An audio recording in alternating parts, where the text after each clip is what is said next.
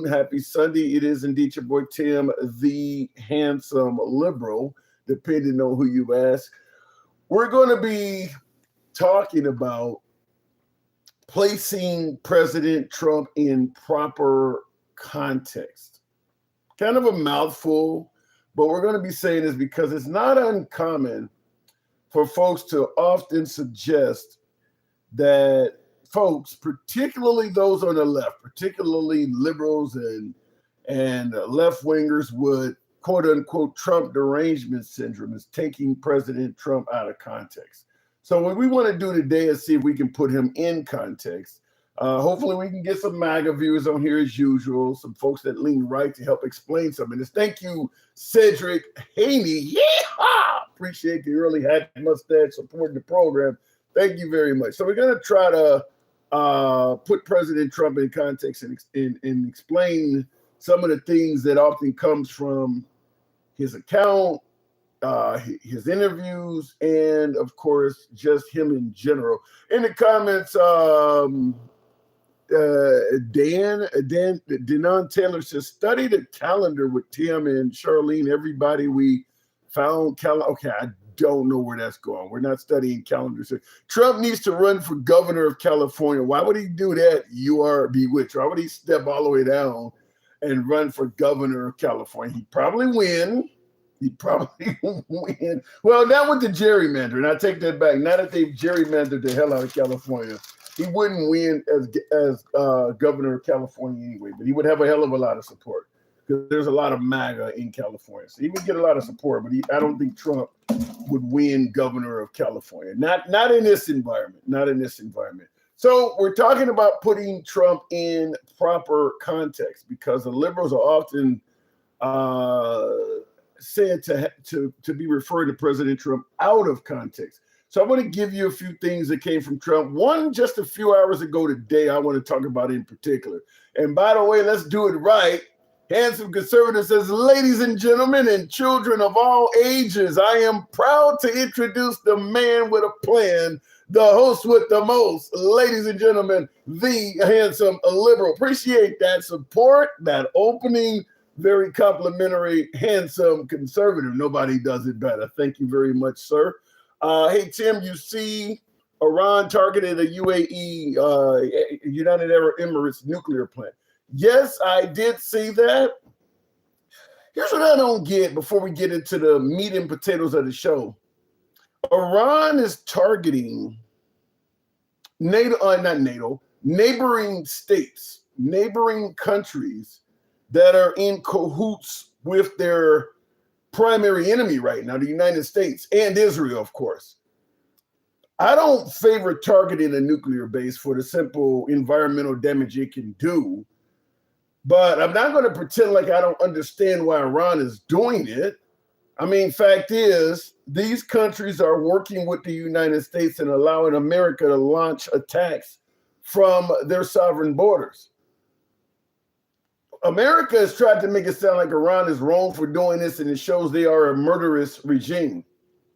Make no mistake about it. This is something we would do 100 out of 100 times. If a neighboring country was allowing its airfields, waterways, or any part of its sovereign territory to an enemy of ours to launch attacks on our nation, we would view that country that's allowing that as an enemy of the United States. Didn't George W. Bush, right after September 11th, say you either with us or you're against us? Now, you're talking about the whole fucking world. And no one was attacking us at all when George W. Bush said that. But yeah, if you're launching attacks onto America from Bermuda, Haiti, or the Dominican Republic, or the Virgin Islands, all of these countries that are nearby America, if you were launching attacks into our territory from those countries will be viewed as enemies. So let's just be clear. What Iran is doing is no different than what we would do. We would do that all day of the week and twice on Sunday. So looking in the comments, Build Back Better, just not for Americans. Yikes. Deport Trump to Iran prison. Oh my God. Anyway, let me go ahead and get on with the show. So we're talking about putting Trump in context because you often hear from the right that the liberals are taking him out of context. So I want to give you something he said just today. And I'm going to take the route of being ignorant, and I'm sure plenty of you folks are already calling me that anyway. Rod S., thank you for the hat and mustache. Yeah! Appreciate some of you folks helping your boy out to reach the hat and mustache goal, TikTok cap goal pretty early. Thank you, Rod. So I want you, because remember President Trump not long ago talked about a whole, what was this quote? A whole civilization was going to die tonight and never return. And many on the left or on the right rather, were saying that was taken out of context. That post was a whole civilization will die tonight, never to be brought back again. I don't want that to happen, but it probably will. However, now that we have a complete and total regime change where different, smarter, and less radical minds prevail, maybe something involuntarily wonderful can happen. Who knows? We will find out tonight. So that was Trump's post from, was that probably, that was in, what is this, May? That was in April. That was sometime last month, I believe. And the left, the media, and most of the free world, well, most of the world in general thought that meant Trump was talking about permanently annihilating the whole of Iran, innocent citizens included. The right suggested that was taken out of context and he was not talking about doing that. So now what I want to give you is another post from President Trump today, and I want you to help me put this one in context so that we don't put it out of context like the last one. Apparently, a whole civilization will die tonight did not mean innocent people in Iran were going to die. Well, here is a post, or better yet, another post from Trump. This was a few hours ago this morning. It's from President Trump as you were hearing him answering questions pertaining to the Iran war. And this morning he posted this on social media saying, for Iran, the clock is ticking. They better get moving fast or there won't be anything left of them. Time is of the essence, signed President Donald J. Trump. We're also following the question is, for Iran, the clock is ticking. This is the post. For Iran, the clock is ticking and they better get moving fast or there won't be anything left of them. Time is of the essence, President Donald J. Trump. Now, I want to make sure we don't take him out of context this time as opposed to a whole civilization will die tonight. What does they better get moving fast or there won't be anything left of them? What does that actually mean? That's what I want to find out from some of you folks. I'll be taking callers momentarily, because I don't want to take it out of context. What does that actually mean when you say that if you don't get moving fast, there won't be nothing left of you? What is he trying to say? As opposed to a whole civilization will die tonight. What? There will not be anything left of who? Who is he referring to? So we want to talk about that, but we do have multiple topics tonight or this afternoon. Certainly want to talk about this one. But what does it mean? There won't be anything left of you. Also, in regards to putting Trump in context, here's another statement that you often hear President Trump say. And once again, just for clarity, I want you folks to help me understand what it means. A dead country. We were going nowhere except down. We were the laughing stock all over the world. And now we're the hottest country anywhere in the world. We're number one everywhere, anywhere in the world. And that's all they're talking about is our country. 1 year ago, it was a dead country. Now it's the hottest country anywhere in the world. Thank you. What does that mean? We're number one. Number one, how? And what does he mean by the hottest country in the world? I'm trying not to take the guy out of context. I want you guys to help me put him in context. What does he mean when he said we're the hottest country in the world? And you heard him say a year ago we were a dead country. What does either one of those topics mean? Putting Trump in the proper context is what we want to do, because it's not uncommon for folks on the right to say the liberals are taking him out of context. A la Charlie Kirk. You heard this about Charlie Kirk also. In fact, you hear this in regards to folks on the right all the time. Anytime they say something that is somewhat controversial, is that the folks who are viewing it that way are getting it out of context. So we want to put Trump in the proper context. And hopefully, as we say all the time, hopefully we can talk to some MAGA. Hopefully we can get as much MAGA on the program as possible. We don't block, ban, or censor. We'll let you speak your piece entirely without any censorship or any concern of that happening. We don't do that here. We're all about free speech. Last but not least, I want to get an explanation on this because once again, this might be another topic for context. Over President Trump seeking payments from government agencies he oversees. Sources tell ABC News that he's expected to make a deal that would create a nearly $2 billion fund to compensate his allies who say they were victimized by the Biden Justice Department. Here's ABC's Chief Justice correspondent, Pierre Thomas. Tonight, sources tell ABC News President Trump is poised to strike a deal with his own government to settle a $10 billion lawsuit he brought against the IRS. And he plans to use the money to pay allies who claim they were mistreated by what he called the, quote, weaponized Biden Justice Department. A group that could include those who stormed the Capitol on January 6th.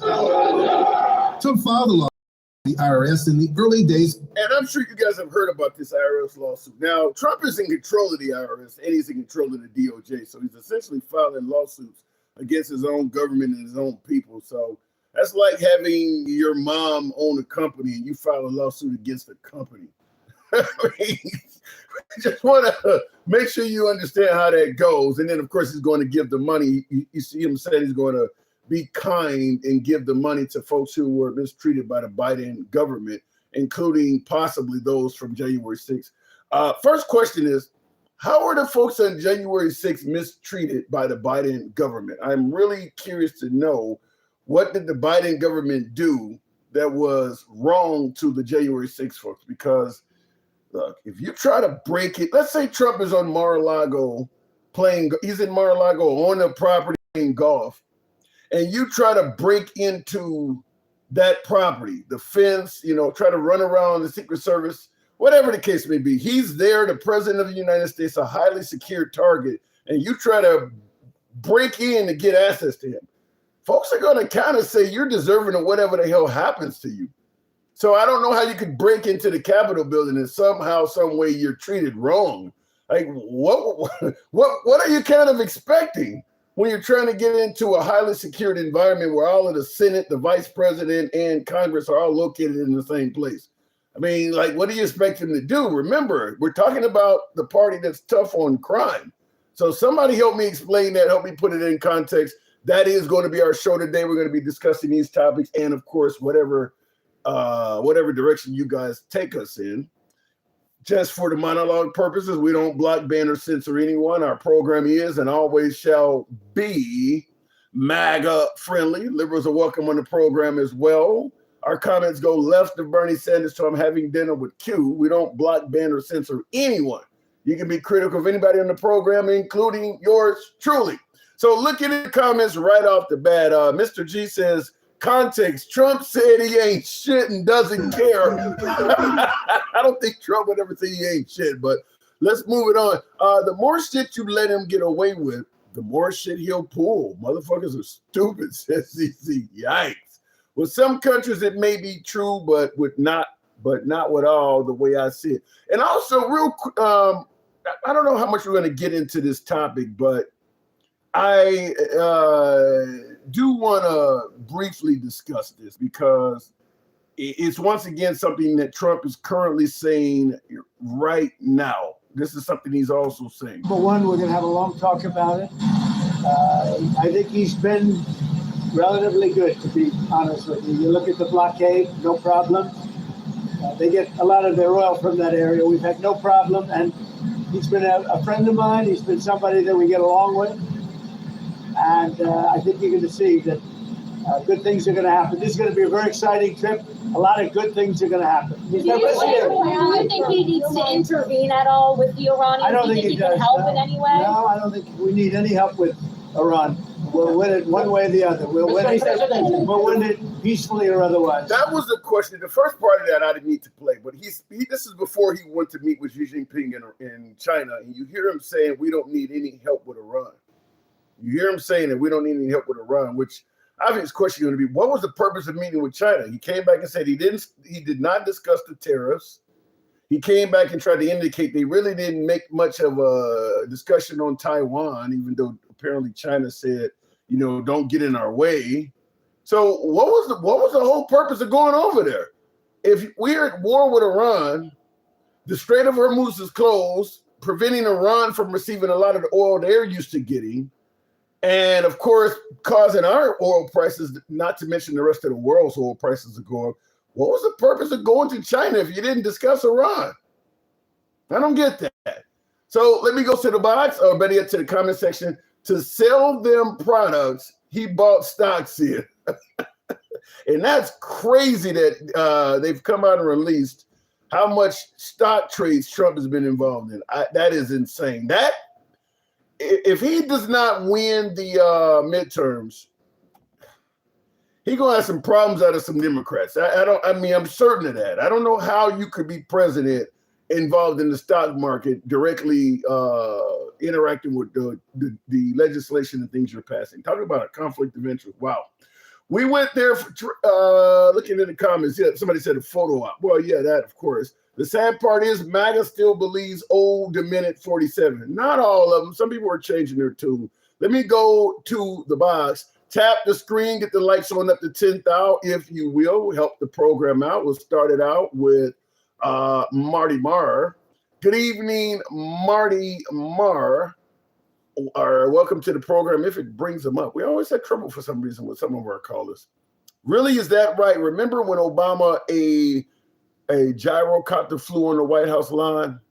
I kind of remember that. What about it? I do remember that. Marty Marr, good afternoon. Hey, so we're talking about putting Trump in context. Now, he said not long ago that a whole civilization was going to die in Iran, never to return. Folks took it as he was talking about obliterating all of the innocent people as well as the regime in Iran. And the right indicated that the Democrats were making a laughable error and simply taking Trump out of context. Well, now today he said for Iran, the clock is ticking and they better get moving fast or there won't be anything left of them. Time is of the essence. What is he talking about? Did I lose you, Marty? Okay, apparently that, yeah. What is he talking about? Marty, you got some internet trouble. I'm going to have to move it on. You obviously got something going on with your line. Market manipulation, says AfroX. Market manipulation in what way? In what way? I will go straight to Sherbert. Sherbert, apologies from last show. You didn't get through at the end. Good afternoon, Sherbert. How's it going, Tim? It's going all right. What does Trump mean when he says that they better get moving fast or there won't be anything left of them? Well, he's not a very patient man, so if they don't surrender very quickly, he's going to send in the military like he did to the U.S. cities. Yeah, but if he's willing to do that to Americans, why wouldn't he be willing to do that to another civilization? Because he thinks he's better than anyone. Yeah, but he didn't send the military into Chicago or Minnesota or Los Angeles to make it so that there was nobody left of anybody in Chicago. I mean, he's talking about there will be nothing left of them. What does that mean? No, I understand that, Tim, but I'm just saying that he is very quick to an escalation if you don't give in exactly how he wants. Okay, so he'll escalate the situation. I get that. And I think everybody would agree with you that Trump doesn't take any shit in his opinion, but there will be nothing left of them. What does that part mean? You can send the military into a country and there's still things. What does the there will be nothing left of them mean? I mean, that's just him talking loud. I mean, he could do anything. And the reason every Democrat was concerned is we don't want him to have the nuclear codes. We don't want him to nuclear codes. And then like 2-3 months ago, there was reporting that they actually did let him have access to the case. So Who fucking knows, man? I'm just waiting to hear the breaking news of, oh shit, something actually happened, because it could, or he's just talking crazy mad shit like always. You don't believe Trump is capable of dropping an atomic weapon on Iran, do you? Oh, 100%. Do you think he wouldn't? The country that we don't want to have a nuclear bomb because we believe they would do something irresponsible, we deal with that by dropping a nuclear bomb on the country? So, Tim, we fired the people that actually keep our nuclear weapons maintained during Doge. And then we fired all of the generals at the very beginning of this war. We got rid of the inspector generals.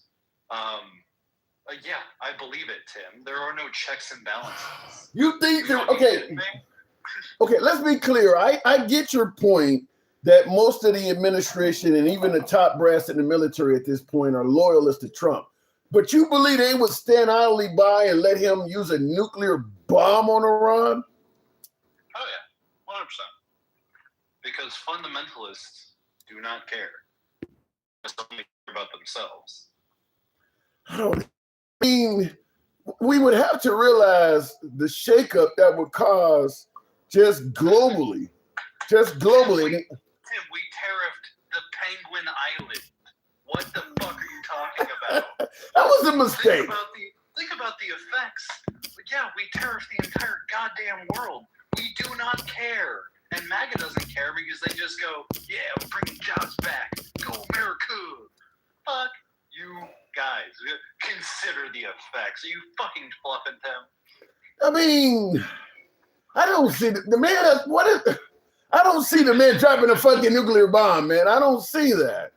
I do. It wouldn't surprise me at all. I'd be horrified. And we're going to do the 25th Amendment, but and we're already going to do that, but it would happen a lot faster and we'd get a lot less pushback if he just decides to drop several all at once. What I'm even more concerned about, not only you suggesting that Trump is capable of dropping a nuke on Iran, you're indicating that our government would allow him to do it. You really believe that? Well, Tim, there's nobody to stop him. He's strategically made sure of that. There's literally no way to. You don't think there's any, I mean, I get he got rid of General Milley, who's the guy who told the Chinese during his first term, don't worry, we won't let him do something crazy like this. You don't think there's any of those in the military at this point at all?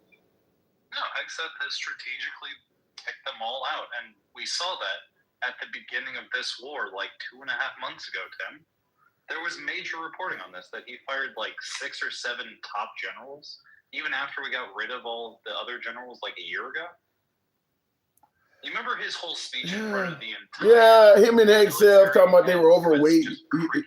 Yeah, him and Hegseth talking about they were overweight and shit. I get all of that, but we're talking nuclear... There's no one to stop him. Yes, Tim. And I completely agree with that. He would do that. I wouldn't say that about any other president, at least in the modern history, but I would totally believe that Trump would do that. Well, handsome conservative on Clapper disagrees. He says, Tim, with all due respect, could you please have this man put his big boy britches on? So I guess he doesn't view you as an adult, sounds like. But I don't know. I'm conservative. Can you knock the cobwebs out of your eyes and actually see what's best for the entire world and the country versus just what's in front of your fucking Bible nose? Mm. He brings religion into like every single topic. And I'm more concerned about surviving this and dropping atomic weapons on other countries. And he always wants to go, but what did the Bible say? You know, they're not real adults because they're not 105 years old like him. Well, first of all, he's not 105. But I mean, listen, some folks believe that bringing back religion it would actually present the moral fortitude, the moral good that we need in this nation. And I don't like those people. Why would you? The same way they don't like trans people, I don't like those people. I don't know. The exact same way, actually. I don't know if all religious evangelicals dislike trans, though. I don't know if they all are like that. No. But if they do, and they are fundamentalist, I don't like them. I don't like fundamentalists in any category. Mm. I don't know. I mean, I'm still kind of stuck on the whole nuclear bomb. Let me move it on with the other topic. I just don't see Trump going that far, and I don't see the military and our government allowing them. I would. I didn't see January 6th coming either. I didn't see us trying to coup the government and hang Mike Pence when they put a gallows out front. So we're kind of in unprecedented times for quite a while here. I mean, I can't argue with you. The January 6th definitely did come out of left field. Speaking of which, I'm going to talk to you about that right now. But before I do, Mr. G says, context, Trump said he ain't shit and don't care. I saw that. Let me ask you this. In regards to you bringing up the whole January 6th protest, we call it a protest. Some folks want to say we'll call it a protest as opposed to an insurrection. In regards to the January, huh? If they stayed at the ellipse, maybe it would have been a protest. Mm. Trump has sued the IRS, and it looks like he may get a very hefty settlement from the government, and some of that money may be rendered to some of the January 6th protesters that were mistreated by the Biden administration. What say you?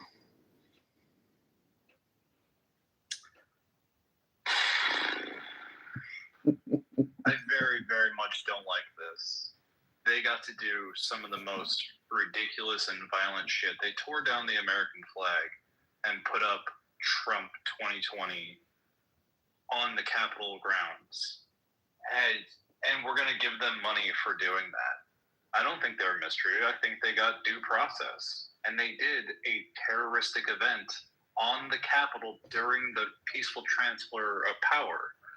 It literally can't get any clearer than that. And somehow I've got handsome conservative and MAGA reacts saying, no, that's not what happened. We got Jeremy to start coming over. And that's huge, but why would we give them money for this? And your paperwork got leaked to the public. So you get $1 billion.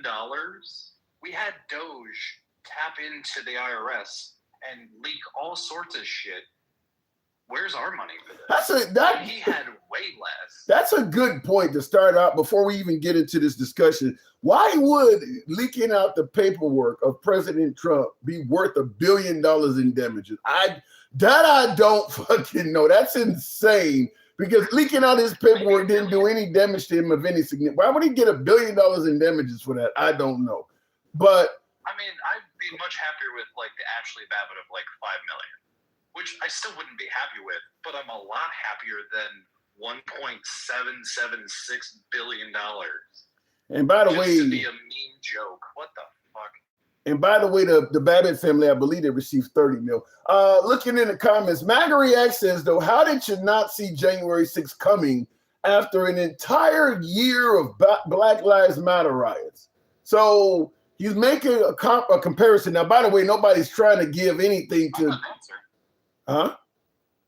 I've got an answer for that. Let me hear it.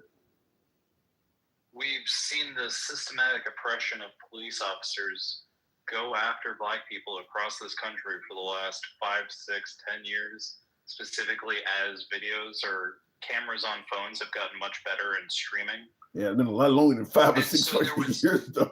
Natural buildup anger versus the Puerto Ricans Venezuelans are rigging our vote systems and dead people are voting, and you got told utter horseshit. They got disproven. Bill Barr went and investigated and said, hey, this didn't happen. And you still trusted the one guy and Fox News to say it was all fake versus, hey, here's this video of Black guys just getting shot all the time over just something very small. So there is a ginormous difference. I didn't see Black Lives Matter becoming a thing until George Floyd. You guys had horse shit to then go attack the Capitol during a transfer of power. It's magnitudes different. And if you can't see that, you might be some of the dumbest people I've ever heard of. Well, I'm certain I'm gonna be looking forward to bringing up some MAGA, so I'm sure they're gonna have a difference of opinion on that. But I don't know how much money each one of them individuals is going to receive. But what if somebody did break a window to the Capitol building or something minor damage, and they got a year or two in prison. You don't think that that's kind of being a bit harsh on them? No, not at all, Tim. It very much depends on the day that they did it. It's literally in our Constitution that we have this happen on January 6th. Yeah.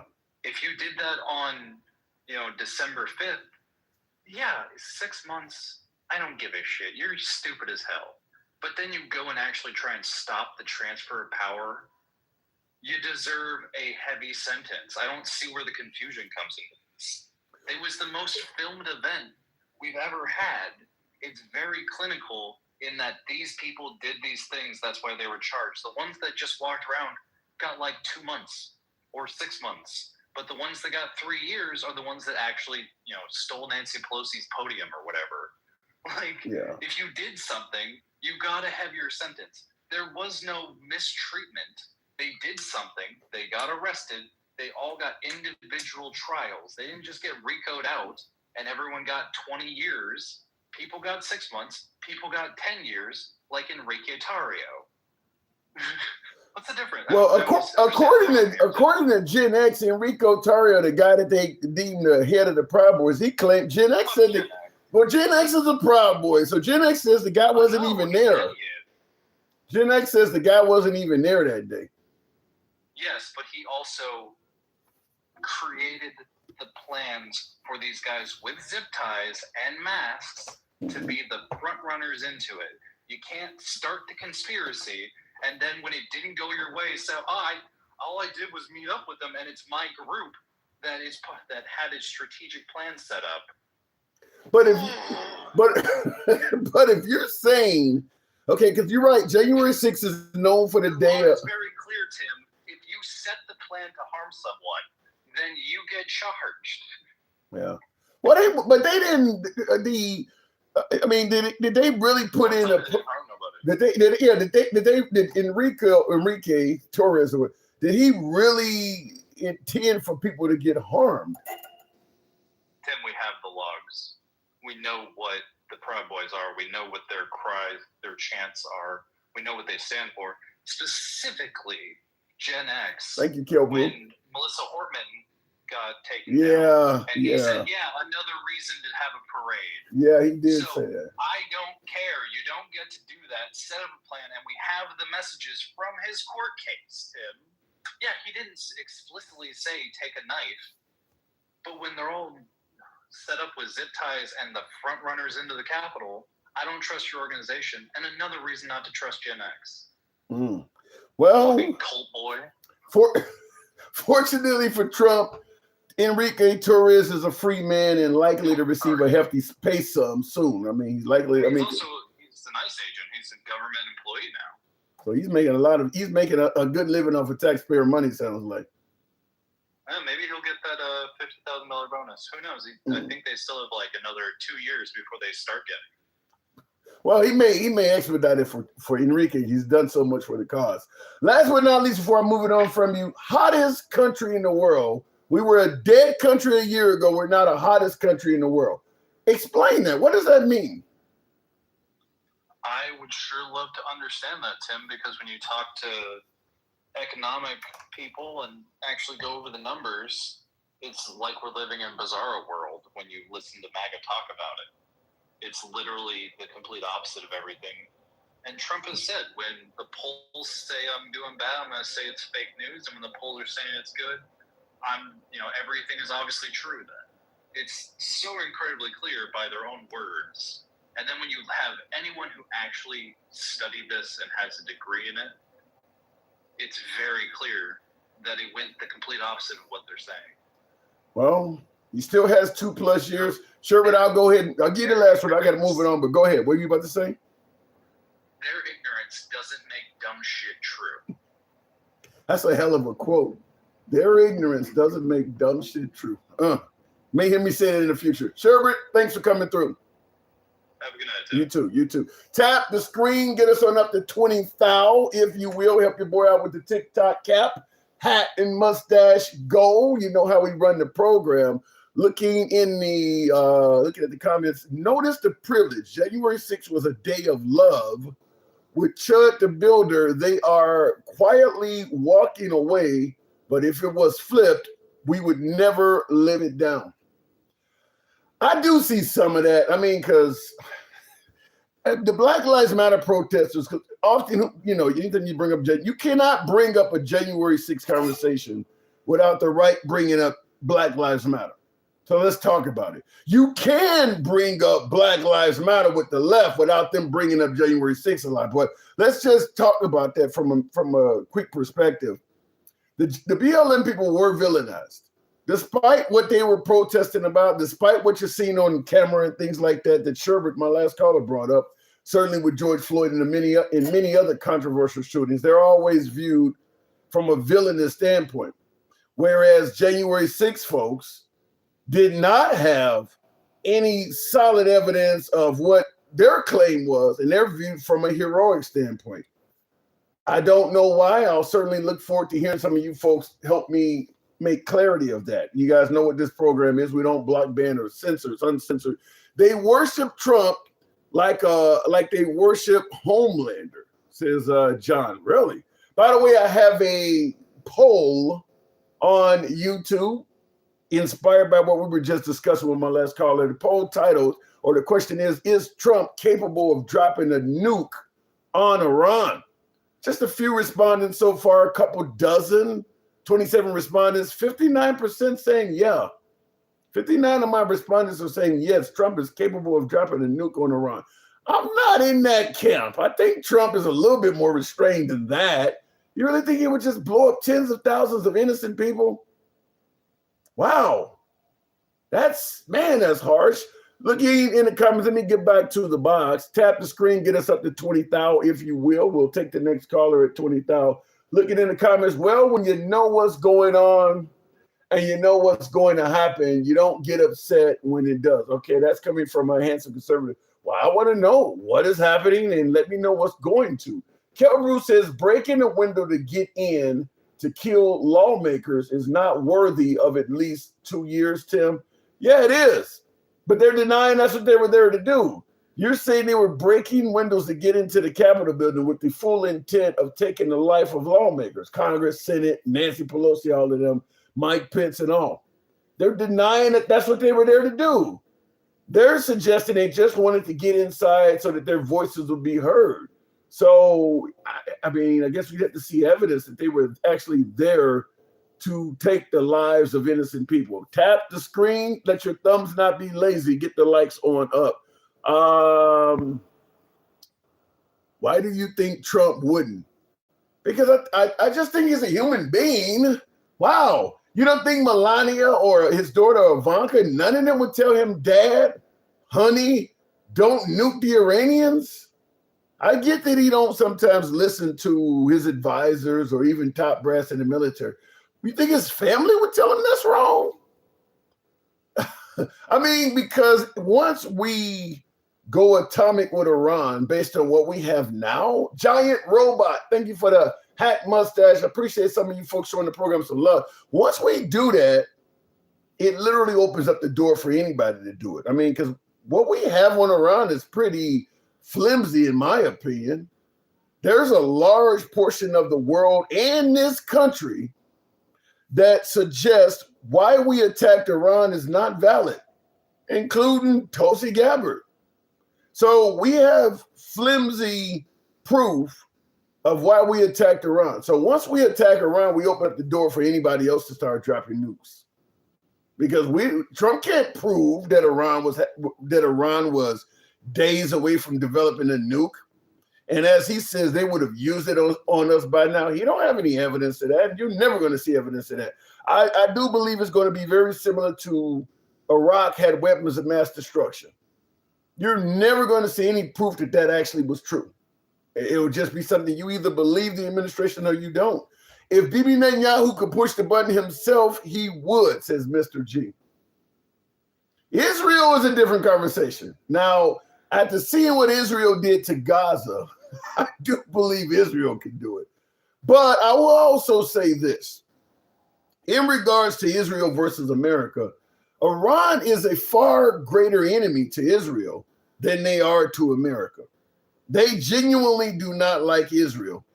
The only reason Iran don't like us is because we're always in their business. If America actually came home and did what Trump campaigned on, being America first and only focusing on America, I don't think we would have any trouble out of Iran. We're only dealing with Iran because we're in their region trying to actively control policy and how things flow in their region of the world. So I think it's a little bit different. We'll go back to the box. A lot of lazy thumbs in here. Tap the screen. MAGA reacts. I want you to help me put Trump in the context. Now, did you hear the clip I played of what he said earlier today? No, I just got on here. Okay. I want for you and a few hundred across the platforms, I want you to hear this because after he threatened to not wipe Iran off the map, what did he say? A whole civilization was going to die tonight. Folks indicated that the left was taken out of context. This is what he said today. And I got to get my audio back, but this is something he just said earlier today. This on social media saying for Iran, the clock is ticking. They bet moving fast or there won't be anything left of them. Time is of the essence. Signed, President. Now, I'm going to leave it on the screen because the clip kind of paused there for a minute. So as opposed to replaying it, it says for Iran, the clock is ticking. They better get moving fast or there won't be anything left of them. Time is of the essence, President Donald J. Trump. Now, first he was talking about a whole civilization will die tonight. Now, today he comes back with there won't be anything left of him. Can you put that in context? What does that mean? Just an empty threat. It could mean anything he wants it to later on. It could mean the end of the government. It could mean whatever he wants it to mean. So in other words, you don't know. I mean, that's the whole point of it. It's a threat to get them moving, you know? So it doesn't necessarily mean anything, but it could mean everything. It depends on him.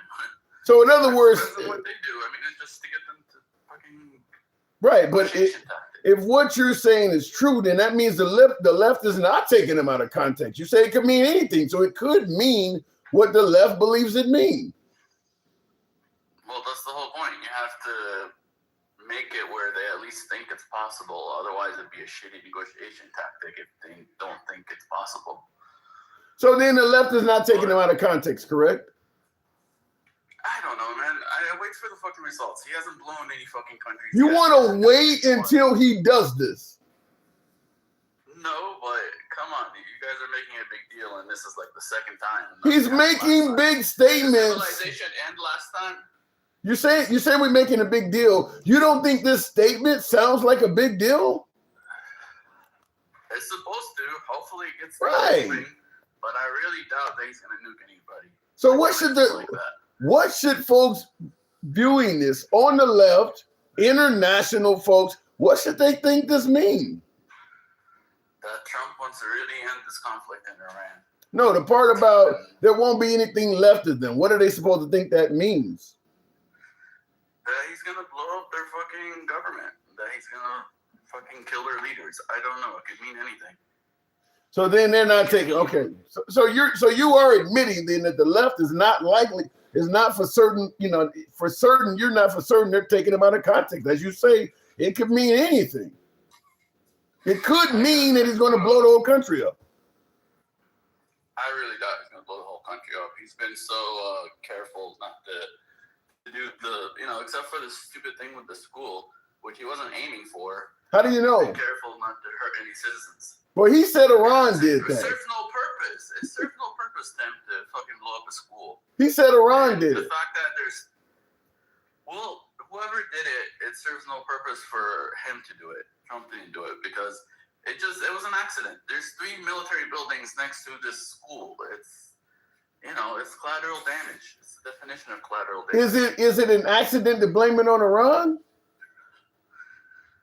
I mean, it's their fault. They should have just fucking made a deal before and then we wouldn't be at war. I don't know, man. I don't want to fucking answer questions I don't have the answers to. I mean, you fucking make me answer these questions and you're like, oh, you're a pretzel. No. Fucking making me answer the question. I don't fucking know, Tim. I don't Well, fucking and I get that. Listen, I'm not trying to make you answer the question. What I'm admitting on the program is that the right says that the left is often taking Trump out of context. So what I'm doing is presenting what Trump is saying to someone like yourself on the right and asking you, well, shit, put it in context. Tell us what it actually means. And it sounds like you're having difficulty doing that. Well, because I just fucking woke up and I haven't heard. I mean, So what you call in for? I haven't been paying attention to Trump. To fucking bitch about this J6 versus BLM shit. I mean, you guys, again, you could riot all year long, and then fucking we riot one fucking day, and you guys won't let that day go. Like every fucking day, J6. I mean, we haven't had a new riot since. It was our only fucking riot ever. I mean, I can't think of any fucking other riots. Okay. Can you? No, but well, yeah, I can. I mean, Acting all holy, you fucking rioted all fucking summer long, burning cars, fucking up cops, throwing rocks at cops, firing fireworks at cops, and like, oh, because we brawled with them, and hurt a few. do you of them. really? I mean, I don't want you to fucking defend J6. I just You are, but you're doing just that. You're trying to compare somebody going into a Best Buy and stealing TVs and setting a mom and pop on fire to trying to kill the vice president and all of Congress. I think these two things. We're not trying to. Come on. What were they there for? What were they there for? They were there to protest, just like you guys were protesting all summer long about fucking police brutality. We were fucking protesting this fucked up election. So when they And it's still a fucked up election. I don't care what you say. so when they went into the Capitol building, what were they trying to do inside? Just going to stand around and chant and hold up signs? Well, you're just doing what you guys were doing all summer. No, okay. Let me try to get you to focus. Okay, hold on. Let me get you to focus on the. You are so eager to talk about. Let me ask you questions about January 6th. What were they going to do when they went in the building? They're just protesting, Tim. So- what are you guys gonna do? So you still keep. What was your I goal? cannot get you to answer a question about January 6th without saying something about BLM. We can talk about BLM, but let me ask you about January 6th. What were they going to do in the building? Riots were planned. It's a riot, Tim. It's a protest that turned into a riot like a million other. What were they going to do in the building? Riot. What were they going to do in the building? Nothing. They're making some noise so they're heard. So fucking you take future elections seriously and you fucking, actually look into election fraud and take election security seriously. So they were going to just. We've been bitching about election security forever, and both sides always think that they got cheated in one way or another when it comes to elections. So they were going to just go in the building and what we're going to do? Just go in there and chant and. No. See, this is what you need to push back on. For one, January 6th had nothing to do with BLM. BLM was mostly peaceful. The only thing that was the white Bullshit. people. Bullshit. No, you're gonna listen to me. Go on Newt YouTube is that. right now. There's Newt 1,000 is that. fucking fires. Newt is BLM that. fires. This is how I you- fucking this is sat what- there with this is Tim what it for is. like an hour, What you're listening gonna to do fucking is- videos you of did BLM not- fires. Okay, let her respond to you. Wait, hold on, MAGA, let her respond. Let her respond, and then hold on, and then you gotta let him respond. Okay, what are you saying? No, you're gonna stop having shit down your damn. I'm asking you, what did you want to say to him? What do you want to say to him? What do you want to say to him? What do you want to say to him? I want to say this. BLM, it was never like that. It was not about riots and stuff. So what happened was they had people coming into BLM and making it look like it was us. And it was the right side because people was being charged. So don't tell me nothing about that. Do not. The January 6th, you motherfuckers went up The in there, J6 was shitted. No, you gotta be quiet. Shitted all over the place, disrespected people, got somebody unalived, and unalived a couple of cops. Missed me with the bullshit. It wasn't no peaceful crowd. All right, let him respond. Go ahead, MAGA. The J6ers say the same fucking bullshit that you guys say. I'm not even trying to defend them. I'm just being fair here. You're defending them. The You J6ers are say defending that them. They had a bunch of. I am defending them, but I don't want to. They had a bunch of agitators. They say all the same bullshit that you're saying. That's But not if true. they're though. responsible, the BLM's not responsible, and the J6ers are not responsible. The BLM are responsible, and the Bullshit. J6ers. I'm just keeping it fair. Let me. No, you're not keeping nothing fair. You just And then there was no cops that died because Let me of tell y'all J6. something. Fuck y'all. No cops that For died one, in J6. It was only Ashley Babbitt. You have to be a pretzel. Then you don't like to answer questions. Don't come up here if you don't want to answer questions. You feel what I'm saying? And don't talk They're about bullshit BLM. questions. You don't know Let's nothing. have a time No, machine that's to what travel your whole to life the is future for. and alternate You gotta put up realities. with your ugly I'm ass. not gonna be able to answer these questions without a fucking time machine. I'll go into the future and tell you what it Well, is Let me tell you after. something. That's why you and Tim got playground down your fucking throat. You always want to press up for the white team, man. You're never gonna like your ugly ass. And then we got Tom, Dick, and Jerry over here. Timmy, I'm Tim, so waiting to be with the all deported. down here so I was gagging supposed to be like it deported all. last year. Let me What's tell going y'all on something. here? BLM, you as a black man should stop with it. You need to start pushing the hell back. Because what he said about BLM was nothing. We got pepper spray. And if we ever did that up there January 6th, we would have been unalived. So miss me with the bullshit. This is all about racism. And guess what? Now we gotta pay for the crap because oh my god, they got convicted. The white team, man.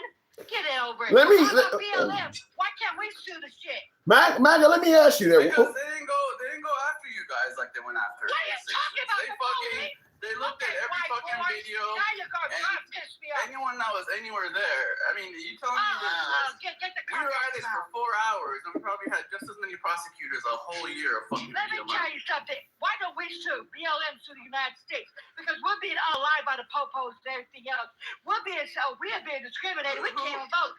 Our votes don't even count down south. Give me an But now example we of should, being one huh? person We going to should, jail right? that But didn't we belong to can't. jail. But we can't, right? But we can't. But the white team man go out there and shit on our thing and everything else. But yeah, we have to pay for it. See, Tim, this is what you gotta do. You gotta start pushing back and get the cock out your damn mouth.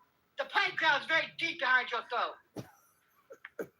First of all, Anything, you know that, right? you did just hear the man just literally said you make a bunch of statements and you put me in pretzels before you came up here. I don't cuss the man out, but he admitted I was pushing back before you came on the program. You don't know how to Questions that I have to laughing answer. and stuff, Tim. Let me tell you something. You be laughing and stuff. You be kicking and Because I'm nice to him. I don't fucking call their names. So no, you be quiet. Was your ass out there BLM? Because I know my ass was. And you know we got pepper spray. We How got many cars bullets you set at on us and fire? everything else. For being peaceful. For being Cedric, peaceful. thank you for the galaxy, Cedric Haney. Now we have to pay the white team man for going up in the house? And they up in there? You don't think this shit's not racism? Well, let me. I've heard a dozen stories about J6ers getting fucked by court. Oh, And they didn't fucking do shit. Give me examples of BLM guys getting fucked by the justice system during those riots. Oh, it was Antifa. It was Antifa. There's You nobody just that came is up here saying the Antifa. same It's shit just- that it was fucking antagonated. You know nuts. I don't know, Maga. I gotta disagree with you with them. She just I gotta disagree with you that they were going to break into that building just to stand around and protest. I don't buy that at all. They weren't just there to protest. Who did that? I heard that Tim, one. I had to send the galaxy and I had to get in here on this conversation Sure. because I have to disagree with all of y'all, the right and the left, trying to normalize January 6th, but then trying to normalize BLM riots is crazy. It's crazy on both sides. Both of y'all are wrong. No. Okay, I want to hear. Wait, hold on. I want to hear Cedric. Hold on, Gangsta Grandma. Hold on. Let the man finish. Let the man finish. I haven't heard what he finished saying. You're talking about pushing back before he's done talking. Well, you're saying they're trying to normalize this stuff. Give me some clarity. Okay, well, we got Gigi in here right now who is trying to defend the Black Lives Matter movement left and right after the stuff that they have done throughout this country, and then you have MAGA reacts at the bottom trying to normalize. Hold on. No, what the heck? What I'm not trying to normalize shit. They're No, both what fucking has garbage. been- It's both wrong, and that's the problem No, with it's not both wrong. sides of this stuff. Wow, shit, Tim, you allow the white Okay. That's exactly my message. They're both wrong. I don't understand why It's one both is right. wrong. and So one's why are wrong. y'all in here arguing about some stuff that Okay, let me tell you Well- something, white team man. Let me tell you something about BLM is about. It's about you people always counting. got That's what something to say never about the understand. white team man. Because the white Gigi, hey, look, you always got something to say about the white team man. Gigi, I am a I mixed would man. I am not black talk and about white. You ain't gonna make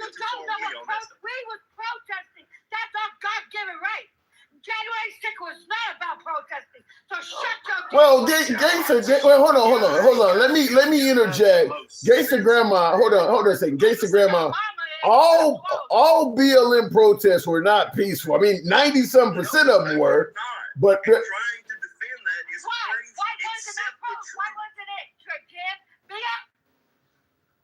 Okay, I think Gangsta Grandma, your 10 is up. I gotta move on. Real quick, last word to you. I gotta keep these two on, but your time is. Go ahead. Let me tell you guys something. You have the white man. You have the white man up in here saying that BLM wasn't peaceful and stuff. It was. They had. Who's white? I am a mixed. You're the only one that's not white.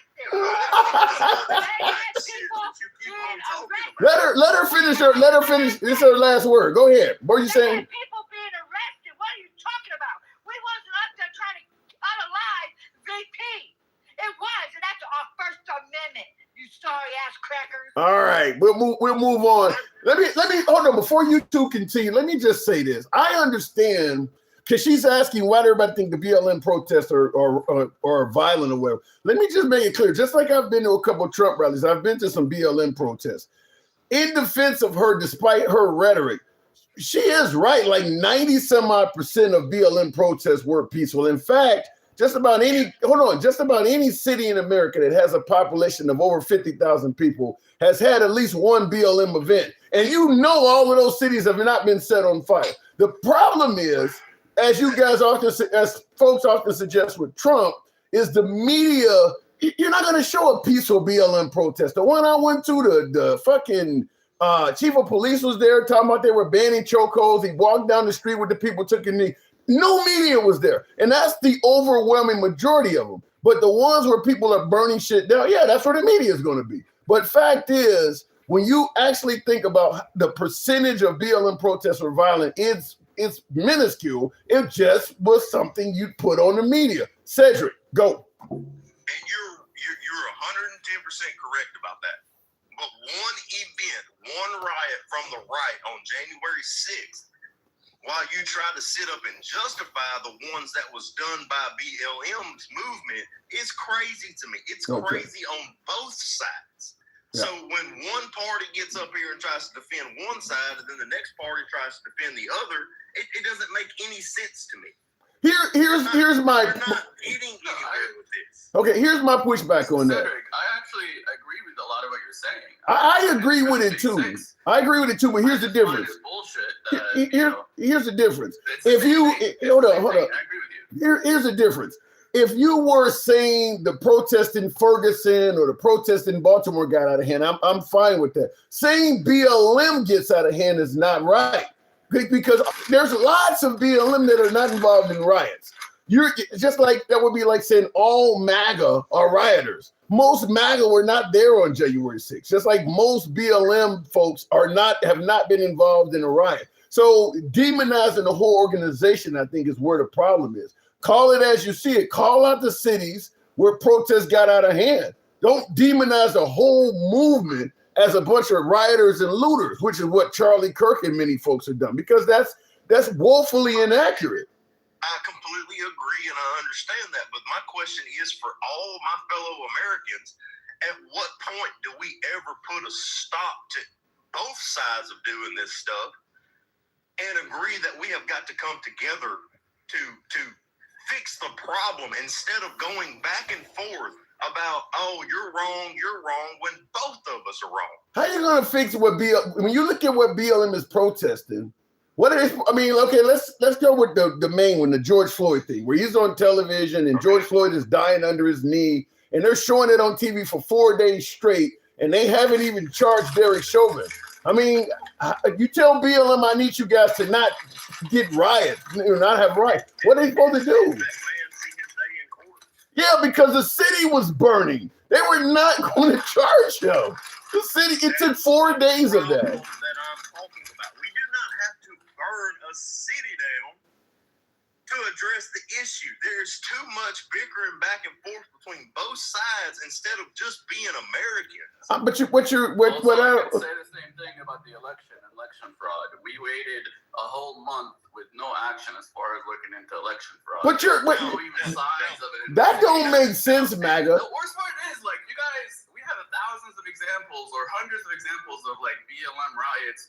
You only have one J6. But what you just said don't make sense. I You mean, you guys make it sound what like you're saying. you got 4 hours versus thousands of thousands. What of you're hours. saying doesn't make sense. You waited all this time for them to look into election fraud. Trump was president, and many of the states you're claiming fraud happened were Republican states. So That's true too. yeah, so I don't get that. The whole election fraud and everything else like that is just a talking term. It's some straight bullshit. Look, for the record, I don't know if this fraud or not, but it wasn't looked into. We didn't have a Mueller investigation. We didn't have anything. We had this is Bill where Burr I look looking into Tim. it for like 2 weeks and then quitting. I vote to the right. Mhm. I have always voted to the right. Sometimes, I mean, I'm in your lives all the daggum time, and sometimes people like MAGA reacts. They just, I just can't wrap my head around the way you think. There ain't no damn election fraud, man. Biden won that damn presidency, and that's the end of it. Why in the hell is that a talking point to y'all? Because I said this before, this is a 1-point game. It's a You 1-point game. MAGA A lot reacts, of you are the same rules person. And a lot of funny things happening. I don't know who won.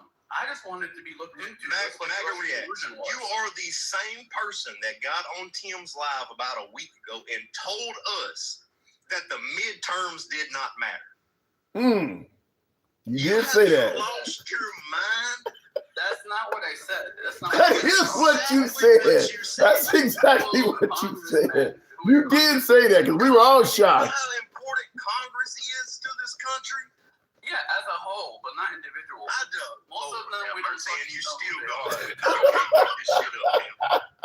The midterms matter. It's just like, president. Do you know your congressman? Tell me your congressman. Oh God. Tom Cotton. Okay, you have one of the famous. There you go. Yeah, it's not one of the. You You They say this one's on all TV do every the day. same job, MAGA reacts. Most of them are anonymous and they don't fucking Oh matter. my That's all I God. was You saying. don't see. I just can't. You can't argue with somebody who doesn't even understand how the government works. I don't. There's 500 of them. Can you name all 500 of them? What? I don't have to name all 500 of them. Because most of them don't matter. It's just fucking vote, yes or no. It could be a fucking All this gerrymander. Wait, hold on. All this Important that yes or no vote is. sexy red. Thank you. All this gerrymander. Hold on. Let me interrupt. All this gerrymandering is going on. Wait. MAGA reacts. You think if Congress people don't matter, why would they be doing all this gerrymandering? To fuck the whole number. Because as a group, they matter. As a group, they fucking matter. They fucking pass a lot of good shit and bad shit. But as an individual, most of them are powerless. It's a fucking joke. Look, MAGA, at some point you've got to. I don't know. You need to like. I don't know. Read. I don't get it. If you name more than like this shit don't make no sense. you're lucky to name like 5 or 10 of them, and you're telling me how important they are. Come on. 5 or 10 of them. You know the Again, same as a people, whole, Congress is the same very people important that to vote on individuals. all our bills and pass stuff through the government and everything else. They don't matter. Is that what you're just gonna tell everybody? They just don't matter. As a group, they matter. As an individual, they don't. So then why is the right? Why is the right always going after Nancy Pelosi or Congresswoman AOC? If they don't matter, why are they always talking about her? Because they have big voices. It's more their voice than anything. I mean, the speaker matters. But what you fail to realize that one individual's voice matters. MAGA. Even though AOC's voting record, you know what she voted on, what she didn't vote on, or do you just hear her stupid messages online? Her voice is what matters, not her fucking. I don't even fucking know anything she voted on. You did much better when you were dealing with Gangsta Grandma. Democrats as a group voted on. MAGA. Individual people's vote record. When you were dealing with Gangsta Grandma on the whole Oklahoma marriage thing, you did a lot better than you doing with this guy. God, I gotta move it on. Shit, man. Look, this is And the crazy part about it is, Tim, Yes. I vote with this guy. Yeah. And this is the kind of stuff that I'm talking about. there's issues out here on both sides that need to be addressed. And MAGA, brother, you is one of the problems. Like, I'll try not to be, but listen, All right. you're not one of the good Congress people, so maybe that's why you think they matter. I don't know who the fucking my congressperson is, and I don't even think they're fucking Republican. That sounds like a you problem. I got to move it on, gentlemen, as always. Thank you, Cedric. Appreciate it, Cedric. Cedric, I think you spoke for thousands of people today. MAGA, thanks for coming through. Tap the screen, get the lights on. God, he tore him piece by piece. Get us up to 30,000. Cedric Haney, everybody. He'll be here all week. The Speaker of the House and MAGA React have something in common. No backbone, says Billy Webb. Yikes. That didn't go well, MAGA. You did better with Gangsta Grandma on that whole Oklahoma thing. Let me look in the comments, make sure I didn't miss anything here. Tap the screen, get the likes on up to 30,000, if you will. I get DC needs to be run as a company, but the math ain't mathing because how its corporation but can't pay its bills. Huh? Well, someone please tell him he failed American history. He don't matter because he hasn't had an issue or problem like us shouldn't mean he doesn't. Yeah, the idea that congressmen and women don't matter is insane. I don't know why anybody would say that. That's civically irresponsible to even say that. It's pretty awesome that Cedric remembered him saying that. I mean, that's how you bring out the big guns. Like, you're the same guy that said this a week ago. Wow, Cedric wasn't pulling it. Wasn't taking it. How many seats have the Democrats lost so far to redistricting? It ain't over with yet. Craze or whatever the name is there. You ask how many seats have the Democrats lost so far? Obviously 5 in Texas. Louisiana's involved, Tennessee's involved, Florida's involved, Alabama's involved. I don't know what the total number is. They tried to get Indiana. Fortunately, the citizens of Indiana stopped it. I'll just tell you this before I get on with the next caller and tap the screen, get us up to 30,000. In regards to my last caller talking about, January 6th and the election and things didn't look fun, it didn't look right. I don't see how the right could complain about fraud, election fraud or, rigging an election with all this gerrymandering that they're kind of hosting at this point. Now, I know some folks on the right, well, the Democrats started it. You hear that all the time. You certainly ain't trying to end it. So at this point, because it's happened to such an astronomical level under Trump. In my opinion, based on all this gerrymandering, the Trump administration and Trump supporters have kind of lost any credibility going forward to complain about election integrity. I mean, this is not a free and fair election we're dealing with come November. I mean, the guy told you ahead of time, get me 5 more seats.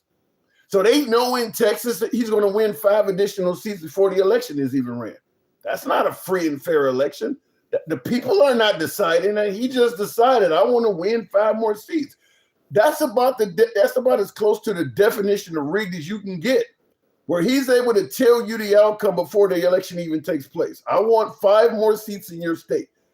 Well, then you got to win them. You got to do what it takes to win them. No, I want you to just fix it so I win 5 more seats. That is like literally the definition of a rigged election. So I don't see any credibility going forward for the right to even bring up a rigged election anymore. You're like literally waist deep in it. Going back to the box, are we at 30,000? Tap the screen. You can't gerrymander on race, Tim. That's called racism. Look, to take the city of Memphis, which is primarily black, and then add all kinds of cities that are, you can call it whatever you want, but I'll just tell you this. When you look at what has happened in this country since its founding, in my opinion, that's probably the only way you can solve that stuff is by racism. I mean, because that's what got us into this stuff is racism. If we're running a marathon, well, let's say we're running an endless race. We're running an endless race. And you're running against, there's one black guy in a race and all the other runners are white. The guy shoots the gun. All the white runners are allowed to take off. The black guy has to stay back behind. Now they're going to be handing off batons. That's each new generation. So this is an endless race. They're going to be handing off batons. The race starts, and we allow all of the white runners to go around, I don't know, what, a couple hundred times maybe. And then all of a sudden, boom, the black guy can go now. We're all equal. We're all now running. It's a race. Everybody has a chance to win. It's equal now, even though he's 200 laps behind. So now everybody starts handing off batons to future generations or future runners. The black runner, whoever he hands this baton off, they're going to be dozens of laps behind. And then the next person they hand it off to, they're going to be the only way you're ever going to make that race fair is you're going to have to some way, somehow in the future hold those white runners back, which they're going to be able to say, I wasn't around when the race began. I had nothing to do with what happened in the beginning. Why are you holding me back? I had nothing to do with that. Well, you're 100 and some odd laps ahead. You were born that way. Well, I wasn't born that way. I'm running against everybody else. The only way you're going to fix what happened in the past is to do what happened in the past to offset it. Because that runner is never going, no matter who he hands the baton off to, he's never going to catch up. And if everybody keeps denying, well, you know, I wasn't around when it started, I ain't got nothing to do with all of that. Then this guy's, whoever that person is, they're going to continue being behind. Looking in the comments, if they want to redistrict run as GOP, just that could happen. It might get them assassinated. I heard somebody else say that. If they're going to do it, blacks should run as Republicans and then get in the office and do liberal shit. Basically be Fetterman's and what was the guy, Joe Manchin, Christian Center, do some shit like that. It might get you assassinated if you do that. But I guess you could do that, you know, if they even elect you as a black Republican like that. Listen to what Tim is saying. Listen closely. What he means is they want revenge. If you're going to offset the deeds of the past, is that revenge to do that? Is that what you're calling it? We had to hold some of the white runners back so that the guys can catch up when we hand the baton off to make it equal. Is that what that's called, revenge by doing that? I don't know. Let me know. Let me go back to the box, tap the screen. Are we at 30,000? Yes, we are. We'll go to Love to Cruz. Good evening, Love to Cruz. Welcome to the program. So President Trump is making statements that we're trying to avoid taking out of context. I know you heard it earlier because we've been playing it. What do you think he meant when he said that there won't be any of them left in Iran? Exactly what the fuck he said, Tim. What is wrong with you? I'm being told we often take his statements out of context. I'm being told, man, the man is a bully.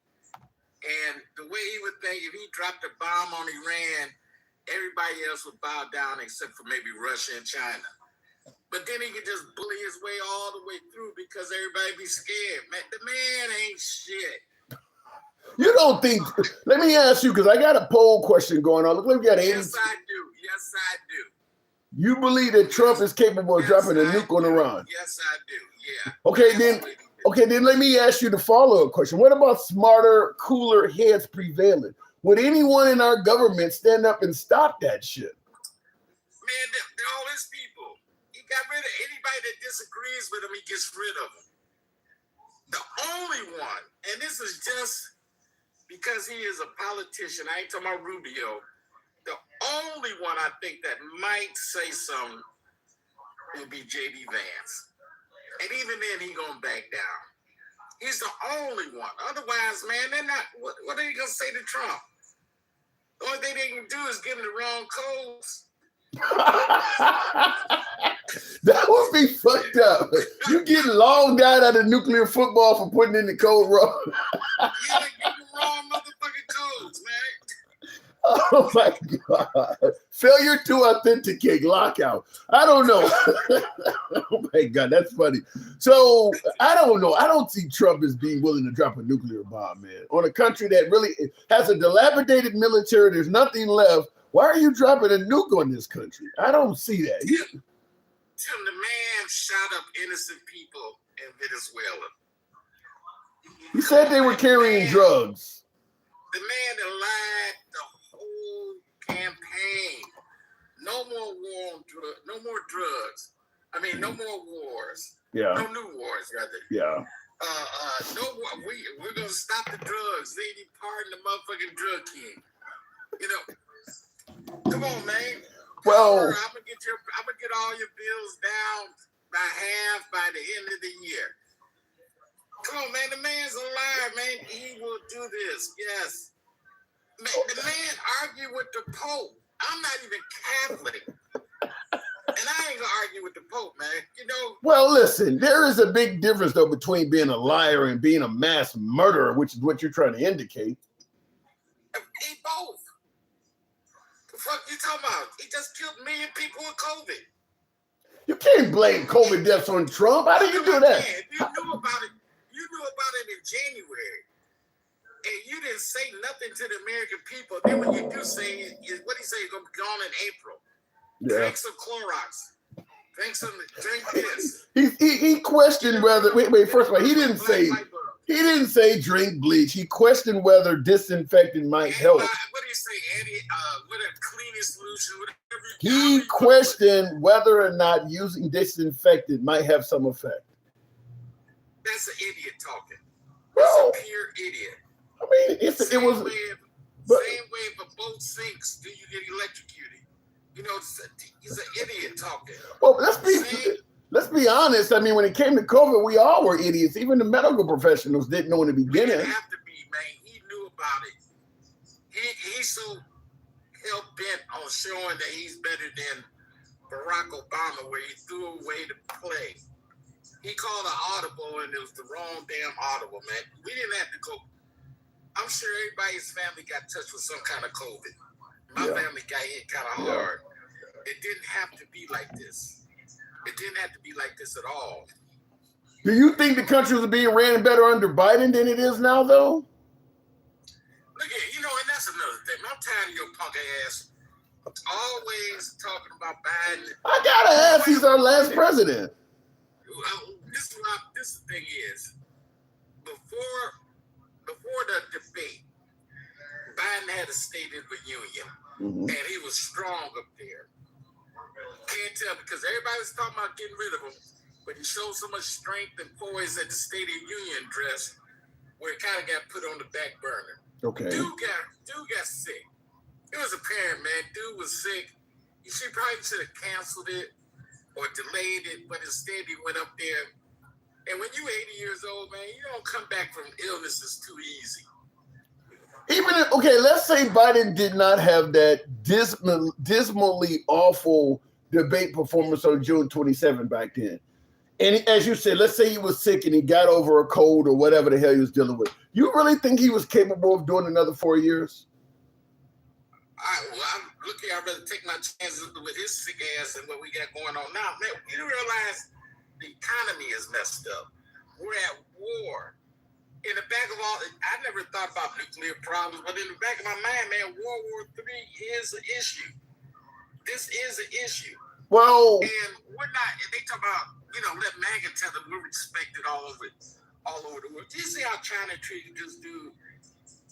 What did they laid out the red carpet for him? They treated him like royalty. Treated him, man. Come on, man. Watch when President Obama went over there compared to when he went over there. The Prime Minister what do you call it? The Prime Minister of China? Is that what he's called? Xi Jinping. I don't know what his title is. I guess. Well, anyway, he met Obama when the plane arrived. What a bunch of kids there. He met Obama. Well, when Obama didn't get there at 2 a.m. in the morning or whatever the hell it was. Man, I don't care, man. That was look.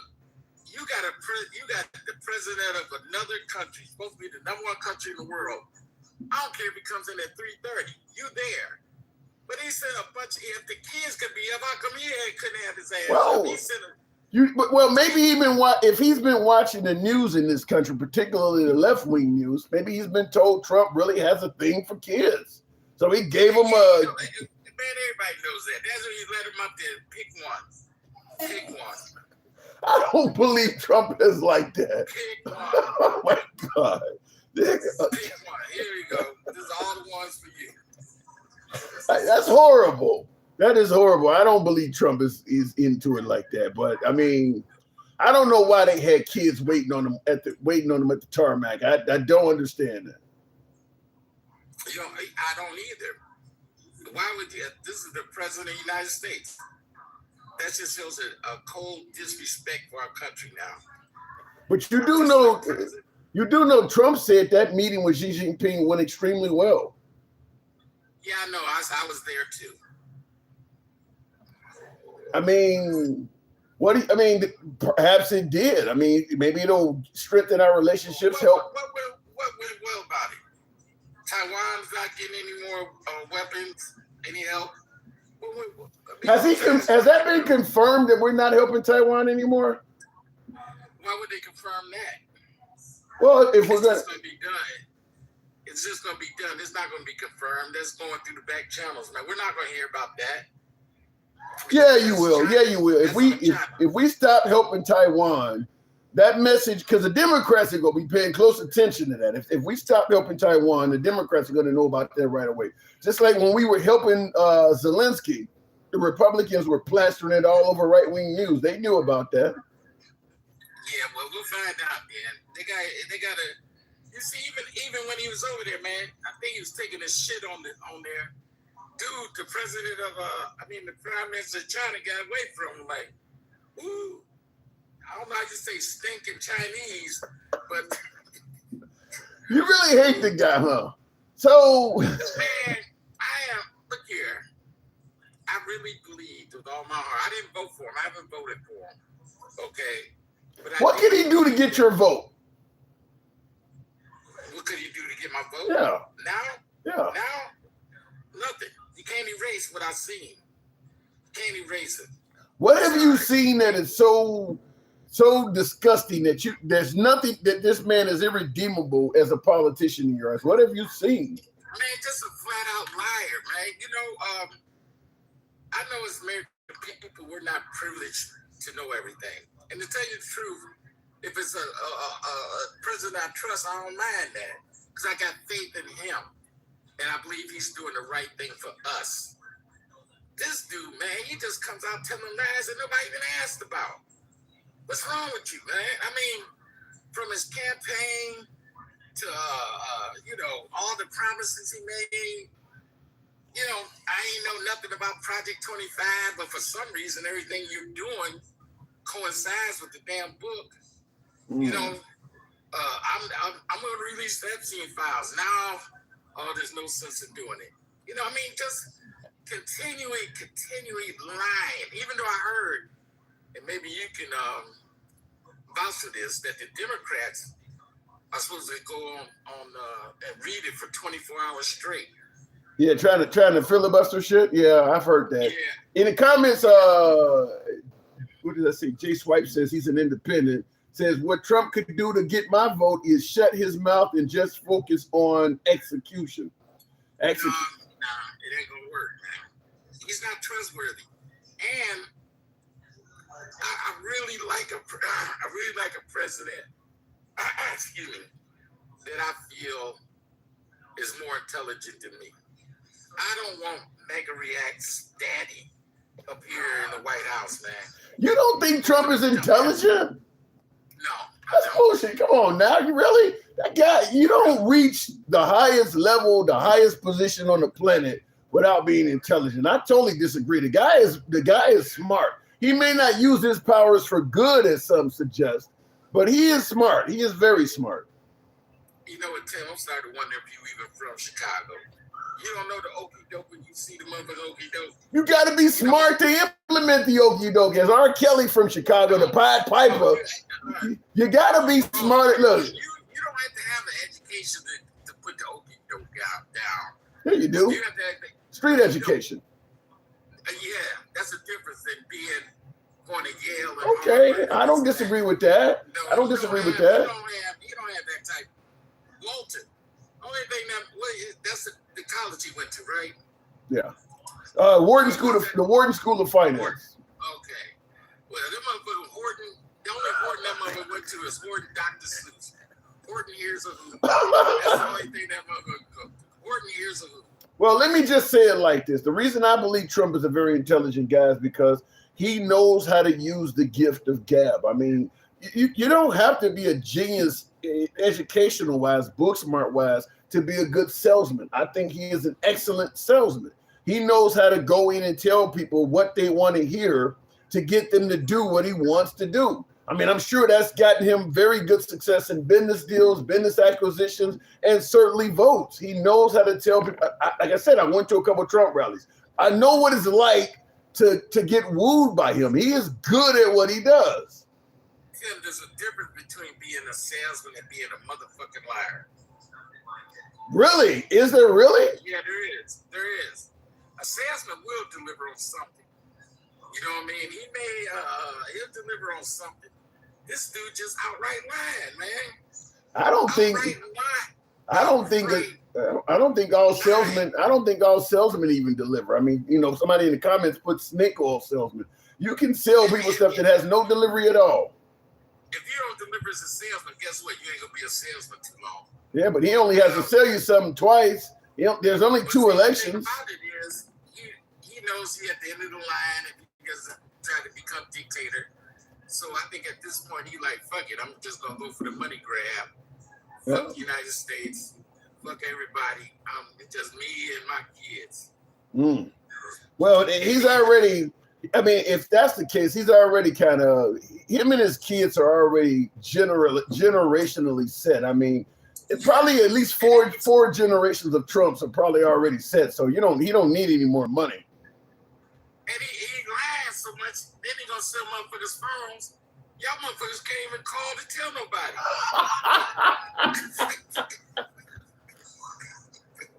I don't know why they didn't get ahead of the Trump phone scam thing. It's 590,000 people to a total of 59 million in deposits. Give them that fucking money back. This is gonna look bad, man. I mean, you got money coming in hand over fist from all types of other shit. Give them their money back. I don't know why he would let that get out of hand like that. Why? Give it back. And then the killer part, now I will give him this, man. The man lined his ducks in a row. Because before you even got in office, I got the Supreme Court to agree that anything I do while in office, I won't get tried for it. Well, I don't think that would include that because that's probably state crimes. If you're promising this, I mean, you could get them probably for wire fraud. If you're selling phones on the internet and people gave you payments on the internet and you didn't give them their money back or anything like that, I guarantee there's some state crimes involved in that. So you're not going to get the Supreme Court's blessing on that because he received immunity for anything he does in conjunction with running a country. Not one of your own personal business ventures. That's not going to be included in that.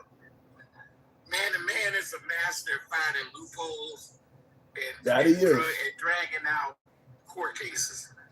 Now, you don't get that unless you got experience in that. Smart man. You're painting the picture for why I said he's a smart man.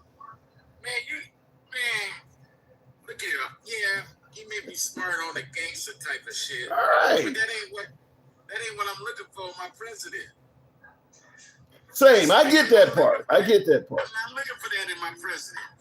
You know, I'm looking for somebody halfway honest. You know, tell me what I need to know. You know, and do right by the country. All this other shit. You know, and I just don't understand MAGA. I do understand it because what he represents with MAGA is what they want to be. He says what they want, what they feel anyway. Just like MAGA reacts as a racist punk ass, you know, and then he does what they want to do to people. I don't know what MAGA said that's racist, but I gotta go, Lana Cruz. Hey, one more thing. Real quick. Everybody in chat, please go to vote411.org. Put your name in your state to make sure you're eligible to vote for the midterms. Good advice. Thank you very much. Appreciate it. Right. And I've checked mine a few times. To make sure that is absolutely something I would agree that you should do because you don't want to find out after the midterms that they had purged the voter rolls in your area or whatever, because that is happening in some places. They are what they call purging voter rolls. I think some I've heard a couple of Republican states, I think Ohio tried to do this, whereas if you haven't voted in a couple of years or something like that, they could remove your name from the ballot or from the voter rolls. That makes no sense to me. Once you're registered to vote, you should be registered to vote. They don't remove your name from selective service. I don't know why they would be allowed to do that, but they found some kind of way of doing that. So yeah, you absolutely should. What he says, vote411.org or something like that. You should absolutely do that. In the comments, I'm about to put the spectacles on to read this. And tap the screen, get us on up to 50,000. We'll take the next caller. Jay Swipe says, Trump finding loopholes is the issue with our society. He's exposing the system. Yeah, and not for the better. He promised to drain the swamp and expose the deep state and all this stuff, but not exploit it. If he was just showing us, like, I could do this shit, but see, I'm going to fix this for you. Here's another one. I got him open right here, but I'm going to fix this for you. That would be one thing. We're learning about all this stuff because he's using it. He's using it, which is why I often suggest that in the future, they're going to probably have to end up passing a whole bunch of anti-Trump laws to ensure no president or politician can do some of the things that Trump has done in the future. A lot of the loopholes and stuff he is doing, they're going to have to make sure that can't happen again, because, obviously we could end up breaking apart as a nation. We'll see where it goes, but that's assuming we come out of this the same way we went in it. It's some bullshit he did in Georgia asking for 11,000 votes, says Mr. G. That's one right there. When I say things that you can't let politicians do, in the middle of running a presidential election, the president has no business being online talking to a governor that's actively involved in the election, telling him to find me 11,000 votes. I mean, that's a very high pressure situation. He's the current president of the United States, and he's saying this. It puts you in a position where, man, I don't want to piss him off. He should not be on the phone. That was with Governor Kemp in Georgia. He should not be on the phone doing that. That should be, I mean, I don't know if you want to outlaw it, but it certainly should be some disciplinary action in the future going forward. You can't have that. You can't have that. That would be like a governor of a state calling up a county official or something. I need you to you can't find me another couple thousand votes in your county. He shouldn't be doing that. You're making that person feel obligated to work on your behalf. So it'll be a free and unbiased election. So that should not be happening. Looking in the comments here, I'm sorry, 550,000 chronos. That's messed up. Don't know. Yeah, because Donald Trump is still working on his healthcare plan for the last 10 years. Yeah, good luck with that. Tap the screen, by the way, get us on up to 50,000. We'll take the next caller. Help your boy out with the hat and mustache. TikTok cap goal. As always, we'll continue on with Sexy Red. Good evening. Welcome to the program. You ought to be smart. Hang on a second. You ought to be smart to be smart when you're smart. So if you're smart, you'll be okay. Rick, I don't get where you're going with that, but Sexy, good evening. Good afternoon. Welcome back. So, you owe me an apology. I want to kiss my black ass because you owe me an apology. I'm ready.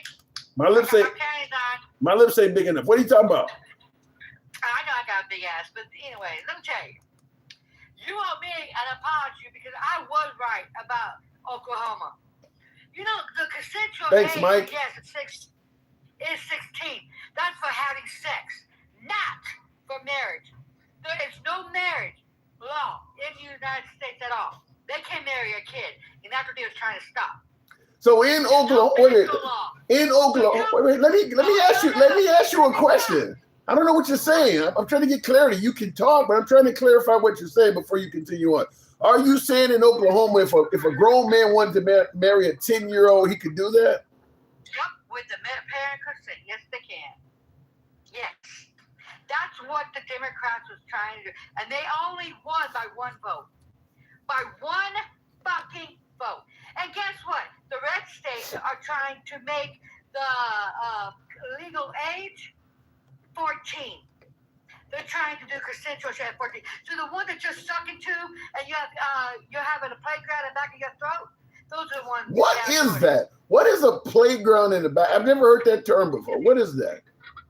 Well, you think about it, dude. I ain't eating banana no more behind that shit. I'm just saying it in the code. You got a playground behind you, so I like chocolate playground. You like the white tea playground, nasty ass. I've never heard somebody say you got a playground behind your throat. Anyway, Your playground down your throat. It's all. let me ask it to you this then. Since you've been talking about it's all the white men and it's all Republicans, are there any liberal states where you can legally marry a child like you're saying in Republican states? I don't know. I just looked up in Oklahoma because you said I was lying. So I looked it up, and they can marry an underage kid. Let me talk to my device. Alexa. Not now they can't. Wait, hold on. Alexa, what is the legal age of marriage with parental consent in Oklahoma? In Oklahoma, the legal marriage age is now 18 with no exceptions. A new law took effect on May 13, 2026, banning child marriage and removing previous provisions for parental consent for 16 to 17-year-olds. Alexa says it still was only 16 to 17-year-olds. I looked it up, and it is under the age of 16. The new law was just passed. Alexa, stop. And I swear to God, I don't want the cracker up in here. Why? That's what they say about you. So, I mean, I don't need this white man telling me what the fuck to do. he said he's not white. Maggie said you were the only white person in there. Cedric. I'm not white. For one, I don't appreciate I don't give a damn what you cracker. I am not a cracker. I What want. you doing up here? Look, hey, I'm getting pretty good at this, Tim. I'm gonna have to come check it. You ain't checking shit. What she is saying is 110% false. That's not. Look it up. Quit Look at getting it. on here, gangster. Quit getting on Shut here up. and spreading 36 false of information. Republicans voted to keep the underage Oh, marriage. God. It is legit. 51 senators, including all the Democrats, voted to keep it, to go to 18. You don't call me a liar? What is false about what she said? Yes, What? I'm gonna call you a liar. See? What did she say that's false? Consent I per don't- state. No, the age of consent per state. A Oh, lot of states in the country, it's like 16. consent. It's for sex. You know, not the marriage. You know, cannot, No. Not gangster. gonna You do this. you Not today. cannot. Consensual No. means for sex. Okay. The marriage. There's no federal law for marriage in the United States. You could have. Here's what I don't. Here's what. Okay. Hold up. I'm not. Let me say Jim, what I have to say swear about to it. God. There are These 50 white people states ain't in gonna this come up country, here. right?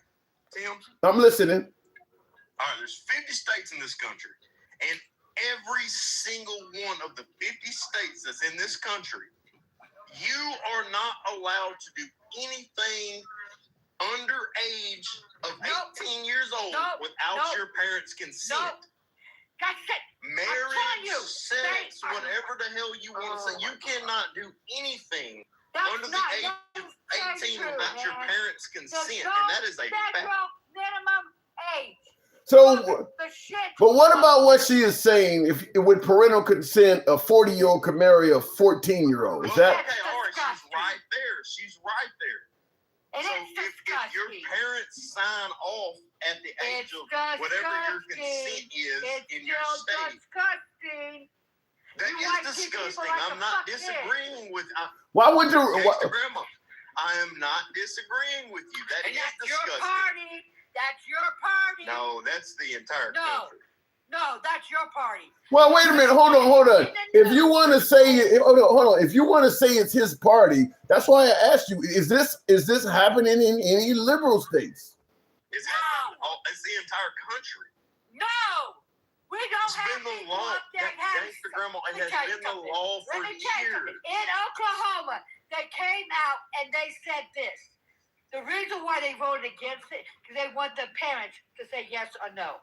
No. The parents could marry off a 14-year-old kid with consent. A 13-year-old Okay, kid now with that is consent. true. That's nasty. That is true, but that's not nasty. just the South. That's this entire No, that's country. both for the South. So wait. So what you say? They want to F your 14-year-olds. They want to pass laws But so they men have to. can fuck a Wait a minute. So, Gangsta Grandma. So you're saying that? Hold on, hang on. You got too much passion.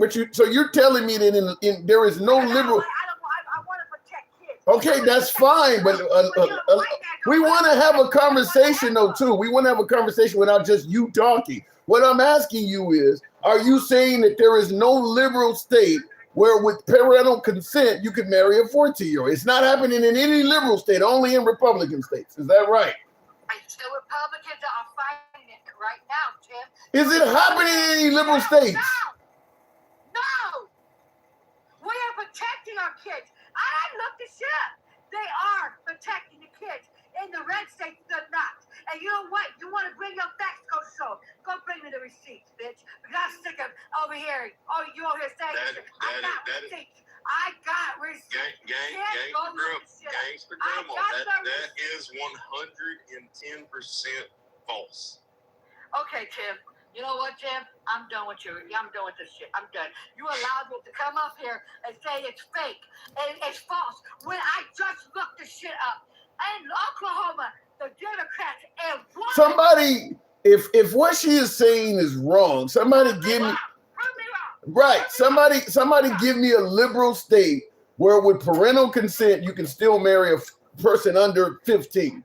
A liberal state. I'm curious. You cannot do that without parental consent. Well, Prove me wrong. You are not allowed to do anything under the age of 18 without parental consent. Wrong. See? Do you see that? They can't prove it wrong. That's false. No, wait. It doesn't matter even if they had consent. Nobody should be married a kid. Well, I understand that. I'm not saying that there ain't some sick parents out there that would sign that stuff off. Guess what? In Oklahoma, they still wanted to do it. In Oklahoma, your white tea people, your Republican Party wanted to still do it. And the Democrats only wanted by one person. Gangster, this is nothing new. It's disgusting. It's your people. That's why you guys are savages. Country. That's why you're savages. You white people are fucking savages. You guys want to have sex with your underage kids. You want to have sex with your brothers and sisters. You want to have sex with your poppy. You can't. Hey, go look up your history. Gangster. Go look up your history. You do make the show fun, but man, you got to take a step back. Go look up your history. All right, so you're inbred mofos. You're inbred down south. I am not inbred. I can guarantee you, I am not inbred. You're over here justifying it. But let me ask you, in defense of what she is saying, Cedric, let me ask you, why would the Republicans vote against something like this? Tell me. Well, I'm not going to sit here and justify that. Does it make them look like what she is saying, pedos? They're pedos. It does come off as weird. But we're sitting here and we're trying to make a talking point of something that has been an issue for years in this country. Yeah. And that's your people. Own it.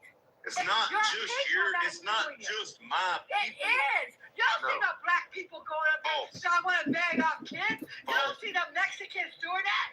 You see the white gay people. Well, yeah, Gangsta Grandma. Wait, hold on a second. Gangsta Grandma, you said we don't see no black people doing it. I mean, R. Kelly did marry Aaliyah. That's a perfect example of it. I mean, so it has happened from a black person. What happened to him? Where's he at now, Tim? Years later. This is years after that ain't got nothing to do with that. He didn't go to jail for what he did with Aaliyah. But the white people are wanting to make laws. Though, Tim, get the cock out your mouth. They want him. Gangster. Shut your ass up. I ain't worried about what you got. I ain't worried about what legal. You got to quit. You got to quit with all that white tea people stuff. Why not? What are you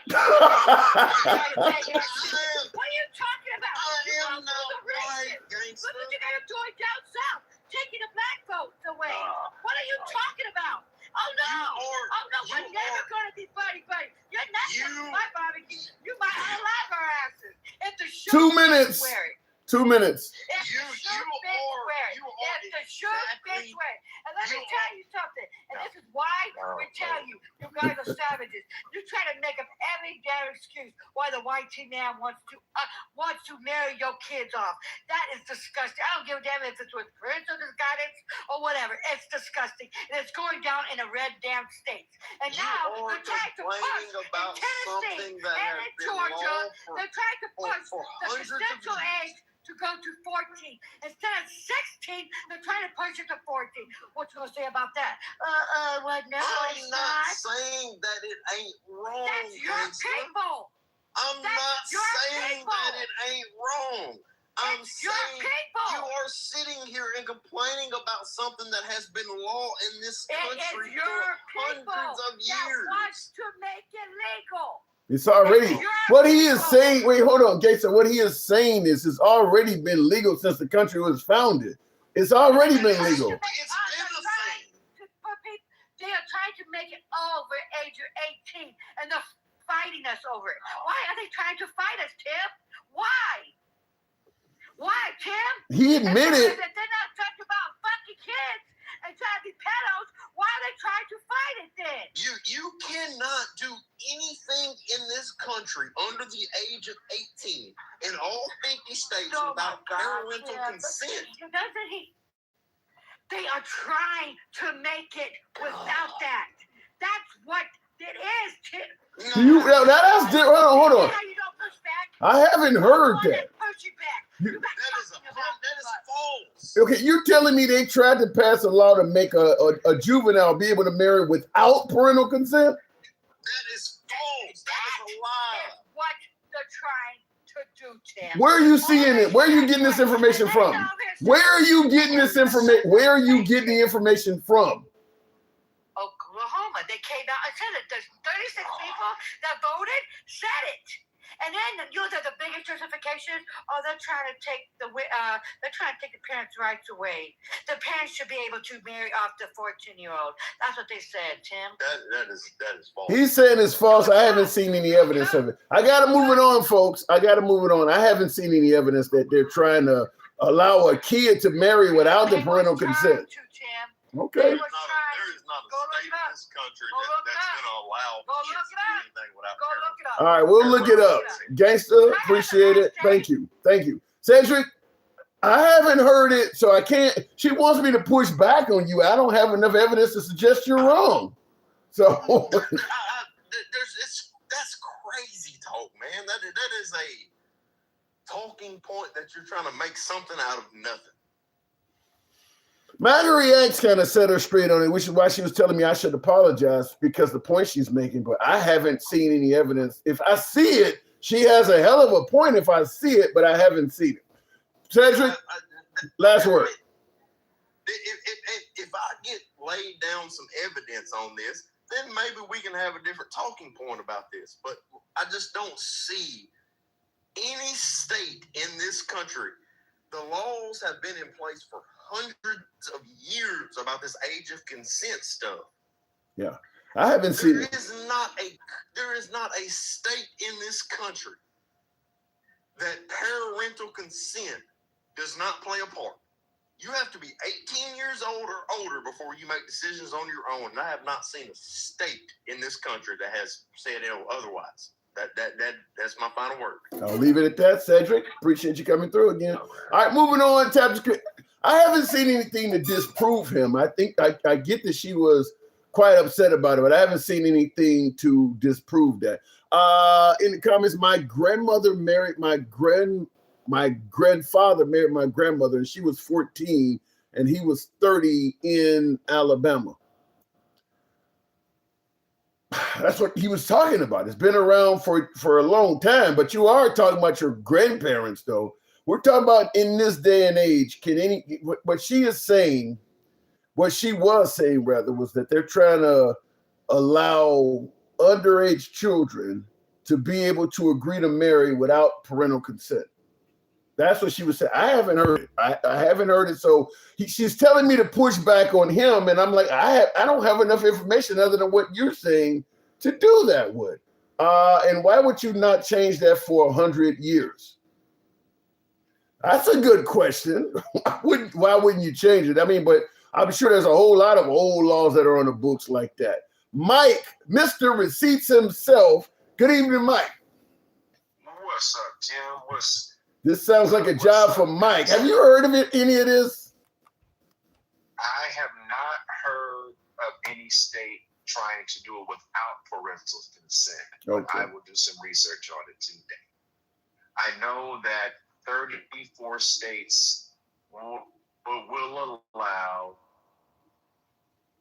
or have allowed in the past underage marriage with consent, Mm-hmm. and 16 states have it banned altogether. Where Can you this have be 18, now? When she 34 was states she's that will still allow it with parental consent. now she's making it out to be a white man Republican thing. Can this be done in liberal areas? No, it can. I mean, what she's speaking to, Tim, what she's speaking to, which is factual. When you look at the underage, marriages in this country by race, it is by far white men, by far. Well, shit, all things in this country are by far white men. Just marriages in general are going to be by far. It's just more of them. Well, again, not if you do. And I'm using their far right MAGA talking points. Not when you do per capita. When you do per capita, it's egregious. When you look at So you're saying per capita? You said a higher percentage of white marriages are to really, really young underage people than say Hispanic or black marriages. Oh yeah, it's not even close. I'd have to see the evidence. I don't run away from you because you come with receipts, but this is the first I'm hearing of this. Yeah. No, I mean, well, listen. I think you got some audio issues or something. Child crimes are 74% white men. Can you hear me? Yeah, there's a delay or something. You said child. What? Are you? Yeah, somewhat. There seems to be a delay or something, and I'm getting it's notifying me your signal's weak or something. But you're saying child sex crimes are what? 74% white men in this country. So that's higher than their 74%. Yeah, and they're not 74% of the population. So what you're saying is there's a higher. Right. They're just like they say, like drive-bys in this country. African Americans represent a disproportionately high number of killings via drive-by. You're saying that abuse of children sexually, white men represent a disproportionately high amount of that. I think I've heard that before. I actually have heard that before. Yeah, no, it's a fact. And I just wanted to clarify what I thought she was saying. She was saying with consent. There's 34, and there were states fighting to not just make it illegal altogether. There were states that were trying to not make it illegal altogether. She is correct about that. Yeah, but without parental consent? No, with parental consent. Okay. But there were some states that were trying to make it illegal to get married under 18, and there were red Republican states fighting to leave the laws as is. That's what her point was. Well, I mean, if you're 23 and you fell in love with a 17-year-old, which isn't that bad, I suppose, and you guys want to get married, I mean, is it really that awful for a 22, 23-year-old to marry a 17-year-old? To me, it is. You see that as pedophilia? You see that as pedophilia? Listen, if you're not considered an adult, you're not an adult. I didn't write the laws. Yeah, but there's a whole lot of shit you can't do at 17, Tim. You can't drink. You can't vote. But the minute you committed a crime, they're going to charge you as an adult. If you commit a crime, I don't. Yeah, go ahead. What'd you say? No, go ahead. I don't disagree. Listen, I don't disagree with you, but I don't disagree with you, but at the end of the day, that's what these laws are. But why did they make those laws to charge as adults? Why did they do that? Because they just want to, well, we have a thirst for revenge. Some of it may be racism too, but we have a thirst for revenge in this country. If we're gonna have the conversation. Every state that lowered the requirement to elevate a felony to a being charged as an adult, you go back and look at every one of those laws, and when they did it, it was to elevate crimes in our communities. Racism. Cedric, you're back. What happened? I think you made a good point. And I have my best friend, my lifelong best friend, is a prime example of this. His wife now, they currently have 2 kids. They're married and everything else. When they first got together, he was, I don't know, 14 or something like that. And she was like 11. And they got married? They went, no. They went all the way through high school, dating each other, stayed together. Currently, now that they are married, but if you go by these laws that y'all are saying is so crazy and everything else, well, the day that he turned 18, 19 years old, she was still 16 in high school. Yeah, that's why I use the 1723 version. I think there should be it should be a significant gap. Are married currently and have been together all these years and have children together. And you're going to sit here and you're going to say that that's crazy? That's not crazy. I am absolutely going to say it's crazy because number that one, is not crazy. Well, you spent your galaxy to come up here. You always chirping in the comments, so I'm glad. Yeah, and you're the same parent. You're the same motherfucker who got up here and said that ain't no drugs been recovered off them boats, off the coast, and you a damn lie. Can you show me? Yeah, can you? I want to see that. I haven't. Hold on. Ask Alexa right now. Cedric, been recovered off them boats. Cedric, you a damn lie. Don't ask Tim to do your work. Hold on. Don't ask Tim to do your work. You brought it up, but let's finish this other conversation, and we can get right to that. Okay, number one, whoever your friend's parents are, or your friend's wife's parents, was letting her date a 14-year-old when she was 11. That's number one. You brought that shit up, not me. Tim, would you let your daughter date at 11? I didn't want her. I didn't let her date at 14. I didn't let her date at 14. Okay, so her being 11, dating a 14-year-old is kind of creepy in and of itself. Let alone, so I don't know why you brought that up like that was some shit. Hey, you know why, bro? I got 2 daughters right now. Would I let them date at the age of 11? No, hell no, probably not. But why not? To each their own. It's not my. No. Why not? Your job is not to control somebody else's house. No. Cedric, I'm not trying to. I'm asking you. You said you wouldn't let your daughters date. I'm asking you why not. Hell, shit. If it's left up to me, my daughter won't have a boyfriend until she's fucking 40. I'm not asking you. I'm talking about 11. That's right. You brought up that your best friend, lifelong best friend. When he was 19, she was 16, right? When did they have their first child? When they were well in their 20s, man.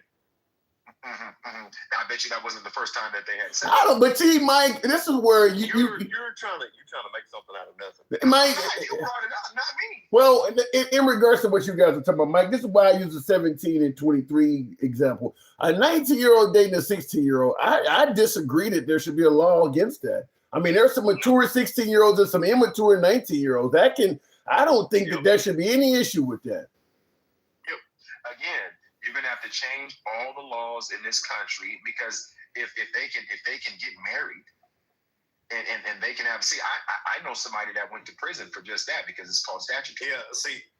Yeah, I think that's ridiculous. Debo in the comments says it is the damn law. Once he's grown and she is still underage, he can be charged. That is false. That is not false. Depends on the state, depends on the prosecutor. That brings back the age of consent law, and if the parents agree with it, it is 110% legal. In 34 states, yes. But I'm simply asking you, so if you're so good with it, let your daughter date at 11.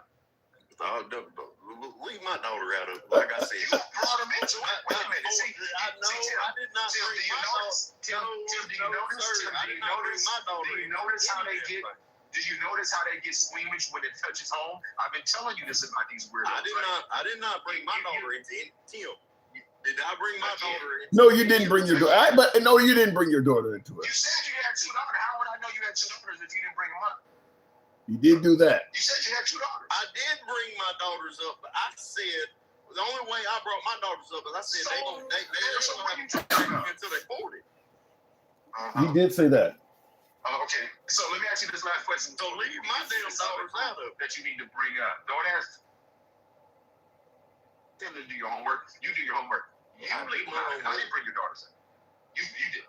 But anyway, You smell one ignorant motherfucker. At the end of the day, there's 34 states. There's only 16. Hold on. There's only 16 states where it's illegal to marry under a you have to be 18 to get married. There's 16 states, and then the other 34 you need parental consent. Okay. And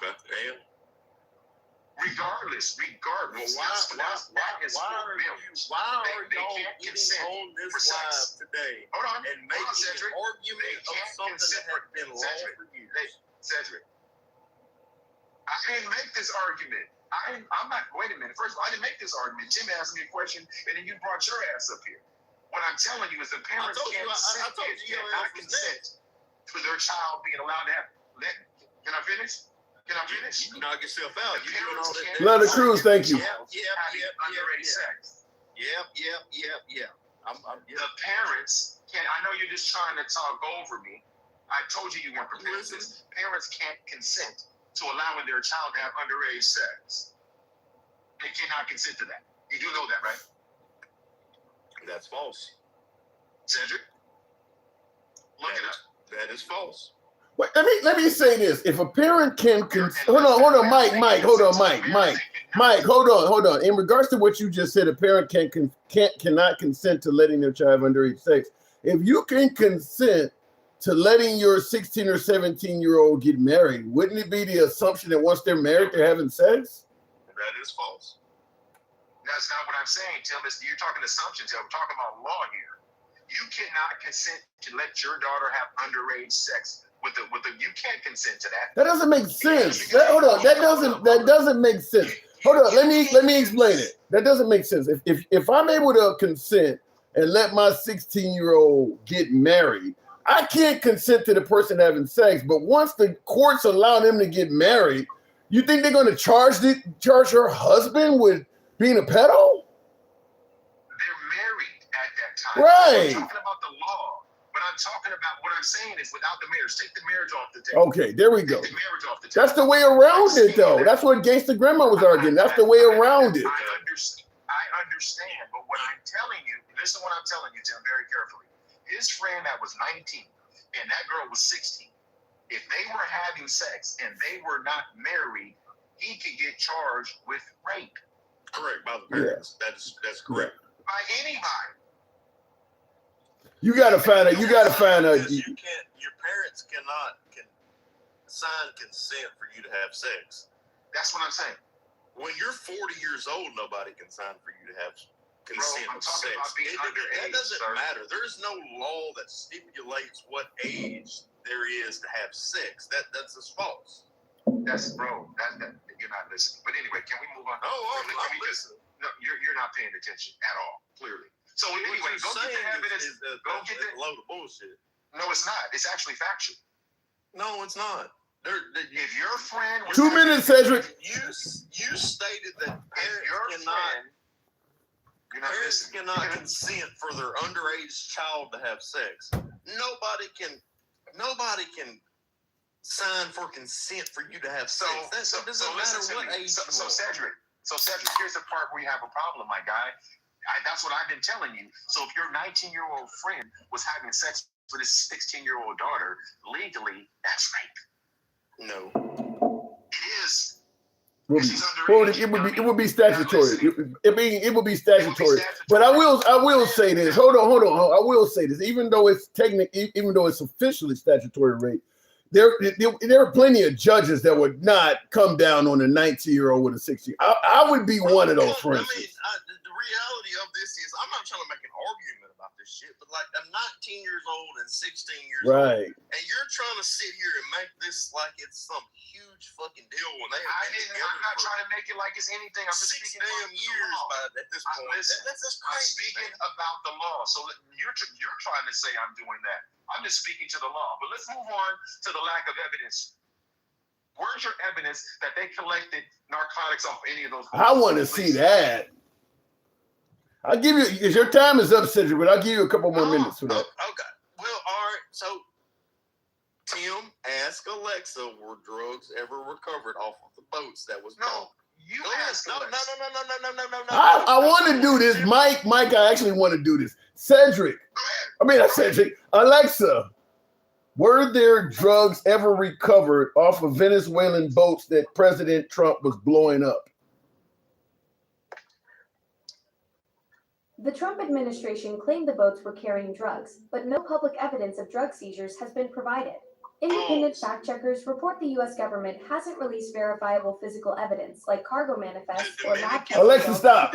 Go ahead. The Dominican Republic recovered about 1,000 pounds of cocaine off of one of them boats that is false. You asked him to Cedric, he got you on that one, Cedric. You told me what to do, Cedric. I did it. You didn't like the results of it, but I did what you told me to do. Google it. I just Google. Now we gotta go. I gotta move it on, Cedric. Cedric, I will do that. I gotta move it on, Cedric, because I want to talk to him about the other issues. But I will actually do that because that's something I've been saying along with Mike and many others. Look into it, Tim. Google it. All right, Cedric. Hey, listen, Will listen, do. Be better. Thank you. Tap the screen. You sound like Melania with that. Be better. Tap the screen. Get us up to 80,000. By the way, folks, if you enjoy this type of dialogue, whether you're watching on Instagram, TikTok, Substack, or Clapper, follow the program if you are. We don't block, ban, or censor. We're here most weekdays. If you happen to be currently watching us live on YouTube, we're here most weekdays as well. Give us a sub on YouTube. This is a free speech program. We are MAGA friendly. In addition to letting liberals up as well, we don't block, ban, or censor anyone. You can be critical of anybody on this program, including yours truly. Our comments go left of Mom Donnie to I'm having dinner with Q. So, Mike, go ahead. Listen, Tim. Jesus. Listen, first of all, it's the first time Cedric ever came up, and it really was, it was very underwhelming, if I could say underwhelming. Cedric, that wasn't a very good showing, my guy. You need to go back to the drawing board because they didn't find any evidence, Tim. There's no evidence out there. There's no evidence. There's claims. He just said 1,000 pounds. He said the Dominican Republic, the DR, has recovered drugs from the boat. So I guess the claim would be that America blew up the boat or something, and the remnants of it floated to the DR or something. I mean, because the DR is a long way away from where those. I would have to find. Like I said, I'd have to look it up. But the DR is I'm assuming it's quite a ways away. And I haven't heard the Trump administration state that, so I'd have to look him up. Though I'd look up and see what he said, if it's valid or not. That's because people like Cedric just aren't connected to reality. They're not connected to reality. There's never been any evidence. 95% of Trump's claims about anything he never provides proof of. Like it's just ridiculous. You do have to kind of take Trump at his word. I will agree. He doesn't often provide proof of most of the things he says. You have to just take him at his word at face value that what he's telling you is accurate because he doesn't provide proof of most stuff. Yeah. Now, what he might be talking about. Let me throw him an olive branch. This may be where they did an actual seizure where they actually went on and stopped the vessel, went on, arrested everybody, and then but to say that they boom one of these boats off the coast of Venezuela, boom, and they haven't shown us one shred of evidence. We have no evidence. And here's the thing, Alter Ego. I see Alter Ego. I see several folks on my YouTube side also. Several folks are saying that the caller was correct. They're saying he was correct. Go ahead. Yeah, I know. They're algorithms will tell them anything. But let me tell you this. Let me ask you this, Tim. Don't you think that this administration would have showed us what it was? Don't you think that they would have championed? At least I would assume Trump would have at least said, you know, what, because the Dominican Republican claim that Cedric just said. I'm really surprised not to hear that coming from Hegseth or Trump. I would expect them to have echoed that immediately. Not one photo. Yeah. That is a good point. I would have expected them, because Trump is always going to give you he's going to pat himself on the back anytime something he says goes right. Trump was right about everything. I don't know what my Trump was right about everything hat is over here, but I'm really surprised he hasn't been saying what they're saying. You know why? Because they don't have any evidence. That's not to say that, here's the thing, that's not to say that a vessel didn't lose or they didn't dump cargo, because that happens all the time. The cartels or the runners, they will dump cargo, especially if they believe that they're about to be apprehended.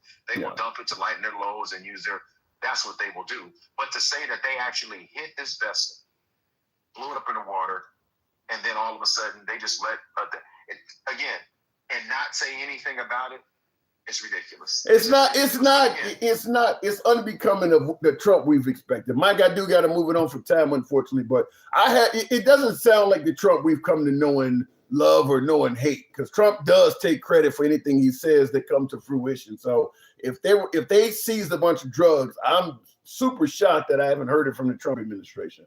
So we'll see. They haven't been seized anything. These people will just listen to whatever this corrupt administration tells us. And let me say this real quick. And let me you gotta go. When you look at the economy, when you look at inflation, when you look at the CPI, when you look at the PPI, when you look at our GDP and our national deficit, none of those numbers are positive. Not right now. Q3 is about to get really, really bad for this country. And that's going to be right before Q3. That's going to be right before the midterms. It's about to be bad, Tim. Yeah.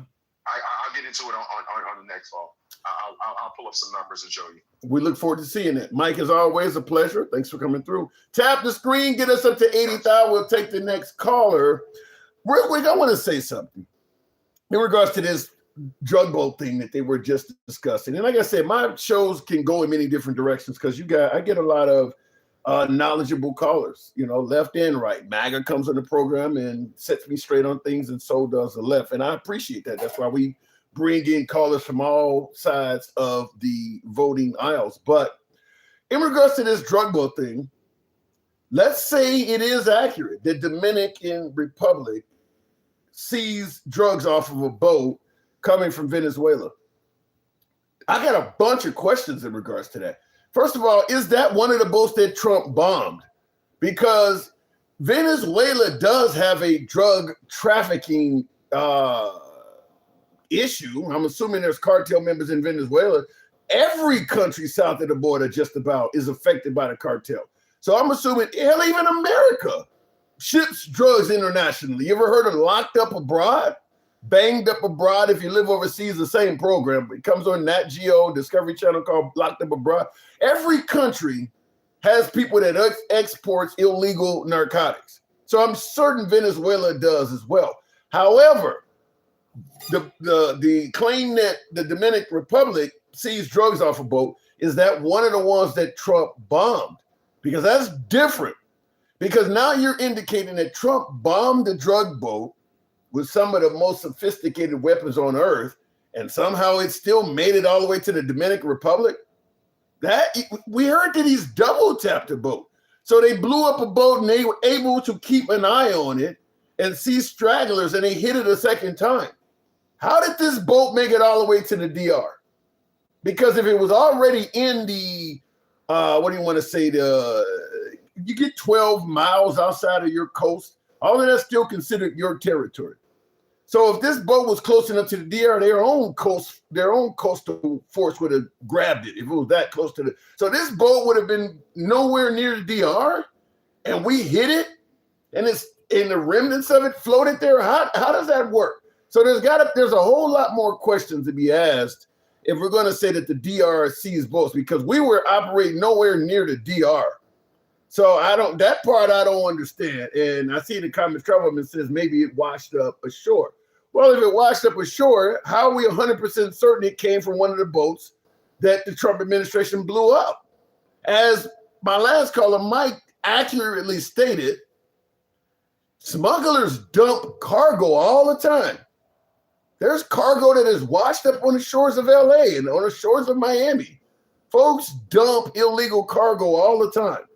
You see some lights off in the distance. You don't know if it's the cops, whatever the case may be. So there's a whole lot more questions to be made, which is probably why the Trump administration is not just taking credit for what the DR sees. What if a boat, and this is a speculatory statement, but what if an illegal boat carrying illegal narcotics was just simply making a shipment from Venezuela to the DR and they seized it? Could just be somebody, because this is what I asked when Trump was bombing these boats. How do you know the destination of those boats is the U.S.? If somebody is shipping drugs from Venezuela to Guatemala, America doesn't have a right to just blow that up. Isn't that what we're telling Iran right now, is they don't have any right to control international waterways? Isn't that what we're claiming that they're doing? You can't just shut down the strait.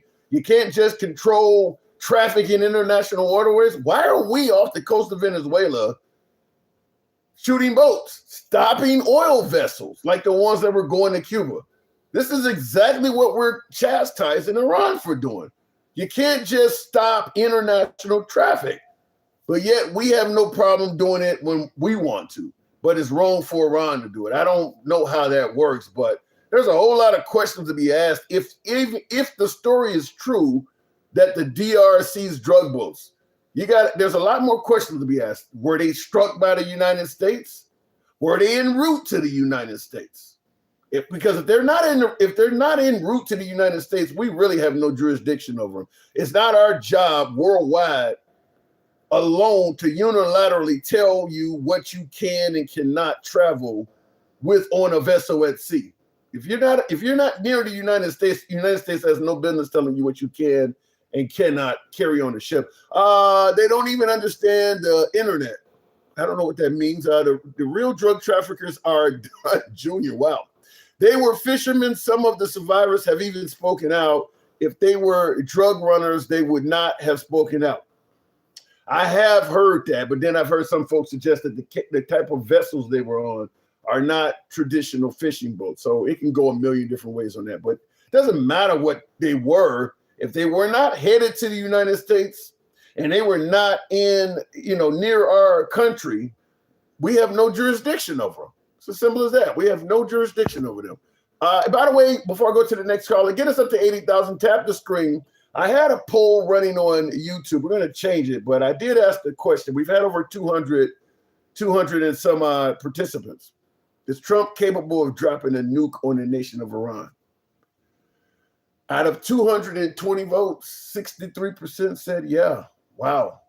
63% of respondents think that Trump is capable of dropping a nuke on Iran.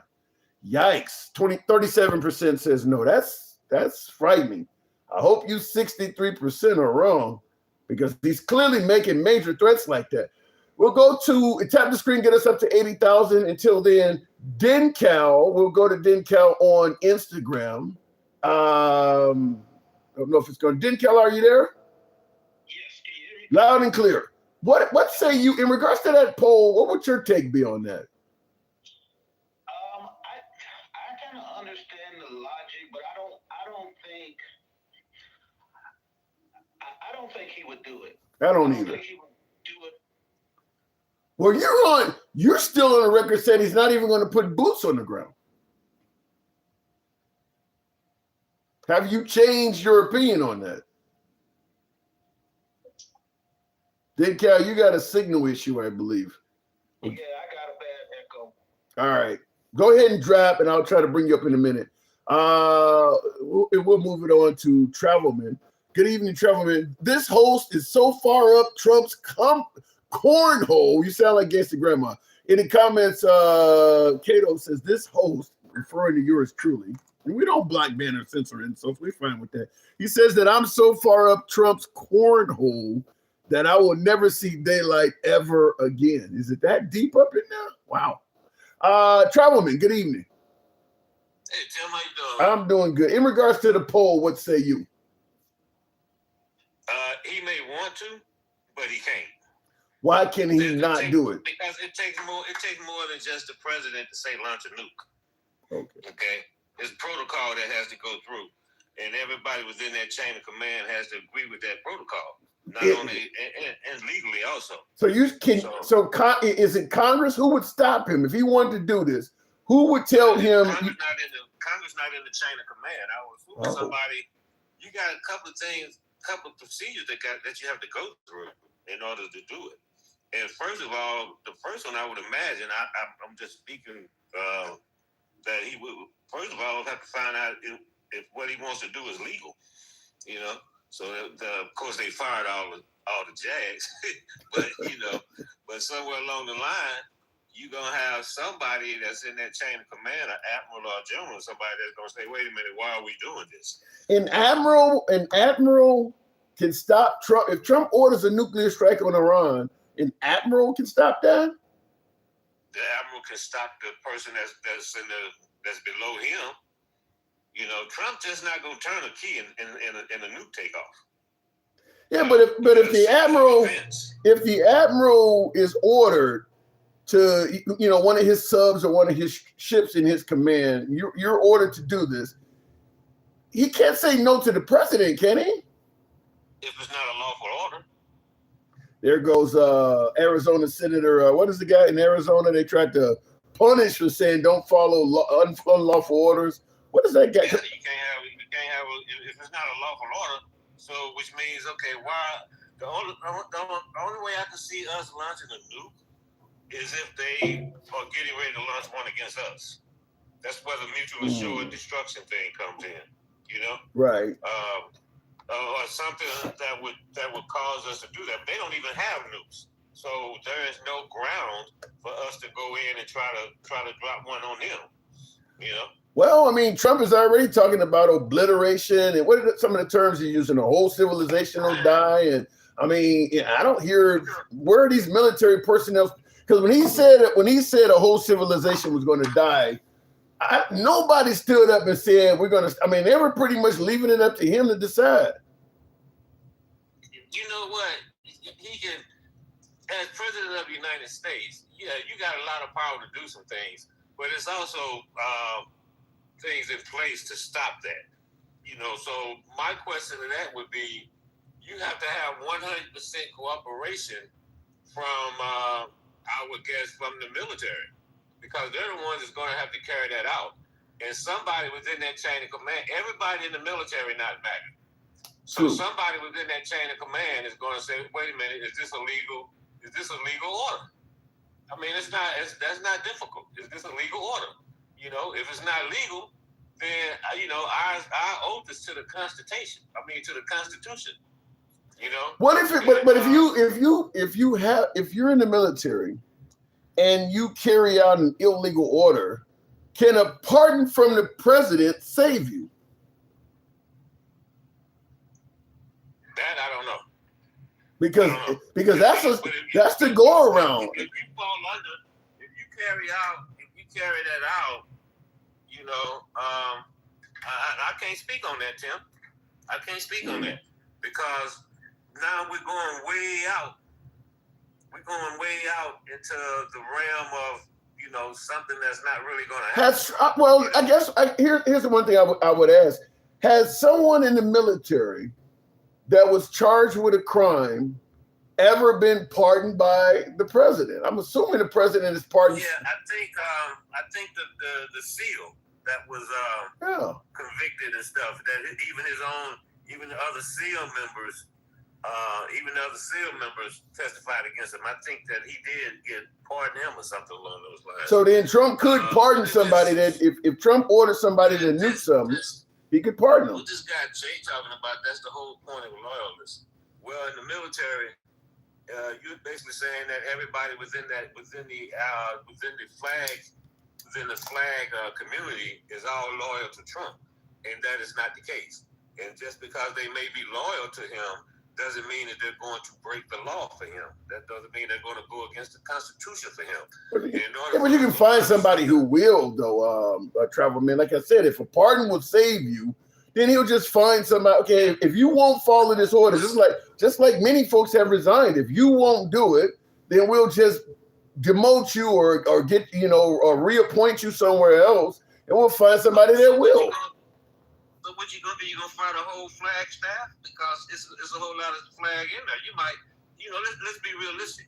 Let's just say that you do have MAGA within the flag ranks.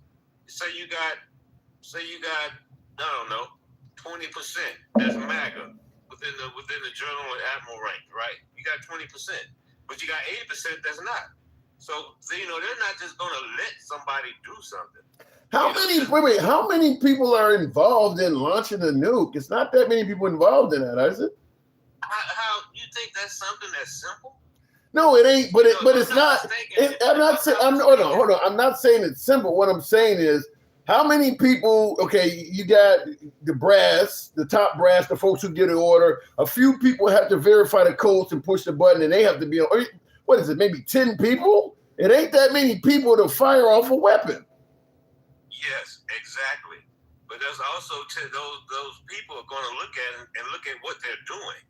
You're just trying to. Did you replace them? Did you replace them with loyalists?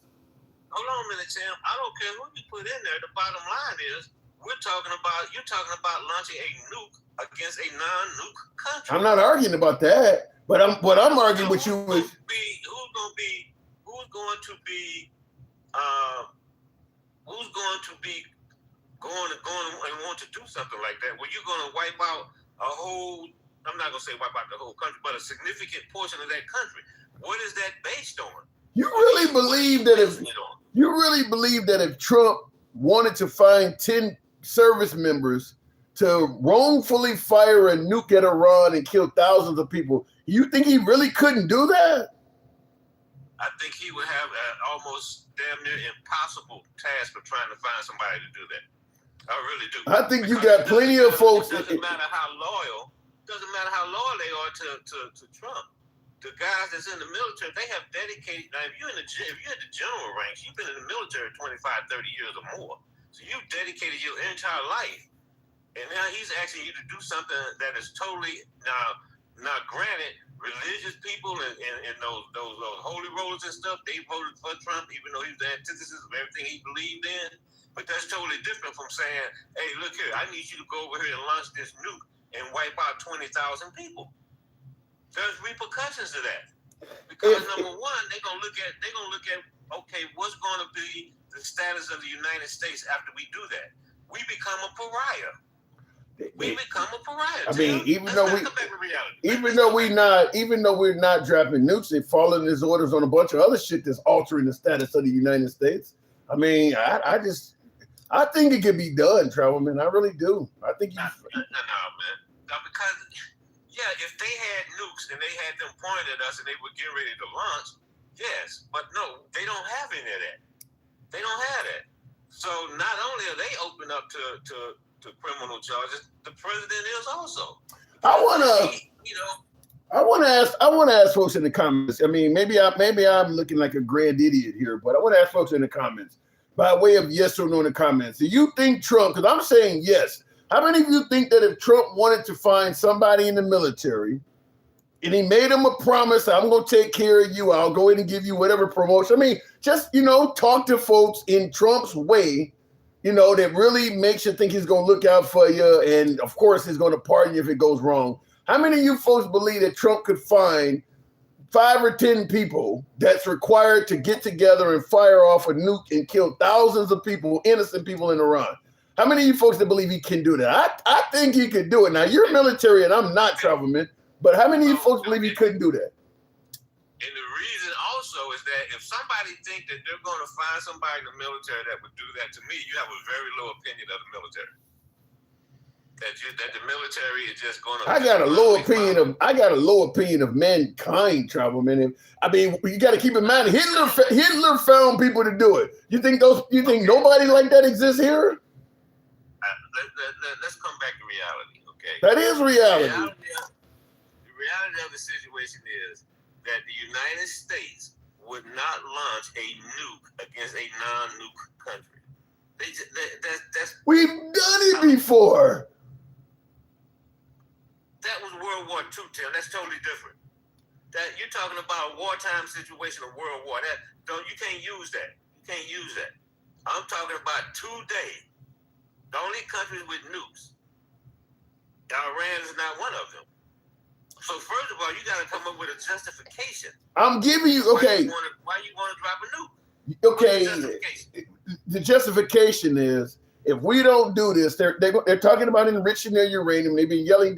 Just hear me out, because this is what folks on the right already believe is justification for what we've already done, which I disagree with. But they already are justifying what he's already done, and it's because we've been at war for them for 47 years. They're the largest state sponsor of terror. They're actually yelling death to America, and they believe Trump saying that if they get a nuke, they're going to immediately use it on us. So there's plenty of MAGA that already believes what we're doing is not wrong, but rather an act of self-defense. You got to assume there's some folks in the military with that mindset.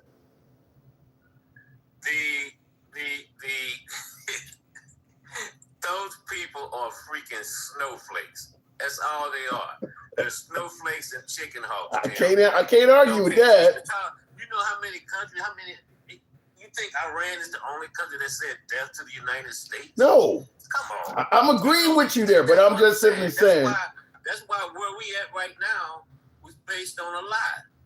It was based on a lie. We went in there and bumped based on a lie. They tried to use, just like we did in Iraq, they tried to come up with their own intelligence, and they went in there, and it's based on a lie. And somebody say the United States attacks countries all the time. Yes, they do unprovoked, but they ain't dropped no nuke on anybody. You're still killing people, though. I mean, okay, you're just killing more people with the nuke. When you drop a nuke, depending on which way the wind blowing, you're going to take out more than Iran. So in other words, it's okay to get somebody to wrongfully kill a few hundred people, but when you start talking about thousands, they think differently? I didn't say it was right. I just said that what they did it based on a lie. I'm just simply saying I do believe that if you get in somebody's head and you got them believing that they're yelling death to America and they're harmful, and because you already got somebody in the military, like I don't want to be the one that has to fight back against the president. Am I violating the rules? Am I, refusing to take an order that's legit during war, which could get Someone is at the front door.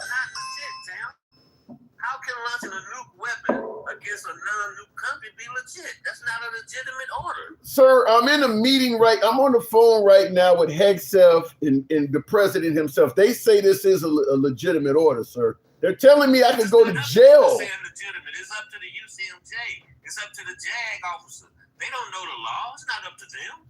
You can't jail. You cannot do a nuke against a non-nuke country. That's an illegal order. Sir, the president. Ask anybody in the military, they would tell you that is an illegal order. Sir, They're not going to do it. The president is telling me it's an act of self-defense, and that if anything goes wrong, he's going to pardon me.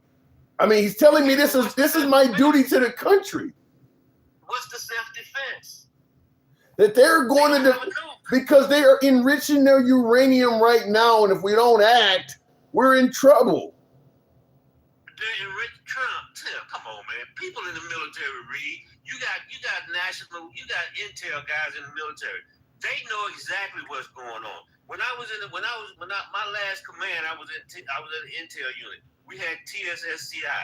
We got the same damn messages because I was part of a 4-star command, and we got the same damn messages that they used to get at the Pentagon. Okay, they know what's going on, and you gonna tell me that they're gonna come in and say, the president want us to launch a nuke against Iran because they're enriching uranium. Well, the order's going to come down. Well, the order's going to come down from Hegseth, but I'm just simply saying it's still illegal. Doesn't matter who it comes from, it's illegal. But the president has already told me he'll pardon me, And if not, he'll throw it. And if I don't do it, he's gonna. If I do it, and any kind of issue comes up, he's indicated he'll pardon me. If I don't do it, he's indicated he'll throw my ass in jail for the rest of my life. What do I do? What if he get? You know what? Now let's bring something else in there. Because if he orders something like that, 9 times he's gonna get impeached. Well, but that's him. If the Democrats got control of the House, he's gonna get impeached. Hell, he might even get impeached if the Republicans have control because it is so illegal. It's an abuse of power. But does his impeachment throw out the pardons he gave? That I don't know. Okay, I'm just telling you, he gonna get impeached. The president gonna pardon me, but he's gonna get impeached. And I can guarantee you, there's some lawyers around there that can come up with something to get your ass on.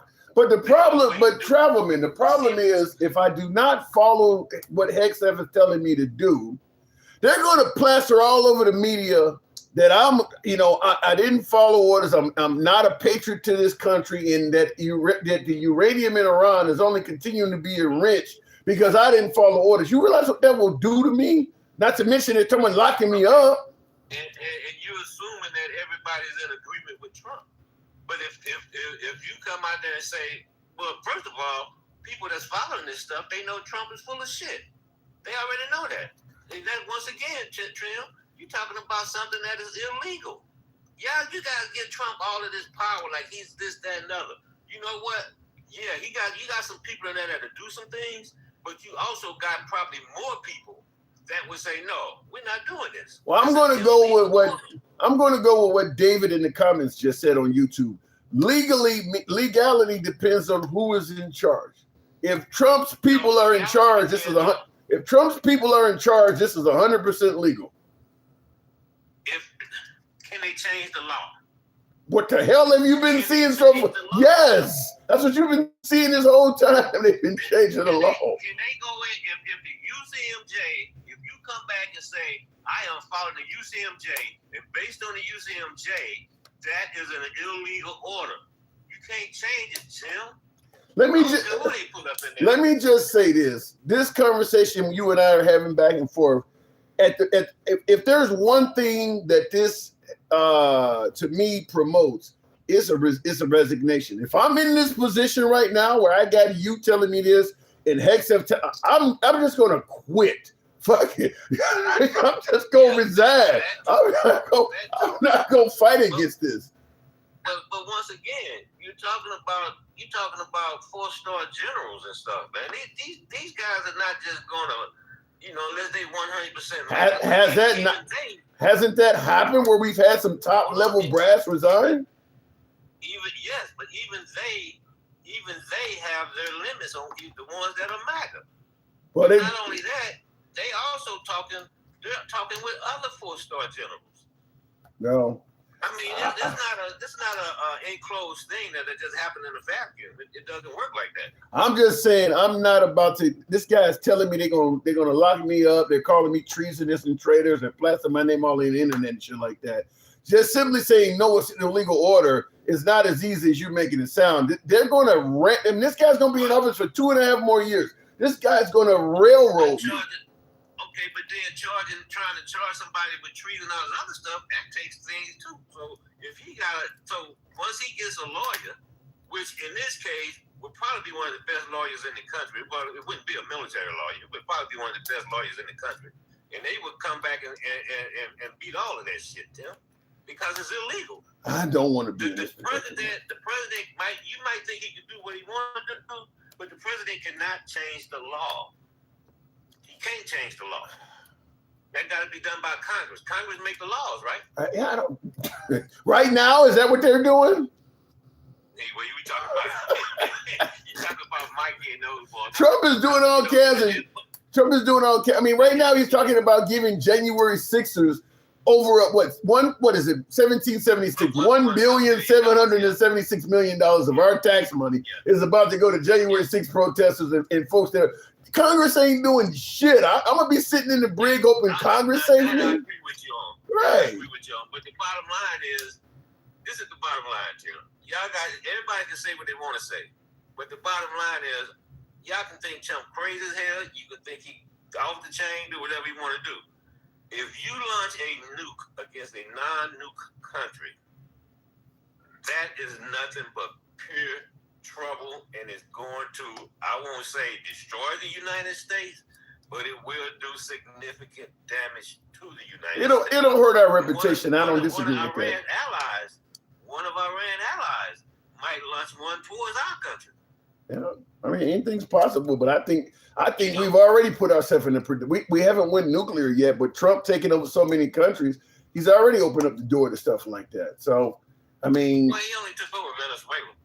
Well, but now he's threatening Cuba, he threatened Greenland. I mean, if I'm China or Russia, I should feel free to be able to threaten anybody at this point. He's taking over one country.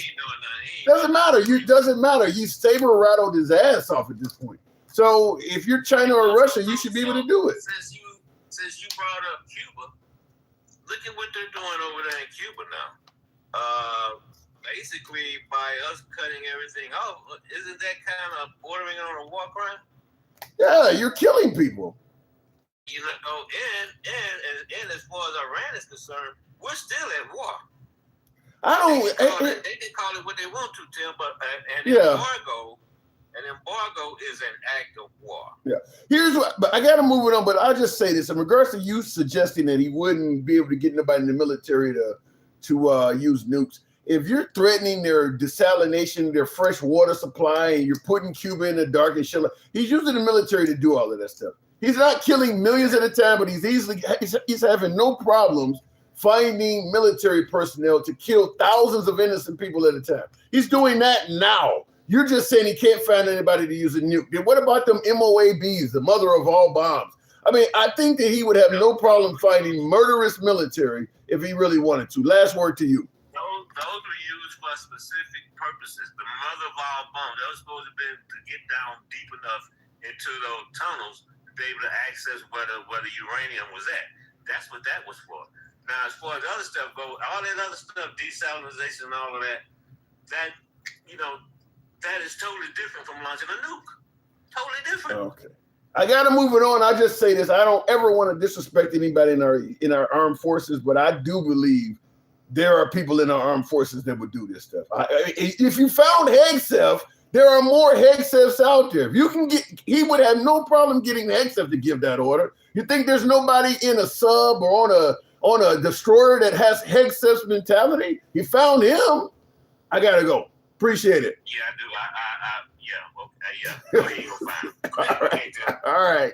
No other Hegseths in existence. All right. I disagree. I just think if you can find Hegseth, there are more Hegseths out there. I just believe that. And Hegseth would have no problem doing what Trump ordered him to do. And he's military. Bill Gates is somebody like that with a couple. What are you guys saying here? They have a $3 trillion car industry. Okay, you guys are talking amongst each other. Tap the screen, by the way. Get us on up to 90,000. We'll take the next caller. Somebody said, my man is so wrong. Danny Dan, are you talking about me or my last caller? In the comments real quick, Handsome Conservative says, Tim, we are never going to come together as a nation until we stop dividing each other over race. Then you got to vote in people that are talking about unity. I've said this many times on the live, and thank you for the hat mustache alter ego. Appreciate that. Help your boy out, folks, with the hat mustache, TikTok cap go. Show the program some love. Thank you, alter ego. You're not going to get unity in the country if we're electing division. And regardless if you think Trump, everything he said was false, or you think everything he said is accurate, he's divisive. There's no denying that. You may believe he's been attacked, so that's a legitimate excuse for him to be divisive. Whatever the case may be, Trump is not trying to unify folks. He is not somebody like yours truly who can have guests on here, call me all kinds of names, and I don't call them back.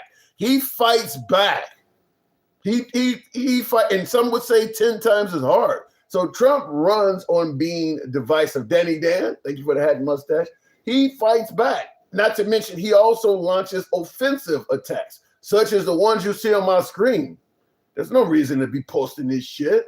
Him as the Pope and him as Jesus and all. I mean, he does this all the time. So if you want folks, you want the country to stop being divided by race and to come together, you got to vote in somebody who's talking about doing that. Trump is not that guy. He is just not that guy. He is the guy who is, my opinion, he's the guy who pours fuel on the fire. You know, they're eating cats and dogs in Springfield, or, you know, certain cities are shitholes, or, I mean, he's the guy that's doing it, that's actually creating it. So maybe in the future, today is not the day. I don't believe unity starts at the bottom. I believe it starts at the top. All of you vouching for Obama, tell him to leave Washington, D.C. finally. Why? Why does he have to leave Washington, D.C., Richard? I mean, he's an American. He can live anywhere in the country that he wants, right? Brass didn't go to Cuba. Stop. No, Cuba's in the future. Cuba's in the, well, no, I know what you're talking about. Well, when they're stopping cargo ships that are taking oil to Cuba, yeah, that's the brass is doing that. They're you know, you got Black Hawks hovering over some oil ship, and they're rappelling down and they're taking control of it. Well, those helis came from a ship. Somebody, the captain of that ship or whatever, he's part of that. He navigated waters to get close to that so they can launch some kind of strike to take over a ship taking oil to Cuba. Not taking oil to Cuba has put Cuba in total darkness. Hospitals, generators, oxygen tanks, all of that shit, refrigeration for food. We're killing people in Cuba. And the top brass are involved in it. We're killing people in Cuba. And President Trump is on television bragging about seizing their ships and things like that. He's killing people, which is why I also continue suggesting that the notion that these folks are going to view Americans as liberators makes zero sense. Trump is constantly talking about destroying people in Iran and blaming the bombing of schoolgirls on the Iranians themselves. Cuba's in total darkness. They're not going to see Americans as liberators. Right now, they're in total darkness in Cuba, and America is the reason that's happening. They're not like, damn, we can't wait till these people get here and help us out. They're the people that came and put you in darkness. Now, you may not like Fidel or the Castros. I can get that. Plenty of Cuban citizens do not like the Castros, but you can replace one bad form of leadership with another one. Just because you replace one bad dictator don't mean the next guy is going to be great. If we're starting out by constantly making threats and putting your country in darkness, why would you think we're there to do you good? That ain't how that starts out. It ain't necessary for us to replace Castro. Putting them in the dark is not necessary to do that. That is unnecessary pain and suffering being bestowed upon the Cuban people. We could easily go take Castro out anytime we want. This guy's 90-some years old. He's 94 years old. We could do it in broad daylight.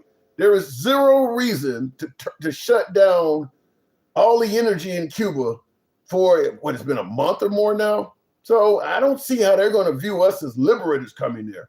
We came in on a bad note. And that's assuming they haven't heard about what happened in Iran. That's assuming, well, they obviously know what happened in Venezuela because that's what made them go in the dark to begin with. So they know what happened in Venezuela, the threats we made there. They know the threats possibly in the war we're dealing with Iran, where we're threatening to obliterate and kill everybody there. They may have heard about Greenland. They may have heard about the Panama Canal. Hell, they may have even heard us threatening our neighbor Canada. You think they see Americans? Yay, here comes the Americans, great people to liberate us. I don't think they see that. Not under Trump. Tap the screen, get us up to 90,000. We'll take the next caller. Thank God we have a president with balls. Yeah, he got testicles. He doesn't have the dick, though. Trump as Pope got me dead. Yeah, he played the Pope and everything else. What does Cuba have to offer the United States besides some cheap labor? They used to be clothing manufacturer for the United States shoes. Well, if you take over their country, you can use that cheap labor to make. Remember, Trump was talking about making Gaza the Riviera of the Middle East. Cuba would be an awesome tourist destination. You could put high-end hotels. It's all coastal, tropical. It could be made into a beautiful place where the 1% could profit heavily. And you could use the Cubans, so to speak, almost as slaves to keep it running. You could easily do that. If you go there and take it over and rebuild it and put high-end posh hotels and shit like that, for the Cubans, providing security and valets and lawn care and all of that kind of shit, you could pay them a salary that makes them feel like they're making money compared to how they're living now, but on an American scale would be akin to slave labor. Yet you have Americans and Westerners going to Cuba for vacation, and you're charging them premium prices when you're only paying the folks that are serving them $3-4 an hour. It could be a huge win for the 1%. So yeah, Cuba is worth taking. It is absolutely worth taking if you view things as a real estate mogul like Trump. You wanted a businessman. You folks wanted a fucking businessman, right? This is what businesses do. This is what you wanted, right? This is what you got. He's a businessman. And businesses aren't known for sharing. Going back to the box, let no man put us under. Somebody's name is that. Handsome conservative. Good evening. Hey, man. What am I getting wrong? Excuse me for my voice, man. I've been fighting a lung infection for the past couple of weeks. Sorry to hear that. So I'm getting better. Have you been on really fucked up. Have you been on a cruise ship recently? I have not been on a cruise ship. You couldn't pay me to go on a fucking cruise, dude. I love Are cruising. you kidding me? Listen, I wanted to ask you a question. Sure. You were talking about launching a nuke Yes. at Iran. Okay, first of all, and this is just my opinion. First of all, a president has the full authority to do that, but I think it's the wrong question. I don't think President Trump is going to launch a nuke at Iran. He has the authority to do it. What you need to ask yourself is, since Israel has nukes, why wouldn't you be worried about them launching a nuke at Iran? Because they're a lot closer and they have nukes. And remember, this is like a holy war to them. They've been against Iran for many years. It's been Iran against them and them against Iran. I think the question is a bad question. I think your response is bad. Here's why I say that.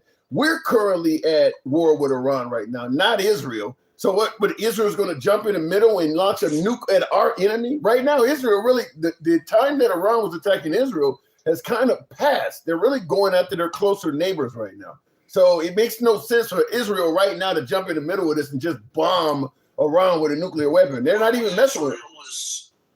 Israel is still at war with Iran. Israel and America, they're not out of the war. They're still at war, and I'm not even saying that they would launch a nuke. I'm saying it's more probable that they would launch a nuke instead of Donald Trump launching one. It would make more sense if it was going to happen that way. But it's my opinion. But you do believe though that Trump can unilaterally order this and it has to be carried out. He can launch a nuke by himself. I believe Republican or Democrat, it doesn't matter. If you are the president of the United States, you're in charge of the military and you're in charge of the nuclear arms.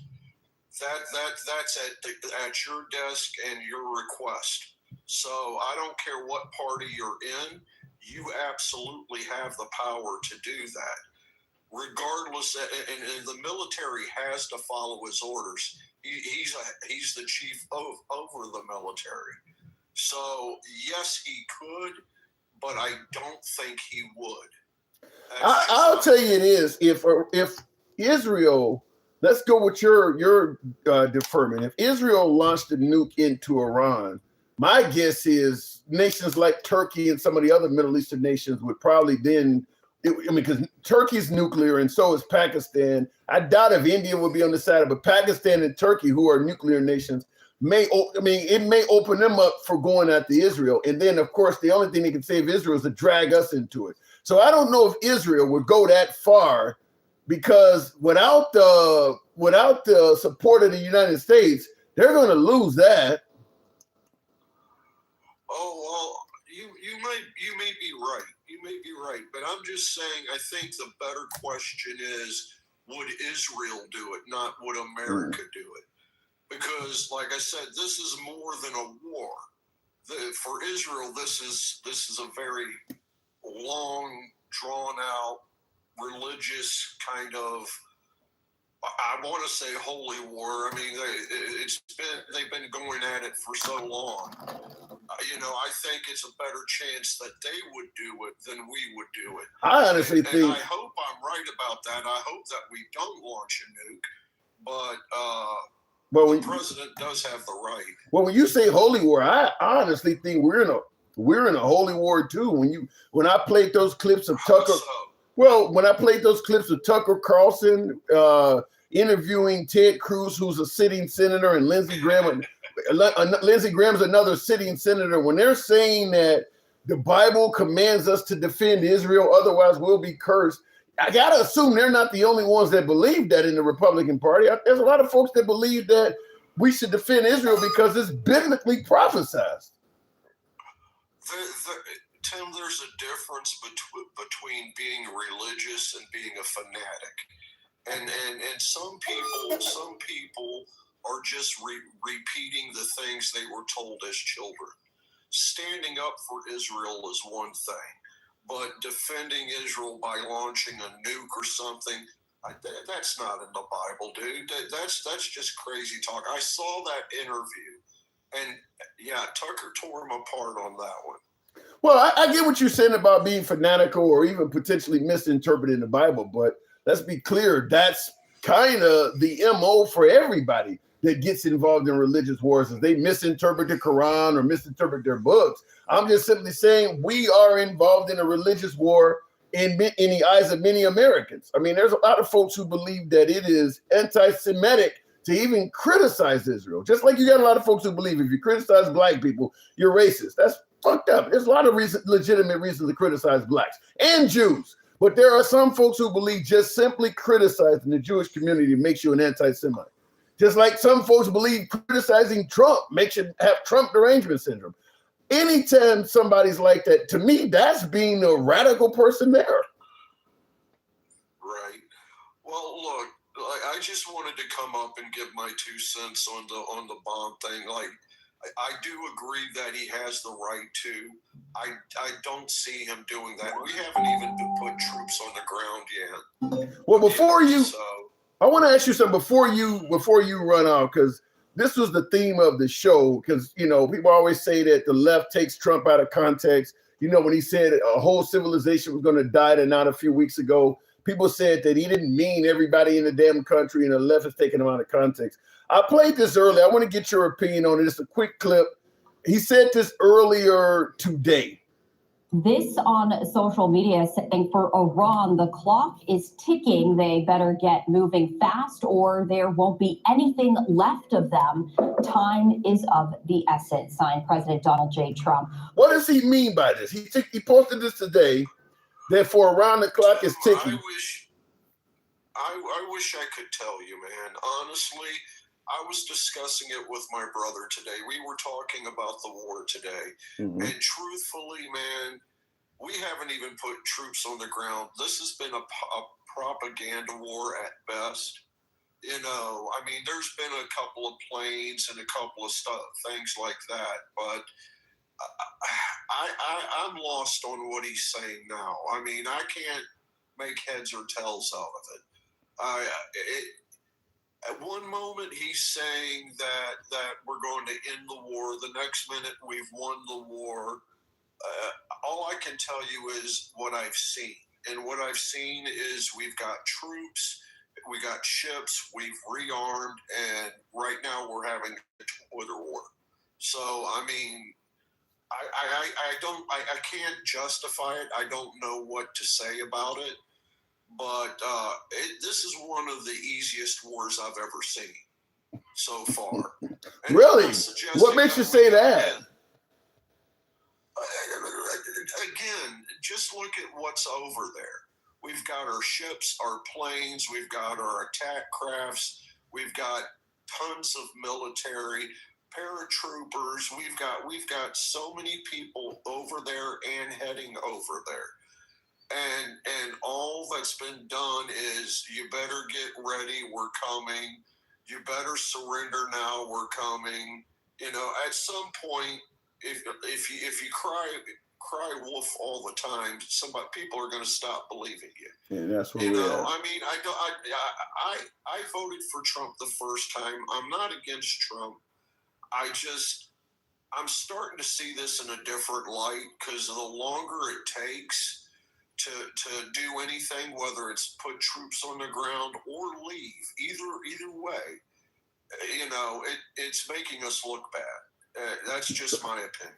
I can't disagree with that last part. I'll let you rest your throat, handsome conservative. Thanks for coming through. Oh, hell no. I may be sick, but you know I got to say this. Support your local liberal, man.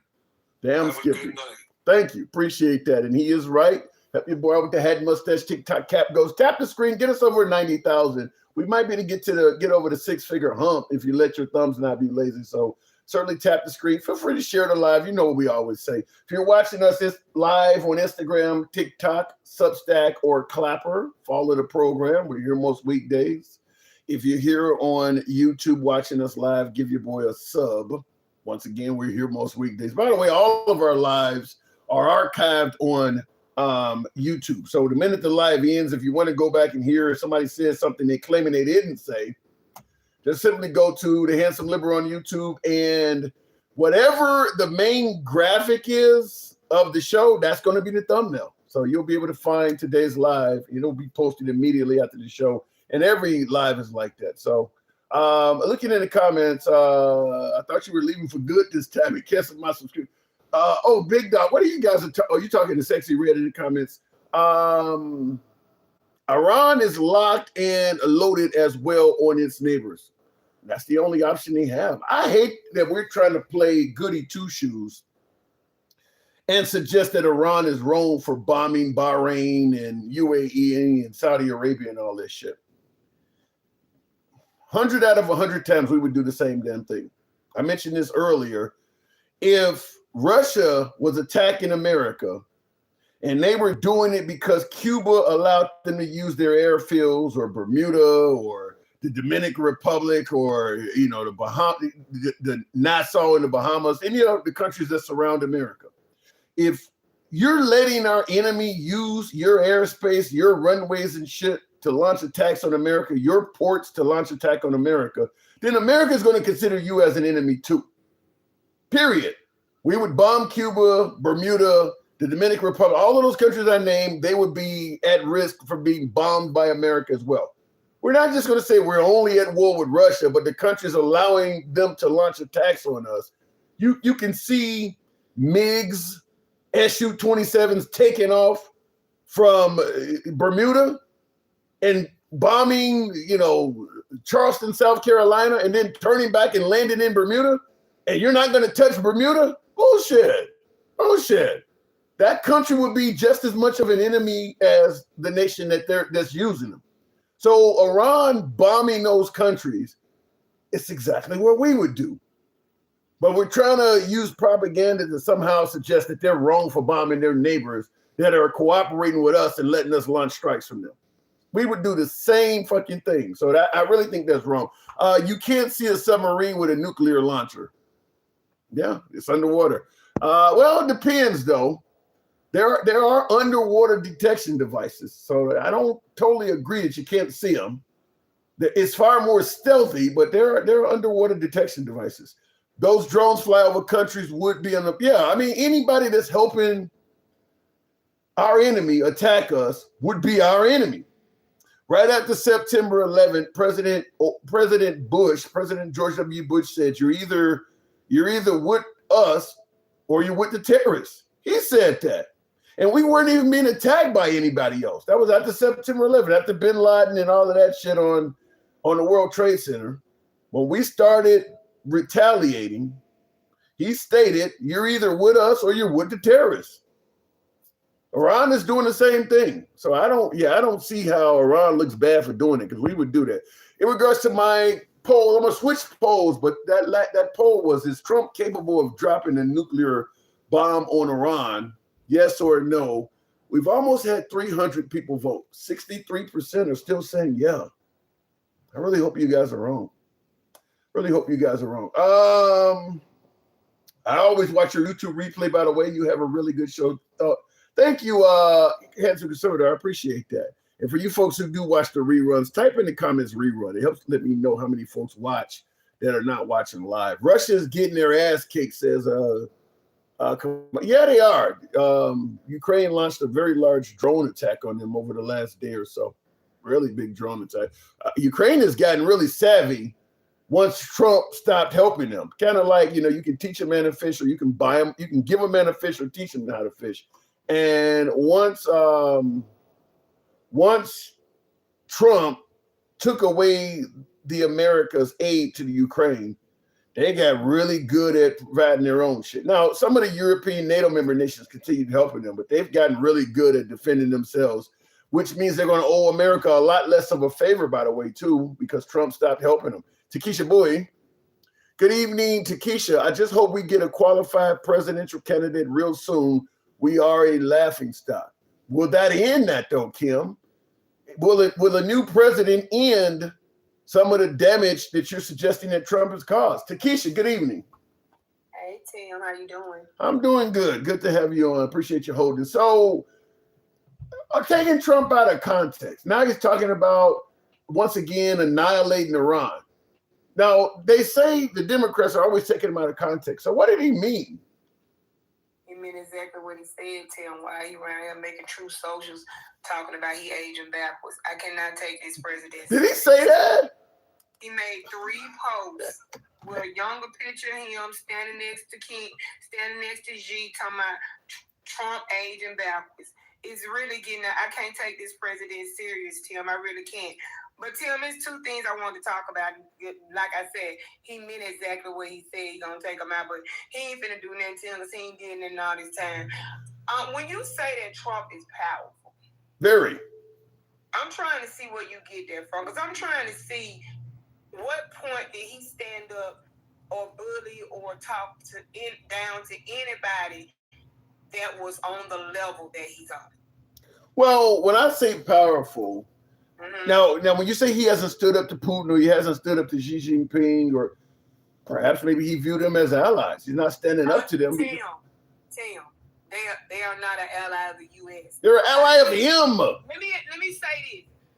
When I will call him powerful, when he stands up and bullies somebody who he knows is on the same level he is on. A bully always picks on somebody that they know is lower than them and are not on the same level. So you can keep calling him powerful. I'm gonna keep calling him a bully. Well, let me. I got more. Also said that he's intelligent. Let's go with. Let's stick with the powerful. Before we go to intelligent, you're moving on. Let me go with the powerful one more time, because you use the example when he stands up to somebody that's equal to him. We supposed to have 3 equal branches of government. He's standing up to all of those. Hey, let me ask you a question. Who holding those 3 equal branches right now? People that he's bullying. Okay, so how they make him powerful? Because the Republicans bowed down to him his last term. That's what you just said. He doesn't stand up to people that's equal to him. I'm telling you. They're not on equal footing. Just because the branch is supposed to be equal doesn't mean the people are equal, Tim. Look at Mike Johnson running around here looking like the Keebler elf that could. He bowed down to everything and come with all kind of excuses for what he's saying stuff. Those people been gave their BALLs to Trump. Well, what are they gonna say back, Tim? Nothing. I don't disagree with that. Here's another one before we move. Hold on, Tim. Some people he talked about Ted Cruz's wife. Yeah. That man came back and loved on him. He talks about people, parents and everything. Tim, I want him to stand up to somebody where I can say, dang, he got it going on. I ain't seen that, Tim. Well, let's talk about the intelligent, Tim. And real quick, how many times have you heard somebody say, if Obama or if Biden had done what Trump is doing, it would have been different? Tim. Powerful. What's your next question? It's not powerful. It's just the people that you have. That's in chaos. Now let me say this: you is intelligent when he didn't even know that a cognitive test was not an IQ test. He didn't even know not to look into an eclipse without shade.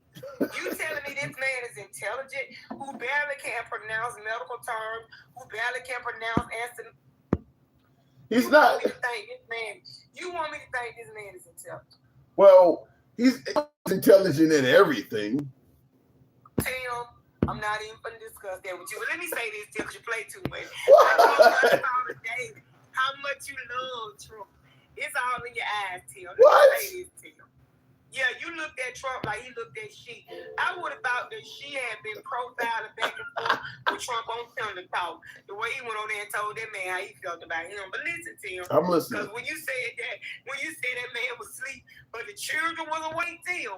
Come on, Tim. That was a sign of disrespect. I'm not coming to meet you and get out of my bed. I'm going to send your peers to be determined when you come off the plane. I'm going to send your peers. I'll give you that one. I'll give you that one. That didn't look right. The people that he, he's the same level with those kids. That's why he said kids. But let me say this, and I'm going to leave this subject alone, because every time somebody bring up January 6th, they bring up BLM. Yeah, every time. And I'm finna do a Jake Brigance moment on a Time to Unalive movie. If it was black officers kneeling on the necks of white men, if it was black officers taking the lives of, black officers taking the lives of white men and traffic stops that are unalive, the talk would be different about BLM. Yeah. Because it would, it'd be white lives matter. So they wouldn't see it as a riot. They would see it as injustice towards their people. If Obama said he lost because of fraud, and the court said he didn't, and a bunch of black people went to the Capitol, he did, broke in, climbed through windows, smeared stuff on the wall, guess what it would be? A massacre. That if the races were reversed, that Black Lives Matter is wrong, but what we would have did at the Capitol was right. You only see one color. I'm not going to argue that. I'm not going to argue that Black Lives Matter or even African Americans protesting what they thought was a stolen election under the premises that Trump presented it. It wouldn't have went off. It would not have been. They wouldn't be called patriots and all of this, making anthems with the president. No, it wouldn't have happened. I agree with you 100%. And when they got arrested, they'd have been cheering rather than Marjorie Taylor Greene going and praying and kneeling on the ground at the cell for the January 6th rioters. I want people to stop acting like they don't see color when they do. This is a racist world we live in, Tim. And everybody, honestly, that is white. Let me say that because I got a lot of white friends, but they'll admit it. They got a little racism because that's what they grew up under. You gotta fight yourself not to be racist, but everybody ain't fighting it, Tim. Because of the things they say, it proves that they're not fighting it. But you would agree that blacks have a little bit of racism in them too, right? We have some prejudices. Yes, we do. Racism?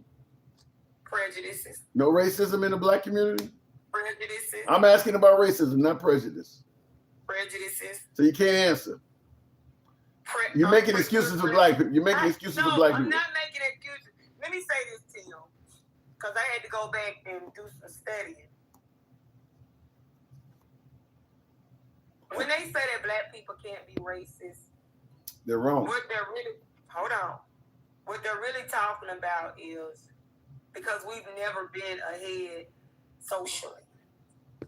We don't have the power that white people have. So we could be prejudiced against white people. But because of the social construct, that's why they say we can't be racist. Yeah, I'm just gonna say it's all in how you interpret it. You interpret it as racism, I interpret it as, and we're gonna agree to disagree. Well, for folks in the audience, because I see Lisa, a friend of the program, she says they don't have systemic power. I disagree. There are plenty of towns that are systemically ran by black people. Chicago's one of them. There's a whole lot of cops on the police force that are black, a whole lot of cops in managerial political positions are black. That town, black people. Black, no, but the ones that hold on, no, but the ones that hold all blacks. I mean, all of the politicians in Washington are not white. There's Tim, have there ever been an all-white police force? Yeah. Have there ever been all-white restaurants? Yes. Have there ever been all-white bus drivers and, you had black people on the back of the bus, white people in the front? Yeah, so what you're getting at. Have white people ever held all white? Yeah. Okay. Tim. So wait a minute, hold on. So because Minneapolis police force has plenty of blacks and minority officers on it, then what happened to George Floyd can't be racism because the police force is not all white. Are there white people on the Minneapolis? Yeah, but there's also blacks. Okay, it's mixed, right? Right, just like Chicago. Have there ever been an all-black police force? Yeah, down in I believe down in Mississippi, some of them small. I'm trying to tell you, some of them little small backwoods towns that has a huge black population. I don't believe the whole. I believe there are police. Gary, Indiana, where near Chicago. Yeah, there are some places like that. Not as many. I want you to go do your homework and then come back and let me know. But what does that got to do with racism? Whether it's an all black or all white police force? The point I'm making, Tim, is we've never been the leader in the race. So if we've never been. So if the police, so for blacks to be in the league, the whole force has to be black. Tim, what I'm saying is, Tim, that doesn't make sense. White people have never had to really worry about being targeted for their race or not getting a job because of their race or not getting a home with a good interest rate because of their race, and we have. I agree with part of that. I don't think whites have had a problem with not getting bank loans and getting into institutions, but they have been targeted because of their race. You can go to the club and get targeted because of your race. So I totally. How does the club help you? So how does that help you in your life when you're trying to get ahead? I don't think racism is about. This doesn't make sense. What you're saying, you're telling me that if I'm white and I'm in a black neighborhood and they beat my ass just because they don't like a white person in it, that's not racism? That don't make sense. Tim, I'm listening. That's prejudice. No, it's not. I think. Like I said, Tim, you and I would never agree. No, you're right. Because you're jumping into statements like the whole force. Like I use Chicago, a town that is primarily run by African Americans. And your response was, "Well, is the whole town ran by blacks? Is it nobody?" That's places we are calling. I said, have there ever been a all black? What does that got to do with what I was talking about, though? Tim, I'm trying to get you. I don't even know how to put it because you're not. Please help me out. Help me out. I really can't give it to you because you're not understanding what I'm saying. So like I said, let's just agree to disagree. Yeah, because I'm just going to simply say that if you are in a town where the predominant police force is black and you're a white person, and let's say you're going to a neighborhood where mostly black people live and you're white going to that neighborhood and they stop you because they're accusing you of buying drugs or they're accusing you of something. Very similar to when a black person goes to a white neighborhood and they're accusing you of being a thief or whatever, just making up assumptions about you and stopping you. We call that racist when it happens to us. We don't call it prejudice. When a cop stops you for going into a white neighborhood because they got negative stereotypes about you, we don't call that cop prejudice. We call them racist. You know why we call it racist on the outside, bald head, bean head man? Because that's what we're used to. Since the inception of black people, Tim, that's what we have been going through. I get it. That's why it's racist for black people. Okay. I agree with you 100%, but what we're saying is because we've been going through it since the beginning of the country's founding, if it happens to whites, because they didn't start off this way, it ain't the same thing when it happens to them because they don't have... If racism ended and then this just started, then guess what? Yes. Okay. But racism never ended for us. White people Not did not arguing face that. racism when they was putting us in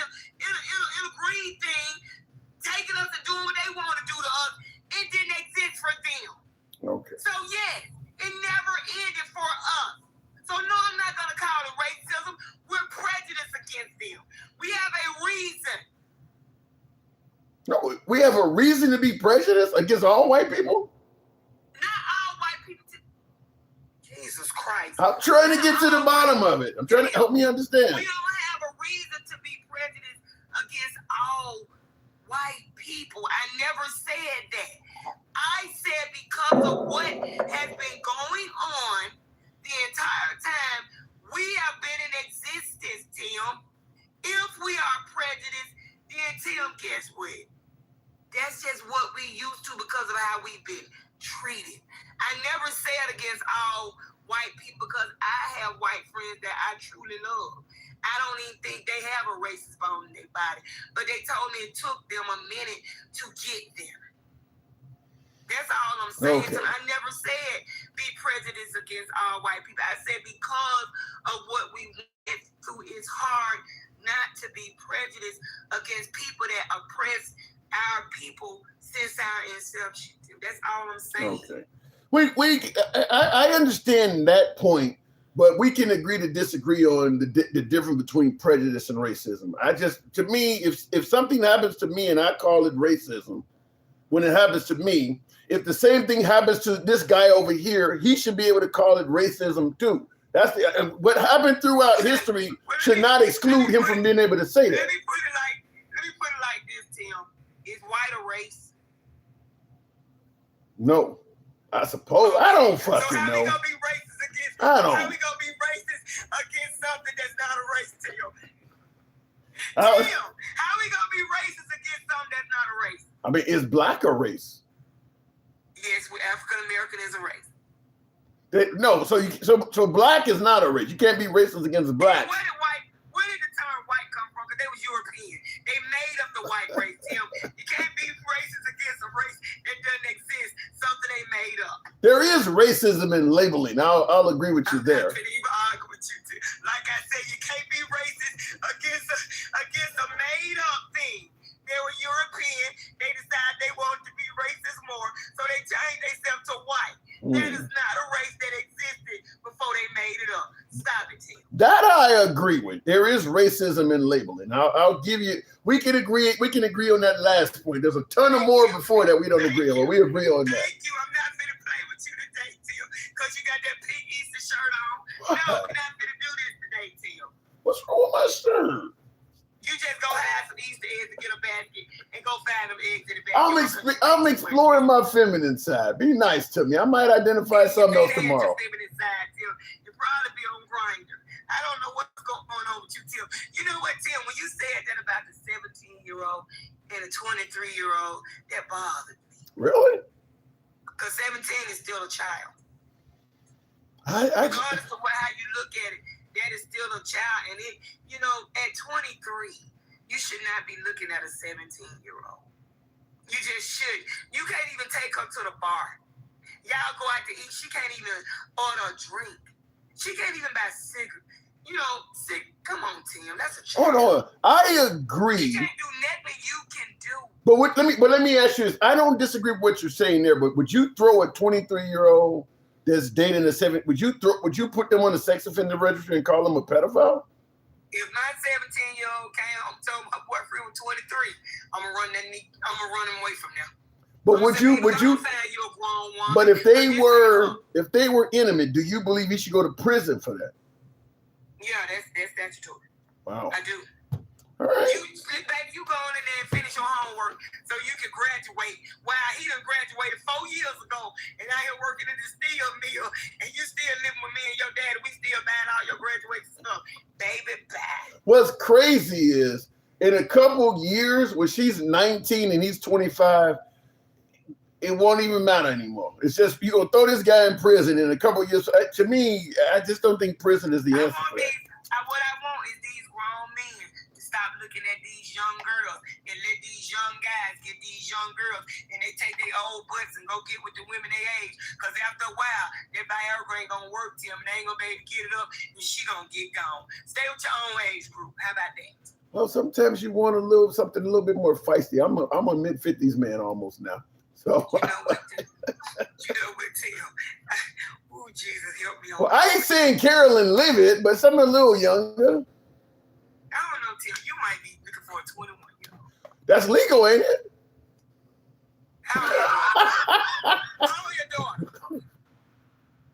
And my daughter's old. She's older than 21. Okay, why would you go get somebody under your daughter age? I ain't thinking about my daughter when I'm meeting her. You know what, Tim? You make me so sick with your big ring time head.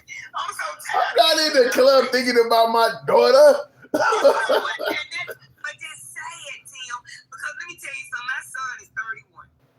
I'm 51. He got a lot of guy friends. You know what I look at those children as? My children. There's nothing attractive about men the same age as my children. I want to ask you something. Alter Ego, thank you for the hat and mustache. Some of you folks just help your boy with the hat and mustache. TikTok, cap, goals. Thank you. I want to ask you something because when you talk about, now we know having possession of child pornography is a crime. And I agree with that 100%. But based on what you're saying, let's say it's a man my age, going back to the 90s and 80s. If I buy a Playboy, Swank, Penthouse magazine, those girls in that book, in those magazines, probably going to be between 19 and 22. Do you see that? I mean, because that's if the guy is pleasuring himself or whatever in those books, that's how young those girls are. Are you saying that there should be a crime to that? Y'all should be ashamed of yourself. What y'all gotta do is learn how to control Big Boy. Big Boy is controlling y'all and y'all ain't controlling him. And that's the problem, Tim. That's why so many of y'all get in trouble. Because y'all have not learned how to control y'all manhood. Y'all looking at anybody trying to. So what are you saying? The guy should put down the Playboy and go on oldbitches.com or something? I mean, like, he should be looking at 50-year-olds? What are you telling me? Playboy wouldn't exist if y'all didn't let it exist. See, y'all ain't got no business picking up no book to look at a naked woman. Go get you one and look at your own woman. I cannot. I don't think Playboy would have lasted as long as it did if they had to put chicks in the book that are old as the guys looking at the books. Well, because just what I just said, y'all don't know how to control yourself. No, Stop being so horny all the time. Stop always looking for a naked lady. You believe in God? Talk to him about that shit. We didn't. No. That's your free will. That's your desire. Right. That ain't got nothing to do with God. Yes, it do. You control that. He the one that gave me this dick. I mean, what can I do? Tim, you control that. No, I don't. It's been a whole year for me, and guess what? I ain't bothered. A year? God damn. You doing your own? I ain't even bothered. Tim, I done went 4 years before. It don't bother me because guess what? She don't control me. I control her. You must got arms like Popeye. 4 years? I don't even do that, baby. I don't have to. You gotta learn that. Listen, what I learned, Tim, sex is a mind thing.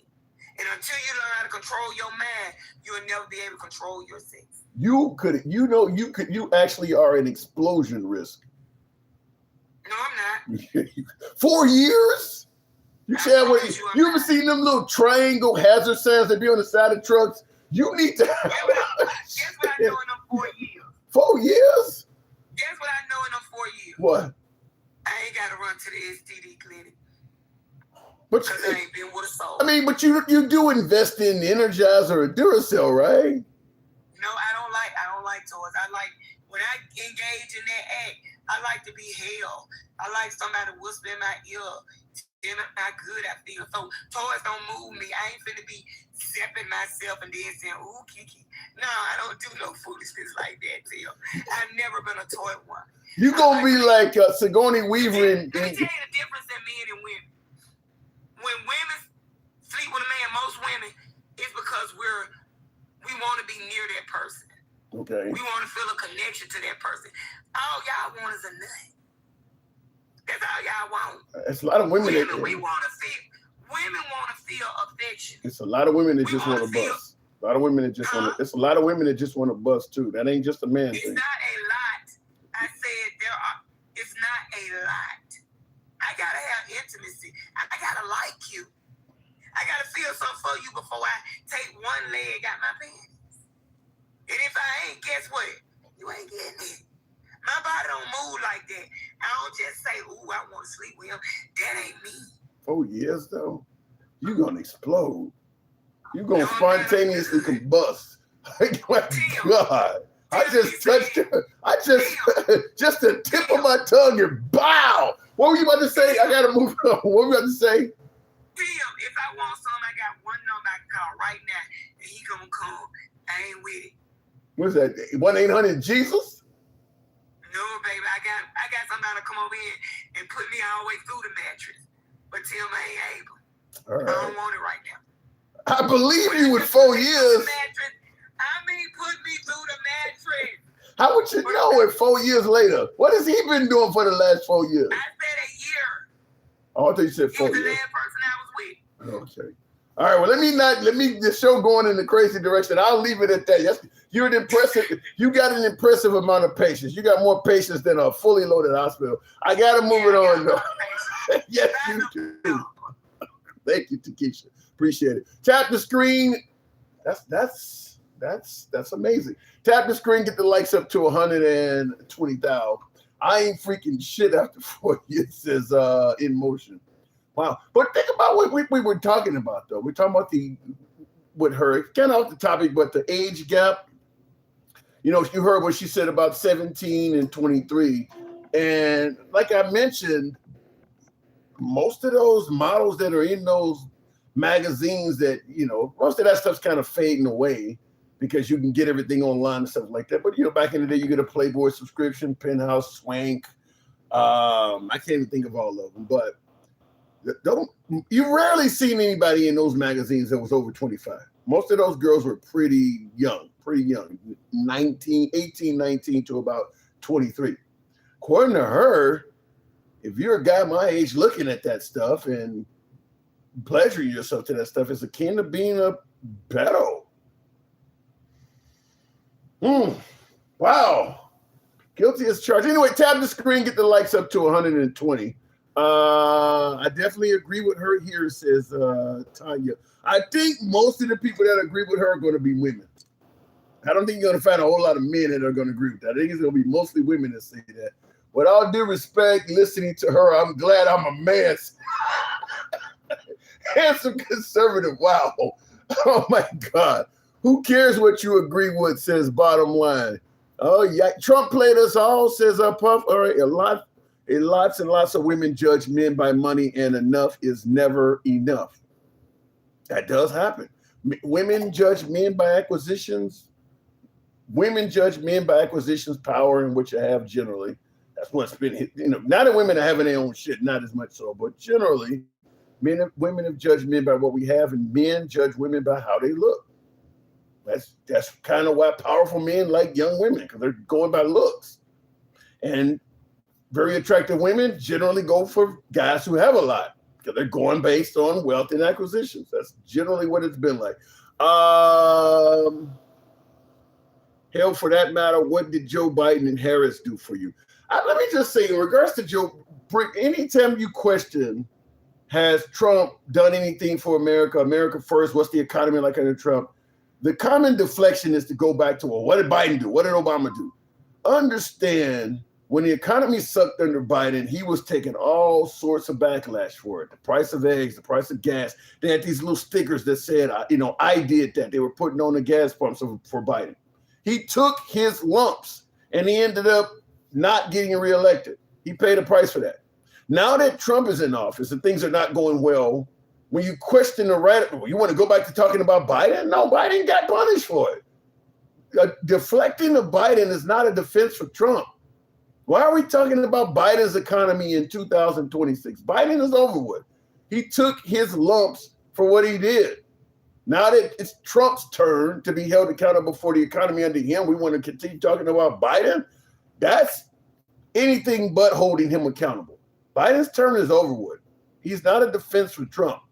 Jamie Foxx, Mick Jagger, Al Pacino, Jason Statham, not my boy Jason, Robert De Niro, that lady would not approve of. But they all had young chicks. Al Pacino just had a baby. And well, I think all of these people have they not? Jamie Foxx was dating Tom Cruise's ex, and she's significant. But Tom Cruise is another one you wouldn't approve of because he also was doing it. Mick Jagger, who did he date? Well, he's older than motherfucker, so I'm assuming anybody he dates qualifies. Like I said, Al Pacino just had a baby. So did Robert De Niro. Who did Jason Statham? That's my boy, not Jason Statham. Wow, what did Jason Statham do? Anyway, continuing on, she can't even move on. Biden has been out of office for 2 years, and no, he don't want to be president no more. Bringing up Biden to explain Trump's woes, that's a deflection. That's not a defense for Trump. That doesn't explain him at all. Stick the ruler. Good evening, Arsha fan, rather. Arsha, good evening, Arsha. Hello, Tim. Hey, my last caller, you guys are both women, obviously. Am I wrong in what I was saying? Okay, I'm going to say, which part? Because I think you're wrong on a lot of things. And you're right on a lot of things as well. But I'm going to give you myself as an example. I was a 17-year-old girl, a 24, almost 25-year-old man. We obviously, you hooked up. My mom. Okay, we couldn't let my mom know. It was Barry or his brother, and he lived in the same apartment complex as me, right across the pool. I would babysit his nieces and nephew anyway, because I was, 17. So this sounds like when you go on a hub and you type in babysitter as a search term. Keep going. Yeah. So, he obviously knew it was wrong for him to be with a 17-year-old girl. Mm-hmm. I knew it was wrong. Well, my mom found out, right? Because she saw me getting out of his truck. She was going to call the police. Okay. Okay, I was 2 months from my 18th birthday. Anyway, she didn't. And looking back on it, we were together for a little bit, but looking back on it, no. He should have been, I was a 17-year-old girl. I was extremely modest. I would never even show cleavage, my bare legs, my bare arms. I was, did he take me out to go places? No. Did he, because that would be weird, right? Seeing the 25. Assuming people know you're 17. Some 17-year-olds look like they're in their 20s. You're assuming people knew you were 17. Okay, my boobs looked like I was in my 20s. That's about it. Right. That's all that matters. We good. But looking back on it now, and it was weird. It was weird in a lot of ways, even thinking back. I broke up with him, but even thinking on it, why wasn't he with a woman that was a woman that was in his age bracket? Why did he start to flirt with me, make sexual innuendos with me? For what I said earlier, sometimes there are guys in their early 20s that are very immature, and there can be girls in their 16, 15, and I'm not advocating dating a 15, 16-year-old, but I'm saying some people, they were raised up in a single household and they learned how to cook and they learned how to pay bills and everything. Some younger women are very mature. Tim, I was a very naive 17-year-old when it comes to sexual things. Okay. He had all power when it came in there as a 20-some-year-old male. So there is a little bit of something going on. So let me ask you this. While you're admitting what he did was wrong, let me ask you the main question. Do you believe what he did should have warranted prison time? No, because it was consensual. I mean, I was like, look at this guy. He thinks I'm beautiful and smart. I mean, he was pouring it on. Of course I'm going to do that because no boys my age were doing that. And I have this, maybe I had daddy issues. I don't know. My dad and I were really close. But, looking back, it was weird. Prison time, no. Again, it wasn't. That's my point. That's my point. It's weird, but I don't. Yeah, it's weird, but I don't think you guys should go to prison. I did consent. If my mom would have done it and called the You're too young to consent. police like she wanted to, then correct. But the thing is, in Oregon, where I'm originally from, you only have to be, they may have changed it 16, I believe. It's either 16 or they might have changed it to 17 or 18. But yeah, back then it was, yeah. I just now, do you know if you know anything about the existence of this person still? Do you know if they're still around? Oh no, I didn't I moved out of that apartment complex. I think he and his brother did too. So no, I did not. Okay. I haven't spoken to him in years. I'm 52 almost. I haven't seen him since I was 18. I was just wondering because see if he ended up dating another young. Because once, you were 17 and he was what, 24? You said. And then turned 25. Yeah. The reason why I asked it because there's a 7 or 8 year difference between you guys. Now, I suppose if you're 20 and dating a 28-year-old, it still seems weird, but in a few years, it's almost irrelevant for what's so serious today where you can go to jail. A couple of years from now, nobody would blink an eye at y'all. When I was 23, I was dating 43-year-old men. So some of this is you didn't sound like, lady. What? Like I said, I liked guys that were intelligent and smart and had their shit together, and nobody in my age group was like that. You were 23 dating 43-year-old men? Yeah, I mean, I knew he didn't want to get married. I didn't want to get married. I didn't want to have kids at that time. He wasn't going to have kids. They're no baby mama drama. None of them had, their children were grown. They treated me like a lady. And, the 26-year-olds at the club that were my age were not. You're hurting. My husband's 2 years younger than me, Tim. So then I started going backwards. You're hurting your case with the women. I'll just tell you this.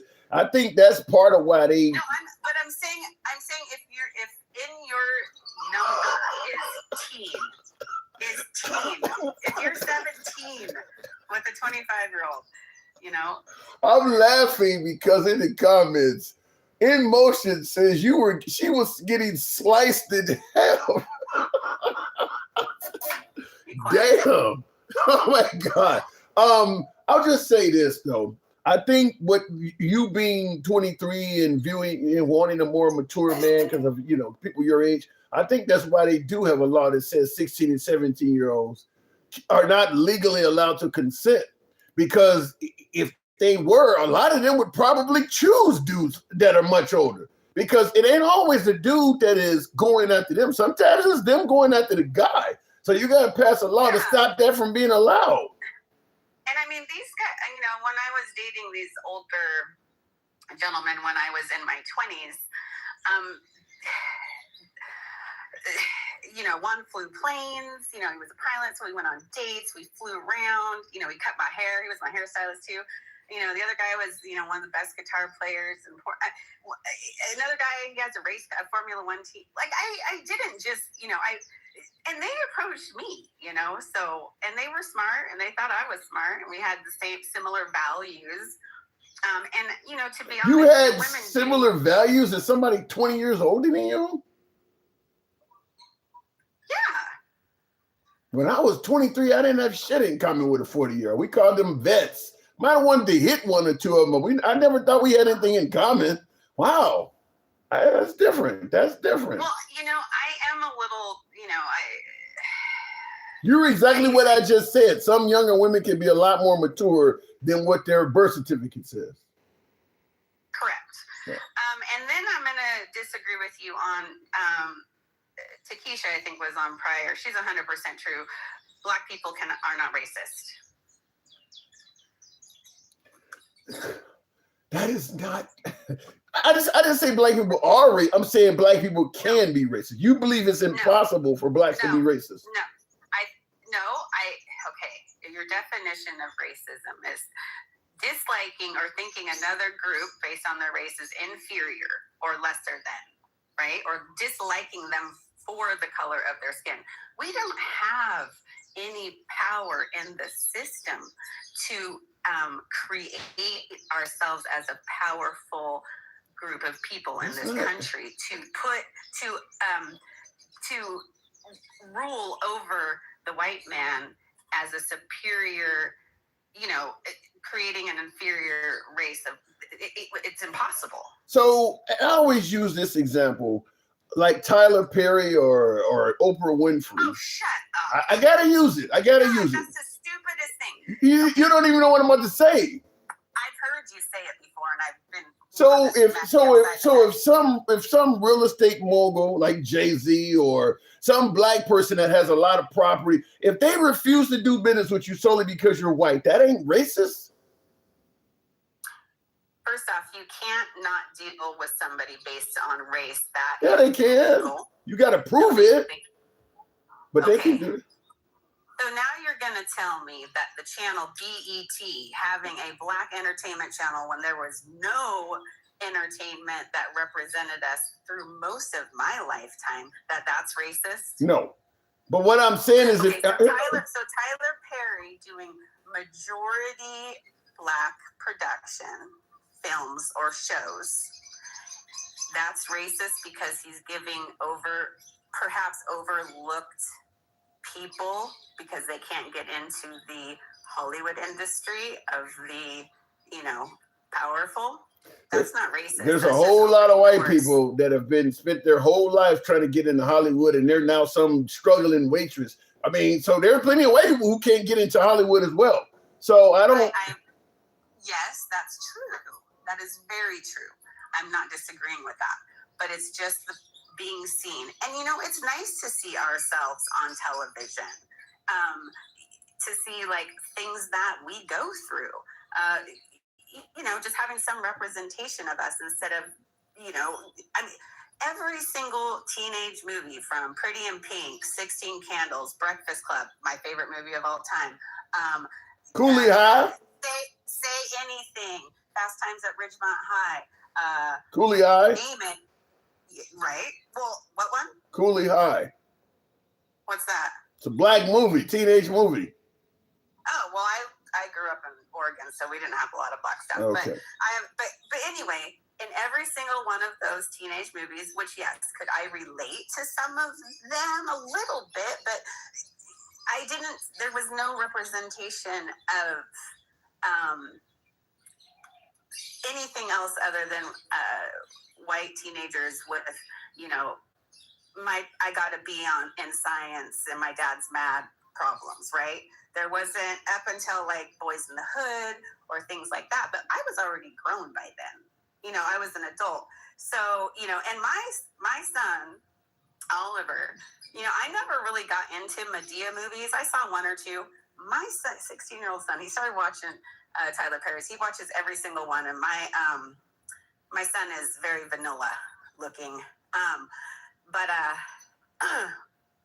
he loves Madea. I think it's hilarious. I love it. I watch them all now. Every time a Tyler Perry Madea movie comes up, I'm like, oh my gosh, it's on Netflix. Let's watch it. My husband thinks they're stupid. My youngest thinks they're stupid, but Oliver and I are laughing our asses off. Never in a million years does he, and I actually, because you brought this up on a live before, I had asked him, do you think Tyler Perry is racist because he only has black people? He doesn't know. That's not, wait, hold on. I use that as a fictional example. First of all, Tyler Perry employs a lot of white people. Most of his movies have white people. Because it was a fictional example. I didn't say the guy don't do it. Just like with Oprah Winfrey. I didn't say she does. I said if one of them who has a lot of power in the industry chooses not to hire whites, is that racist? I'm not saying they don't do it. Both of them deal with a lot of whites. I mean, Oprah Winfrey is responsible for both Dr. Phil and Dr. Oz. She probably kind of regrets that now. She may regret that now, but she's responsible for both of them. Tim, when you find a powerful black businessman or woman that doesn't have any Caucasians as employees, then let's talk about it. But until then, be quiet. What if a racist white guy has a few tokens around? Does that make him not racist because he got a few tokens? You got to be 100%. Okay, I grew up in the suburbs, and I was the only person that looked like me. This is like 1980 I had so many friends that would tell me, that would be spouting off the N-word. And I'd be like, you know I'm black, right? And they're like, not really, though, because you don't act like it. You don't talk like it. You don't dress like it. And so I realized real quick that I was the token. It happens. So, yes, you can hang out with people of another thing, of another ethnicity, religion, whatever. It doesn't mean you have their back. True. I don't disagree with that. We agreed at the end. Arsha, I got to move it on. I do agree with that last part. I don't agree with we can't be racist because of systemic issues. I'll explain that. Thank you for coming. I hear birds. Real quick. Yeah, I'm outside on my back lanai. I'm in Hawaii. You know me, Tim. You need to get off the ships. You're going to get some weird virus. You need to come to the islands, bro. After living in Australia, I come to the islands. I'm not going back. I was in Turks and Caicos. You mentioned the ships a few weeks ago. You can go live in Hawaii. Like I said, I get out there. I may not come back. I love tropics. I really like living in tropical areas. So I may not come once back. we get old, it's good for our joints, you know. Didn't color me old. Arsha, thanks for coming through. All right. Appreciate Bye, it. Jim. In the comments, somebody said, Arsha, I have your back, says Travelman. Yeah, I know it's not popular with the African-American community, with black folks, to say that blacks can be racist. Call me whatever you want to call me. You're darkening the shadows around my eyes now, I'm sure, calling me a coon. In the comments, Hands of Conservative says, black or white, when you say you can't be racist, you lose all credibility. I kind of agree with that, because I'm going by the definition of what it says to be a racist. And you don't have to have systemic power to be one. You don't, because we call folks racist all the time that have no systemic power whatsoever. Then what are we just going around mislabeling Karens and people like that racist? There's a lot of folks that mistreat African Americans. We don't be calling them bigots and prejudiced. We be calling them fucking racist. So are we are the folks on the right correct when they say the Democrats and African Americans and folks on the left wrongfully throw around the word racist too much? Because if we're calling people who are actually prejudiced and who are actually just bigots and we're calling them racist, then that means we're overusing the word, right? So, I mean, there's a lot to it. Lana Cruz says, handsome conservative, go to bed.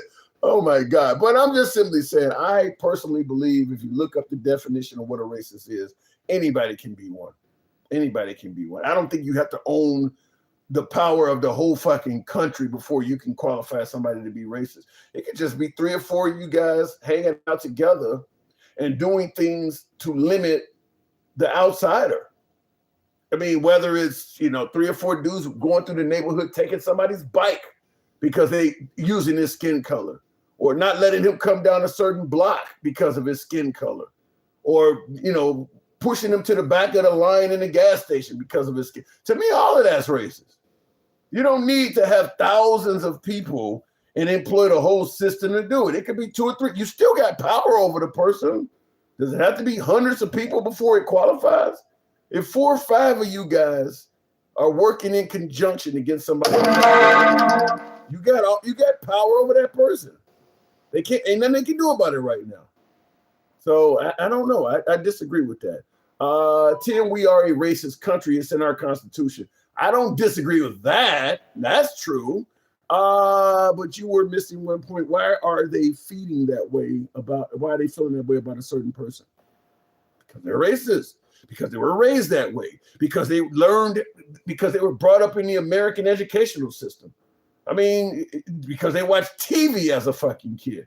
I mean, there's a lot of reasons you can be racist, and many of them are subconscious. As a Gen Xer, we grew up, barely had any heroes to worship on TV. Very few good guys were African-American on television. Most of the managerial positions, the politicians, all of that stuff was not ran by African-Americans. So there are reasons you can have a supremacist mindset and never intended to have it. Not to mention family members can change. I mean, there's a lot of reasons. Anyway, let me go back to the box. Visiting down south when I was a kid, they used to say, if you're not better than a black man, then who are you better than? Damn. Shit like that could be one reason you grow up racist. Stuff like that. It doesn't matter. The majority will always do what it wants, that it thinks is best for it, regardless of race or it's a difference between doing what you want and deliberately limiting the powers of others. That's when it becomes, when you're starting to do things that are deliberately meant. And like I said, anybody can do that. You don't have to just be white to do. Anybody can do things that are deliberately negative or deliberately negatively affect another group of people. To me, that's when it starts becoming racist. Stick, good evening. What's going on, Tim? Not much at all. Now, I'm assuming you think I'm wrong as well. And I see in the comments, QE says peace, bro. So do you agree with my last couple callers? You think I'm wrong in suggesting that African Americans are incapable of being racist? Yeah, I think you're wrong because again, it's the ism part that you're missing. It's like you just looking at racist. We can be bigoted, we can be prejudiced, but we can't be racist. That's my point. So then, so if we can't be those things, then am I right in suggesting that blacks wrongfully throw around the word racism too much? Because they throw around the word racism to people that are not. Black folk or black people, not blacks. See, I'm gonna be honest with you, Tim. I'm gonna get gangster grandma back up here. I'm gonna tell her get a galaxy and You're complicating things. You're complicating it. Okay, you're complicating it. Stop that damn blacks shit. Oh my God. Goddamn mob movie. That's what they used to call us in the mob movie. The blacks, they're down there driving the Cadillacs and shit. Yeah, that ain't what it is. Come on now. Didn't James Brown use the word black? Is he he had a problem with him? Do we ride around and be on this app talking about the whites? Do we say that shit? I'm just simply saying a lot of well-respected African Americans call. Ain't what I asked you. I said, do we be on this app? I'm talking about me and you and anybody else. Do we be on this bitch talking about whites? No.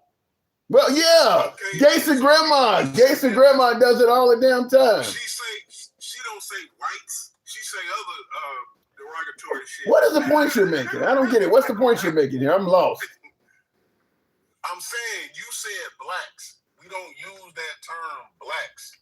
You want to, and then you black, so you should know that. But I'm saying when you do that, it be that fluffing ass shit, man. Stop doing that shit. We black folk. We African Americans. Hell, I even at this point go with Negro. But do not, I repeat, do not talk that blacks shit. Colored folks. How about that? See, now you. Now that one I agree with. Gangsta Grandma, go ahead and drop that motherfucking galaxy. Come up on here, and I'm gonna be motherfucking quiet. Chew his ass. I agree with colored because we know how that was done. But blacks, I never thought blacks was as bad as you're making it sound. Nah, it is, man. If you look at, okay, for instance, I watch Sopranos, good ass series, but all the time, Tony racist ass is talking about blacks. Movies and all this other bullshit. Like, nah. Like if he says it in the movie, 9 times out of 10 is depicting real life. Just like in the damn Godfather movie, they all sitting around talking about how the blacks got Cadillacs and they ride around and they doing the numbers and shit. Yeah, no, we not on that. So yeah, just like right. so that shit don't continue on their side. We need to not do that either. You know something? I'll just tell you this. That shit don't fly. I'll tell you this real quick before we continue. A handsome conservative says, yes, you do. You talk about the white T-man all the time, and that is racist. Gangsta Grandma, absolutely. What did he just say? We say the white T-man. We don't say the whites. But listen, open your ears. I know you're older, handsome conservative. I know you're older. And if you're not older, you sure sound older. Well, first of all, not say whites. You're saying the white T-man. I believe they're saying it because they think the app may censor them or something like that. Before TikTok, I never heard nobody call white people the white T-man. That's a TikTok thing. But the whole point of it is, it's still trying to be where you don't get Bama censored. It's not offensive to say YT. But they made it offensive to say probably I might get banned in a minute for whites.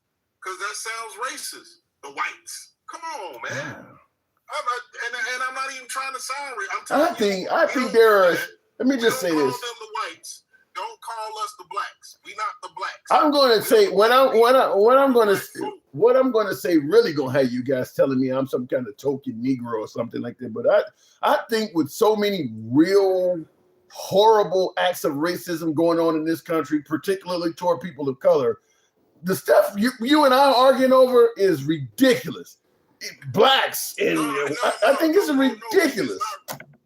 It's not ridiculous because it's one black man talking to another black man. So ain't nothing wrong with that. But it's not the blacks are talking. I mean, to me, this amounts to nothing more than I don't like the way you're wording it. That's all this amounts to. No, it's not. No, listen, I'm telling you, it's offensive to anybody that's melanated to be saying blacks.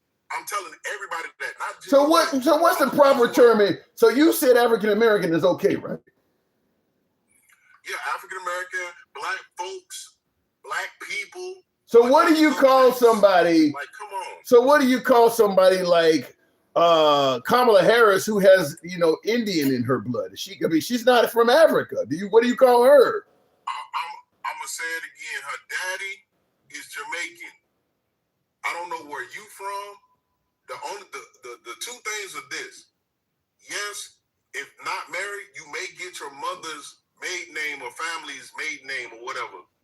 But if you married, you are what your father is in marriage and genetically. That's why Barack Obama is called the first black president, right? Even though that's not true, but that's something else. But that's why he's called the first black That ain't true. Who was the first black? Wait, you said that ain't true. Who was the first black president? You never heard of hold on, God dog it. See, now you done throw me out because I was thinking about somebody else. I know who you're talking about, but he wasn't officially. He out of the 47, he's not in that number. I've heard of who you're talking about. Yeah, I know you're talking about. He's actually on the $2 bill. He's the darkest person on there, and he's actually on the food stamp as well. That looks like a $2. Yeah, I've heard about him. His name, John Hanson. I'm sorry, John Hanson. That's his name. No, not Lincoln. John Hanson. And so you can look it up. Everybody, if that twiddles your ear, look for John Hanson. But anyway, Meghan Markle, she married the prince, right? Okay. She's not looked at as being African American. She's called biracial because her father is French Canadian, which is white T-man. Ain't nobody gonna do all this shit, Stig. I mean, to me, you're making a. Listen, listen. No, I'm not. I'm not the one that comes up with these terms. I was a young man, barely over 20-something years old when Barack Obama came into office. Well, yeah, around that 26. I was around 26, 27 years old when Barack came in office. My point I'm trying to make to you and everybody out there is I don't come up with these terms. They call Barack Obama the first black president. They call Meghan Markle biracial because of who her father is. That's what I'm trying to tell you. So wait a minute. So hold on. So if both of my parents, let's say both of my grandparents came from Jamaica, and my mom moved here, and now I'm born in So what am I? I'm obviously not African American. So what would you call me? I don't know. Looking at you right now, you can say all of that. I'm gonna call you black. So in other words, it's okay to call it the black. So listen. What? Until you tell me, hey, bro, I'm Jamaican. Then I'm gonna look at you and do what everybody else would have looked at Miss Harris and said she's a black woman. Like, come on. They pull Miss Harris over. They're not gonna say she Indian. They're not gonna say she Jamaican. They're gonna say African American woman. Age 42, whatever her age, like they not finna do all that. To me, your gripe should not be against using phrases like black. It should be against using phrases like African American. There's a lot of people who are not African American. Time out. That's a lie because Jamaicans come from Africa, so that's a lie. But the thing I'm trying to tell you is, again, with the everybody comes from Africa. With the Miss Harris argument, I'm telling you, Tim, they not gonna call her anything else but an African American woman or a black woman or whatever the case may be. They're not finna do the political fucking, oh, we found out her dad is Jamaican and her mom is Indian, so she ain't African American. No. When he brought his black ass over here, he was black. When he brought his black ass over here, he was African American. Until you asked him, sir, I see you got a different accent. Where are you from? Oh, I'm Jamaican. Okay, now you Jamaican American. Like, I don't get it. I don't understand what the problem is. Well, it's called otherizing people. They don't want. But to me, here's the issue. I look at it like this. Based on what you and I are talking about, I find it easier to call people black, call them white, because all of us can be traced back to Africa, no matter what race you are. But not the blacks with the S. That's the racist part. That's what I'm telling you. I ain't saying nothing about saying black folk, black people. I'm not saying that. What I said was it's racist to use blacks with an S. Like, you soft. Right.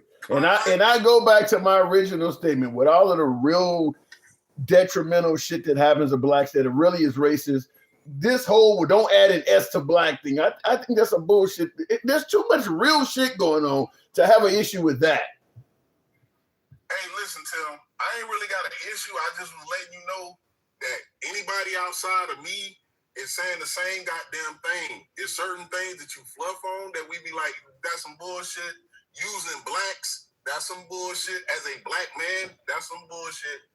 But going forward, you're absolutely right. But you got to start some fucking word. And if a word is too fucking hard to get over, then that's where the problem lies. Because it's just a fucking word. If you can't correct yourself as a human being to say, okay, I see that this is offensive, then you are the fucking problem.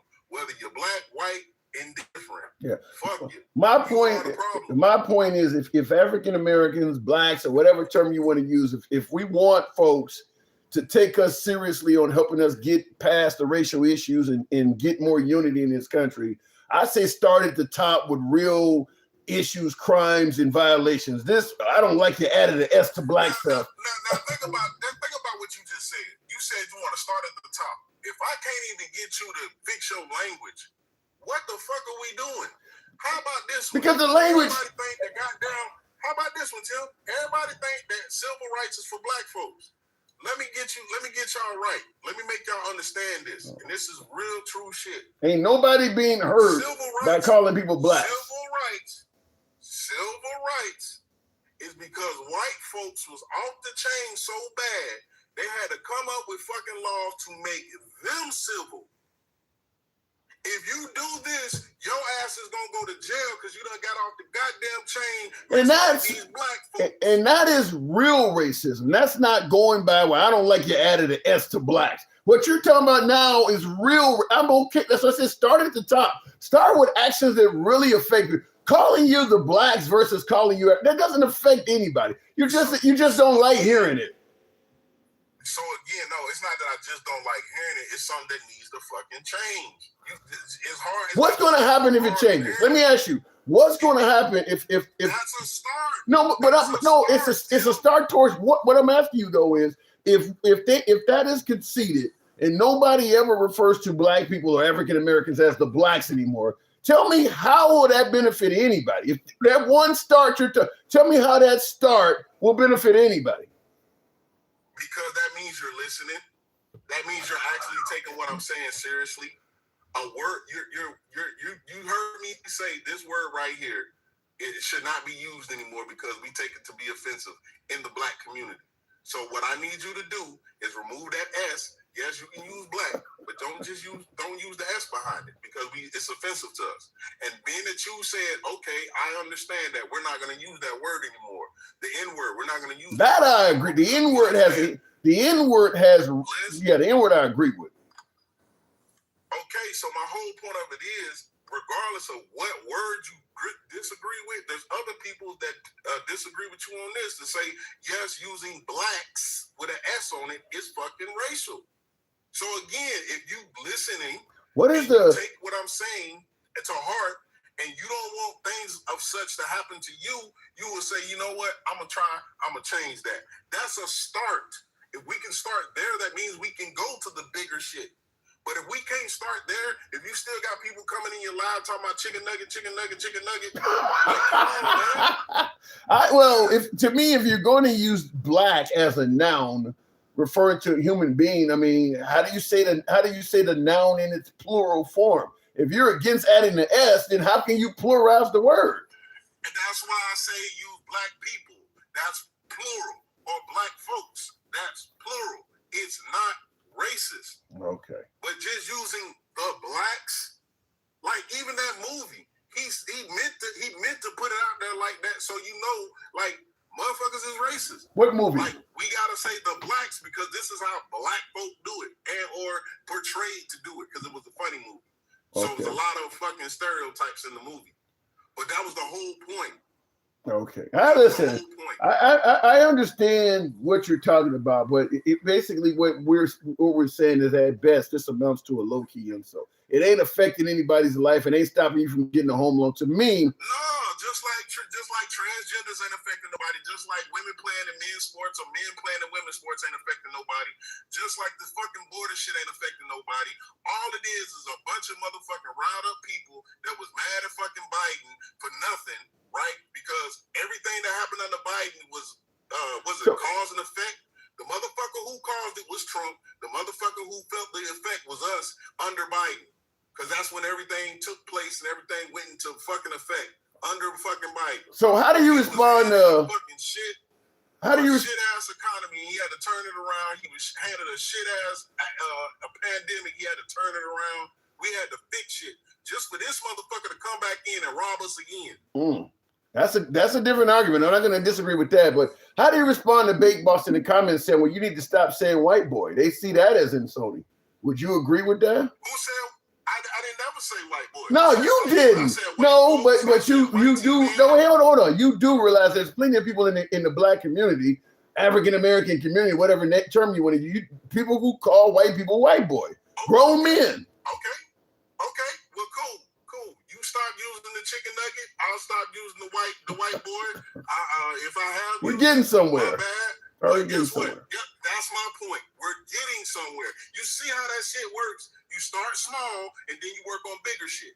You start small, then you work on bigger shit. Because if everybody's looking at the small shit and actually paying attention and they stop doing it, then you feel like, okay, well, look, see how they reacted to that? Maybe I can tell them about this now.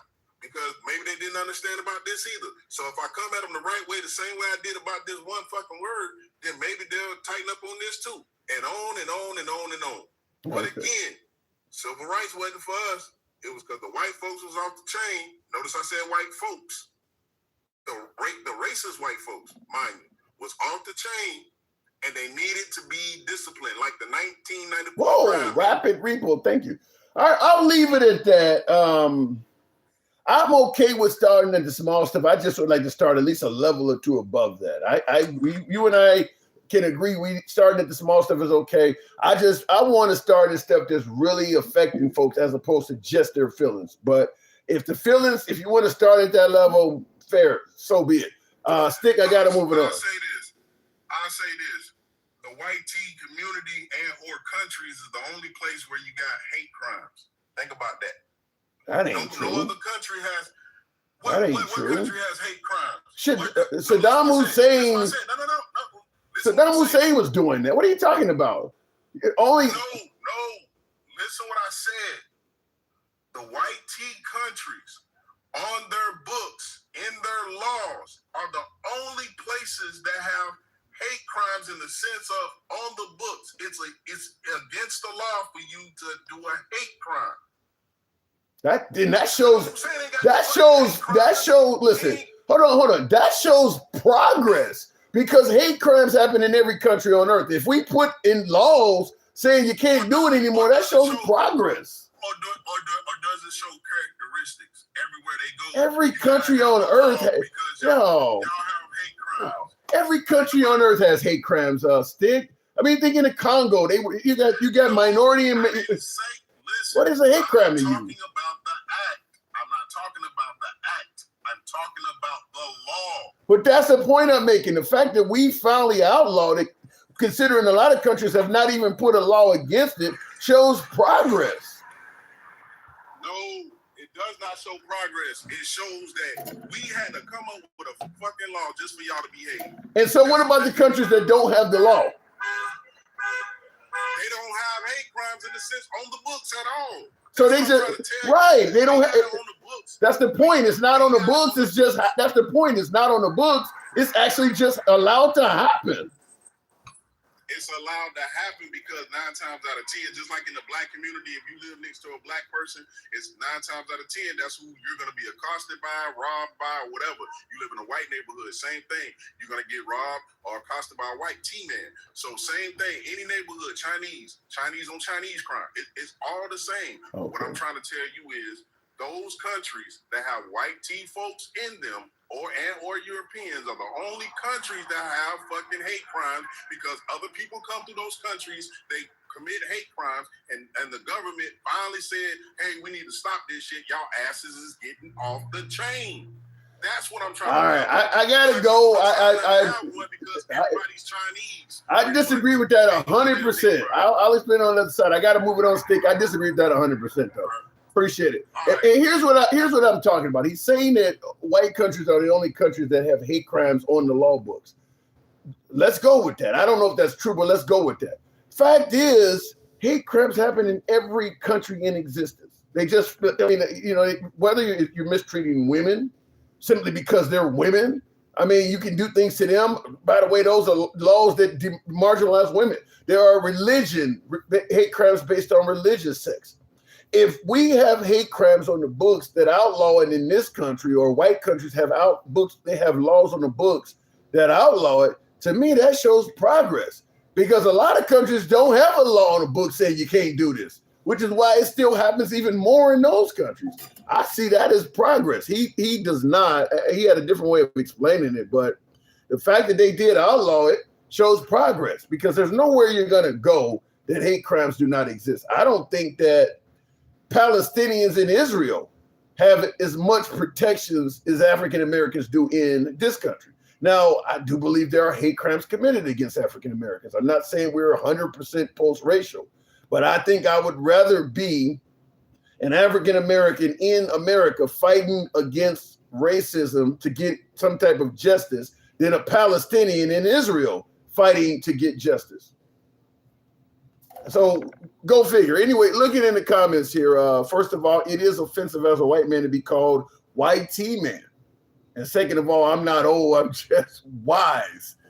The white T-man, I've never heard that before. TikTok. I think it's something TikTok related.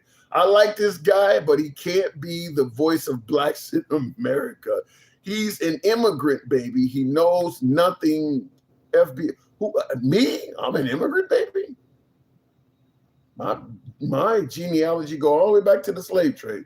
And you know, I may be talking about somebody else because I'm certainly not an immigrant. No, not even in any shape or form. Tim, a lot of crimes go unreported. 100% agree with that. But what he just said, that he's making it sound like it's negative. It's a negative thing that we have hate crimes on the books.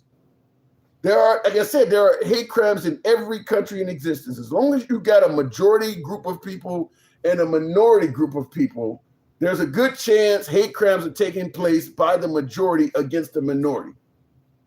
It happens in all black countries. What do you think Rwanda and the Congo and all of that shit is about? One group of people is hating on the other group of people, chopping off arms and legs and all kinds of shit. They don't have any crimes they don't have any hate crimes on the books. You can legally do that. So I don't understand how it's negative to have it on the book saying we got to pull out to stop this. That, to me, that seems like progress. Maybe I'm getting it wrong. We had to come up with laws because the white man was so radical and dangerous. Have you ever heard of a cross amputation? What a cross amputation is that they chop off your right leg and your left arm. They're doing it to make your life miserable going forward. So you can't balance yourself. You can only use, right leg. That's what they were doing in Rwanda and the Congo. And they were doing it based on hate crimes. So I'm just simply saying that let's not pretend like because of what happened here, that means the white guy is the only one that is I mean, there's a lot of radical shit happening on the continent of Africa. By the way, in the Hispanic community, hate crimes happen. Have you seen what the cartel does to people? Colombian neckties and all kinds of shit. I know it makes me sound like a coon to not pretend like only white people are doing all of the horrible shit on the planet, but it happens. And if we're only talking about the United States, yes, I get it. But if we're talking about nationwide, where you said whites are the only countries where they had to put a hate crime on the book, if you want to go international, it ain't as easy to in this country. Yeah, whites have been the most radical and violent in this country towards people solely based on race. But if you go international, I don't know if it's the same. There's a lot of case to be made in reverse. I had a black acquaintance. His friends called me white boy constantly, even after they knew my name. What if I said black boy? Probably wouldn't go well. I think some of this is due to history, where there are folks in the white community that know how awful blacks have been treated historically. So they'll allow a little shit like white men can't jump, or indicating that white men have small genitalia, or these negative stereotypes about whites, because they know how bad blacks are treated.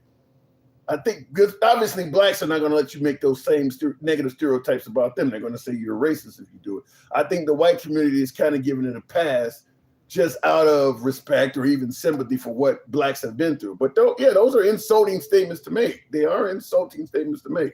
Let me go back to the box. We'll make it happen with King Finn. No, it came across because comments out there, the word white was censored, so people shortened it. I don't know about that. King, good evening.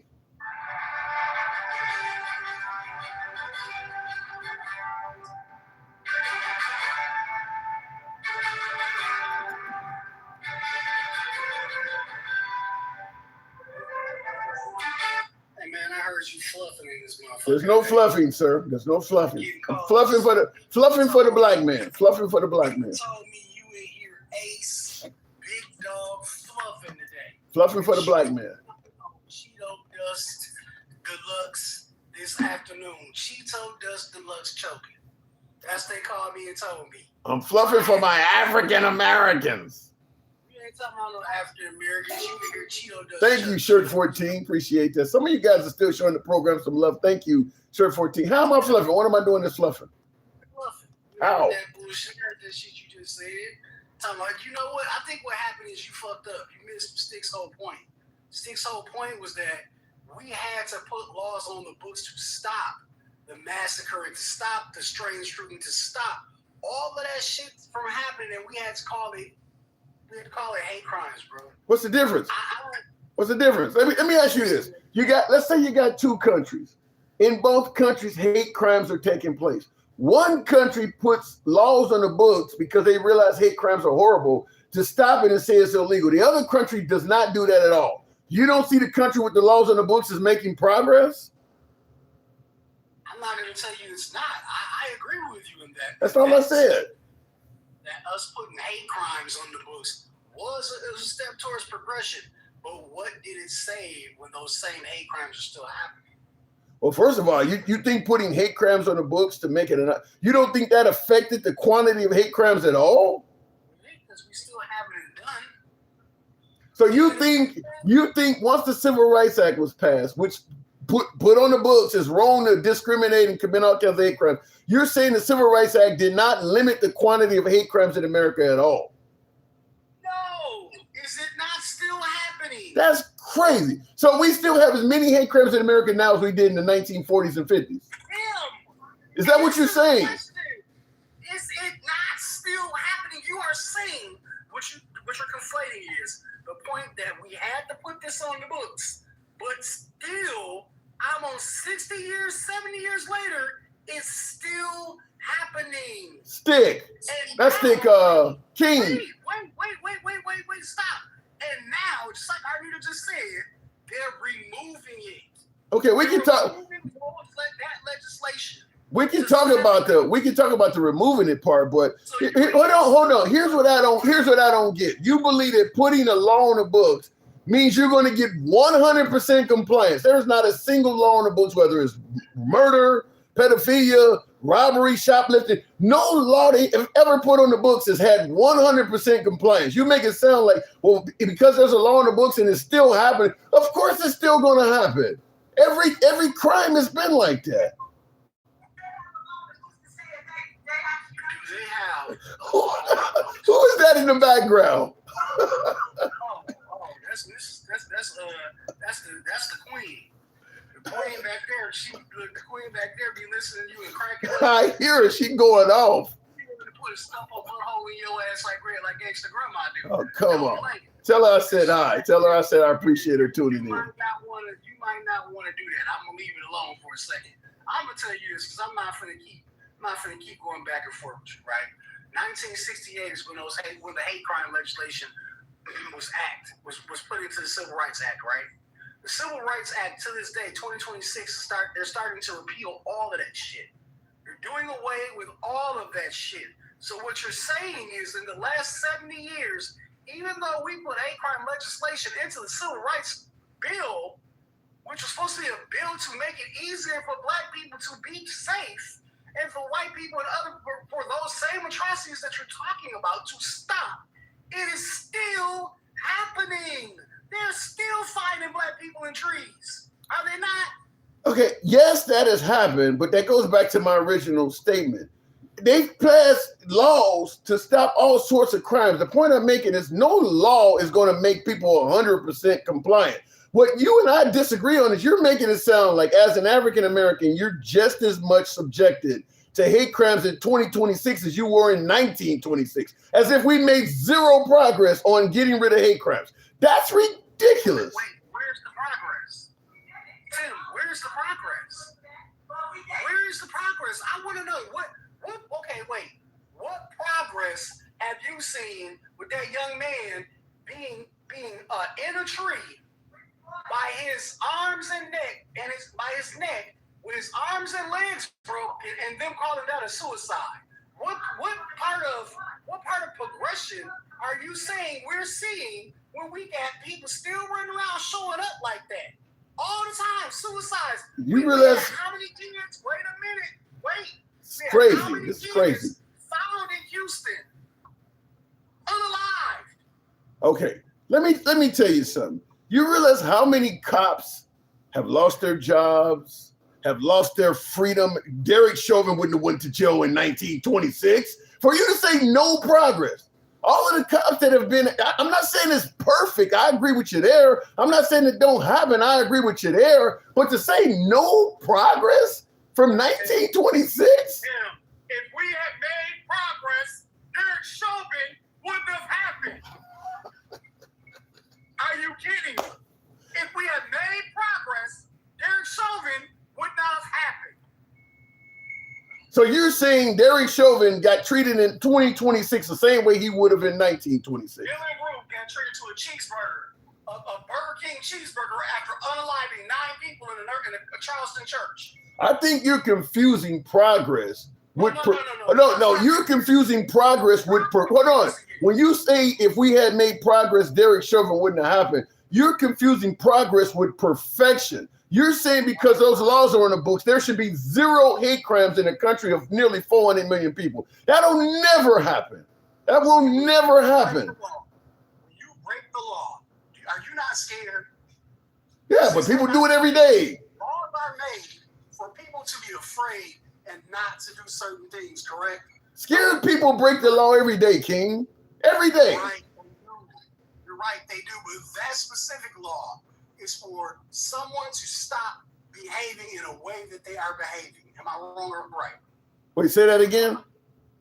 The Civil Rights Act and the Hate Crimes Act that was added into it is to make someone stop acting in a particular way that they were acting before. It's a deterrent, yes. It's a deterrent, like all laws. Is it still happening? Yes. Okay, so where did it stop? Where's the progression? I don't even know how you really. It's hard to even fathom you're presenting this argument. Argue that because you don't have an argument. Yeah, I do have an argument. I just gave you the argument. The fact is, there are tons of white people being held accountable for hate crimes against blacks. That didn't used to happen before they had these laws. So you're making it sound like whites are just as much today to commit a hate crime as they were when they had no accountability for doing it. That's incredibly wrong. No progress is what you're saying. No progress for blacks since 1926. That's incredibly wrong. Tell that to Mike Brown. Tell that to Shonda Massey. Tell that to the little boy who was called a Hardy R in Rochester, Minnesota, and that young woman made over almost $1 million for a GoFundMe. Tell that to the young man at Delta State University who's passed on. Tell that to the young man who was found in Mississippi. Tell that to the 14 young ladies in Houston who were found unalive in a moat somewhere. Tell that to them. Matter of fact, how about how about we tell that to every brown person ICE picks up and does that too? What's surprising me is you expect a law to be passed that makes something illegal to get 100% compliance. There is no law in the books that's ever received a point where we made fraud on the internet a crime because the internet became a thing. We've made fraud on the internet a crime. And based on you, it didn't accomplish anything because fraud still happens. I mean, no law is ever going to get 100% of the people to comply with it. I mean, they got the death penalty out there and people still get murdered. I mean, nothing's going to be 100% compliant. Tim, but that one law is literally to stop people from committing. No, it's not. heinous acts. No, it's not. The law is to give victims of crimes justice. You're not going to stop people from doing shit. No law is going to stop. Where's the justice at? Where's the justice at? Where's the justice for Philando Castile, who did everything right? Where's the justice for that young man? I don't even know where to go with this.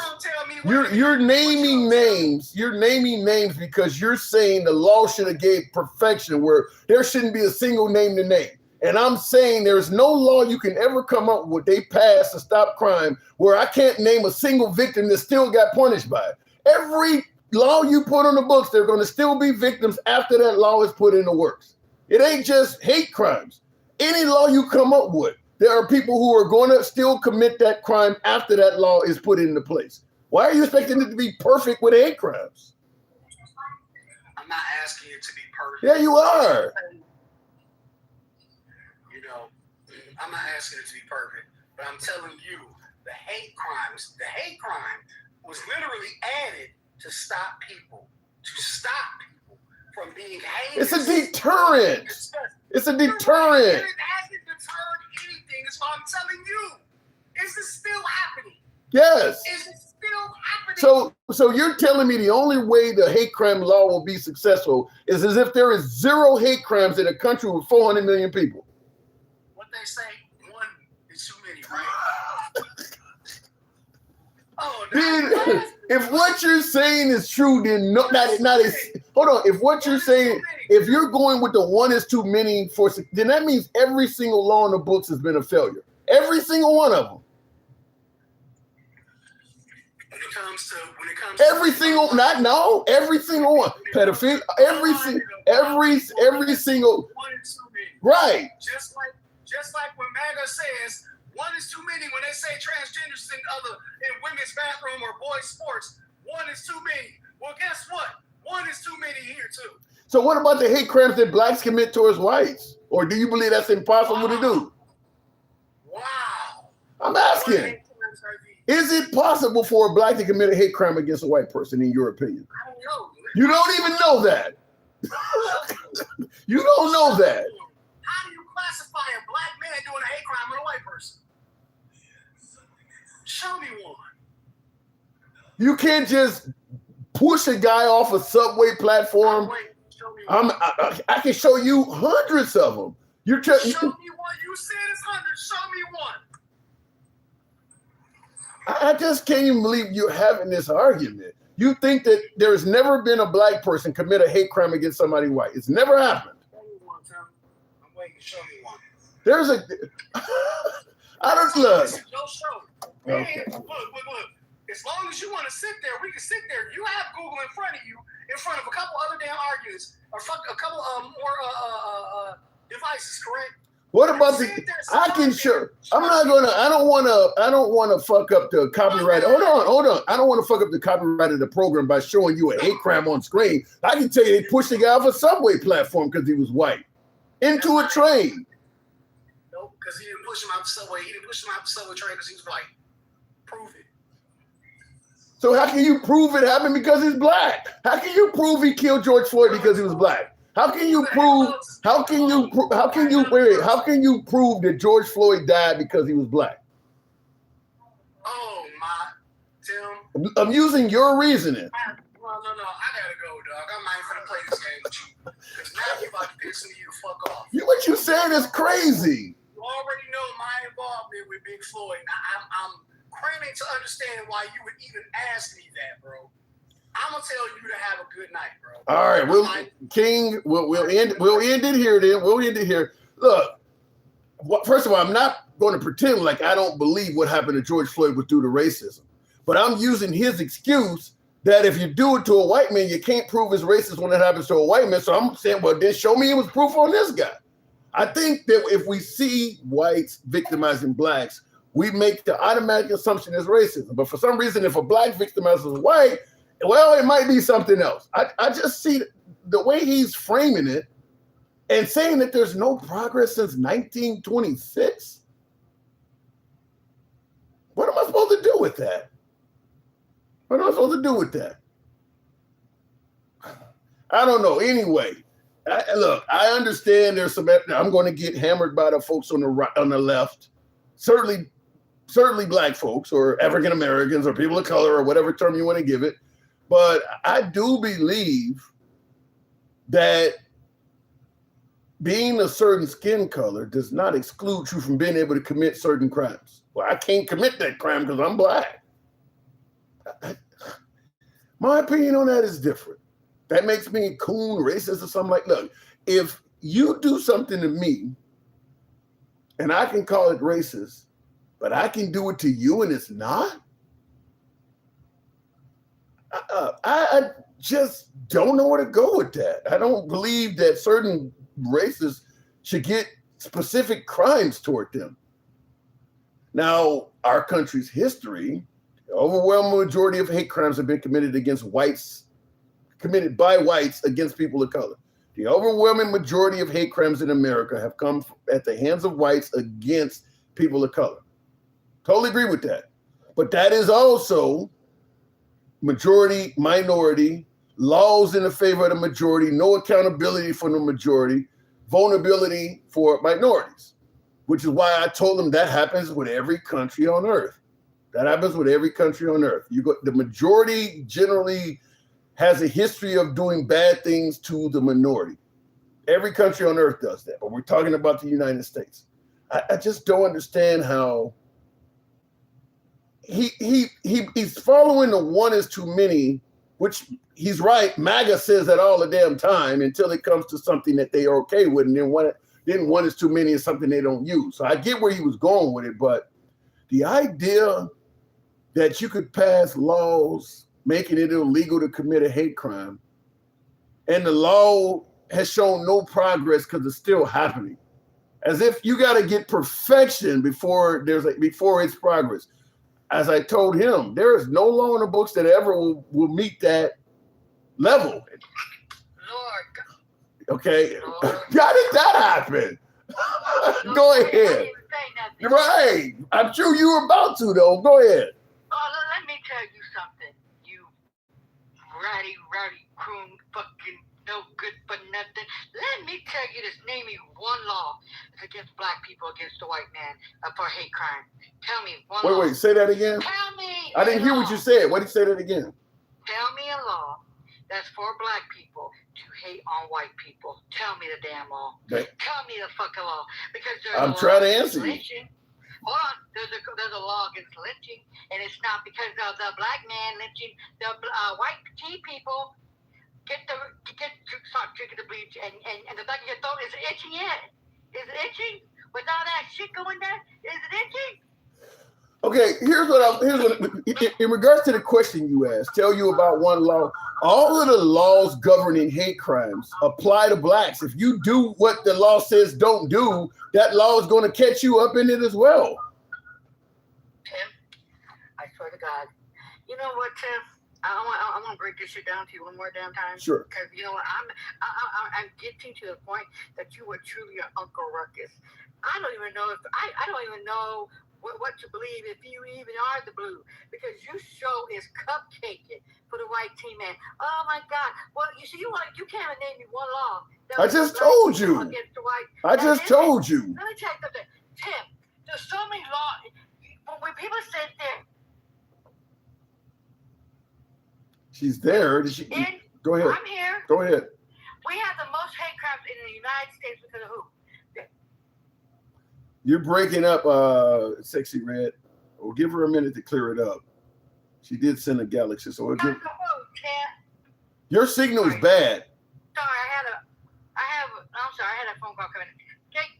No, it's because I had a phone call coming in. Hold on, and I see Duke is in the comments saying you're with me now. Duke, stop it. Go ahead, Grandma. So what is it? What is it? You know what? All the laws are for us, to protect us, because the white team men went by fucking Polar, and they don't like none of us. They don't. Let's keep it a buck. All the laws are to protect us, and it's still going on. Still to this day, we can't even be free. They're trying to take our rights away in the South, and people are marching again over the bridge. Tell me a law that's specifically for the protection of the white team man. There's none. I agree with you there. I do believe when they put those anti-racist laws in place, it wasn't because the whites were being victimized by them. But what I'm saying is those laws do cover white. If that law says no lynching, for instance, in a bunch of... What? What? What have you seen, you ratty, raccoony coon? What have you seen a white team man in a tree with the ER in it? Tell me when. I would love to see that. Yeah, I might jump it down. Where is it? Where's the white team man being pew pew? How often? First of all, doing nothing wrong. First of all, you and my last caller brought up lynchings. How often does that happen? It's more than what you think it does. Give me an example. Give me an example. What is more? Give me an example. Give me an example. Give me an example. One in Texas, remember? On the bypass? They still don't know who did that. They haven't. Remember? They haven't. A 19-year-old. Yeah, I think MAGA Reacts came when the program improved. That had nothing to do with racism. It did have everything to do with racism. What are you talking about? That MAGA Reacts, you know what? You believe everything MAGA Reacts. No. You still owe me an apology. Because MAGA came up here and defended me as I was telling the truth. You still owe me a damn apology. And you need to kiss my black ass. That's what you need to do. Fucking do. You feel what I'm saying? You're being racist toward me. You're being racist. You know what? Go get your white tea napkin, okay? And go dash yourself up with a white tea napkin. Oh yeah, don't do that. Yeah, get the white tea tears. That's what you is. You're being racist. You're being racist. Okay, you're being racist. I'm not being racist. Yes, you are. You know, for one, I cannot be racist. Oh my God! Don't start that. Do not start that. I can be prejudiced, but I cannot be racist. Don't start that. Power in this damn country. Shut your ass up. I have no power in this damn country. The white G-man has the power, though. The white G-man has the power. The white G-man's still doing the shit that we got laws to protect us. They're still doing it to us. Still to this Do you agree with what my last caller said, that blacks have made no progress since 1926? We haven't. They're taking us back to Jim Crow, Tim. Listen to what I'm saying, Tim. If we was having all this progress, why do we still have to have laws? Why do we still get unalived by the po-po? No progress. Why do we have to march in the streets in Alabama to get a black voting again? Well, first of all, we march and protest because things ain't perfect. But to say there's no progress that's 1926. 1926, huh? Oh my God. 1926. I cannot with your rag. What color was? Was you married to a white woman or a black woman? Black. My first wife was black. I feel bad. It's very divorced. Well, listen, I don't see anything wrong with Undercover white man. what's okay. So Undercover white man. 1920, no progress since 1926. Huh? That's crazy. Tim, if we're having progress, why are they taking? Why? Because it ain't perfect. Because it ain't perfect. That means that we're not getting progress, Tim. We're going backwards instead of going forward. That's the truth. We still have red lines. If you didn't, hold on. We still get people. How can you go backwards if you haven't progressed?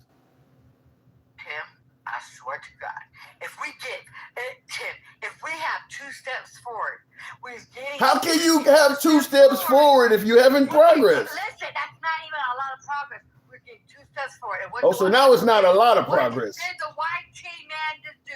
Tim, people, even the Uncle Ruckus is like Duke, kissing and sucking it, going all the way down to his back of his throat. You feel what I'm saying? All the way down. I mean, that little 2 little centimeter piece that he's stuck it up, it's like jiggling in his tonsils. You know what I mean? We're going all the way back to Jim Crow. You sound like you've been reading from. You sound like you've been reading from a manual created by Superhead. You can describe a good dick, sir. I tell you that. Shit. He be sucking on that white teen man so bad. My God. Yes, massa. Yes, massa. That's what you and Uncle Ruckus up that old 60-year-old vet. Oh, he'll say yes. Oh, he's such the big daddy. Oh, yes. You know what I mean?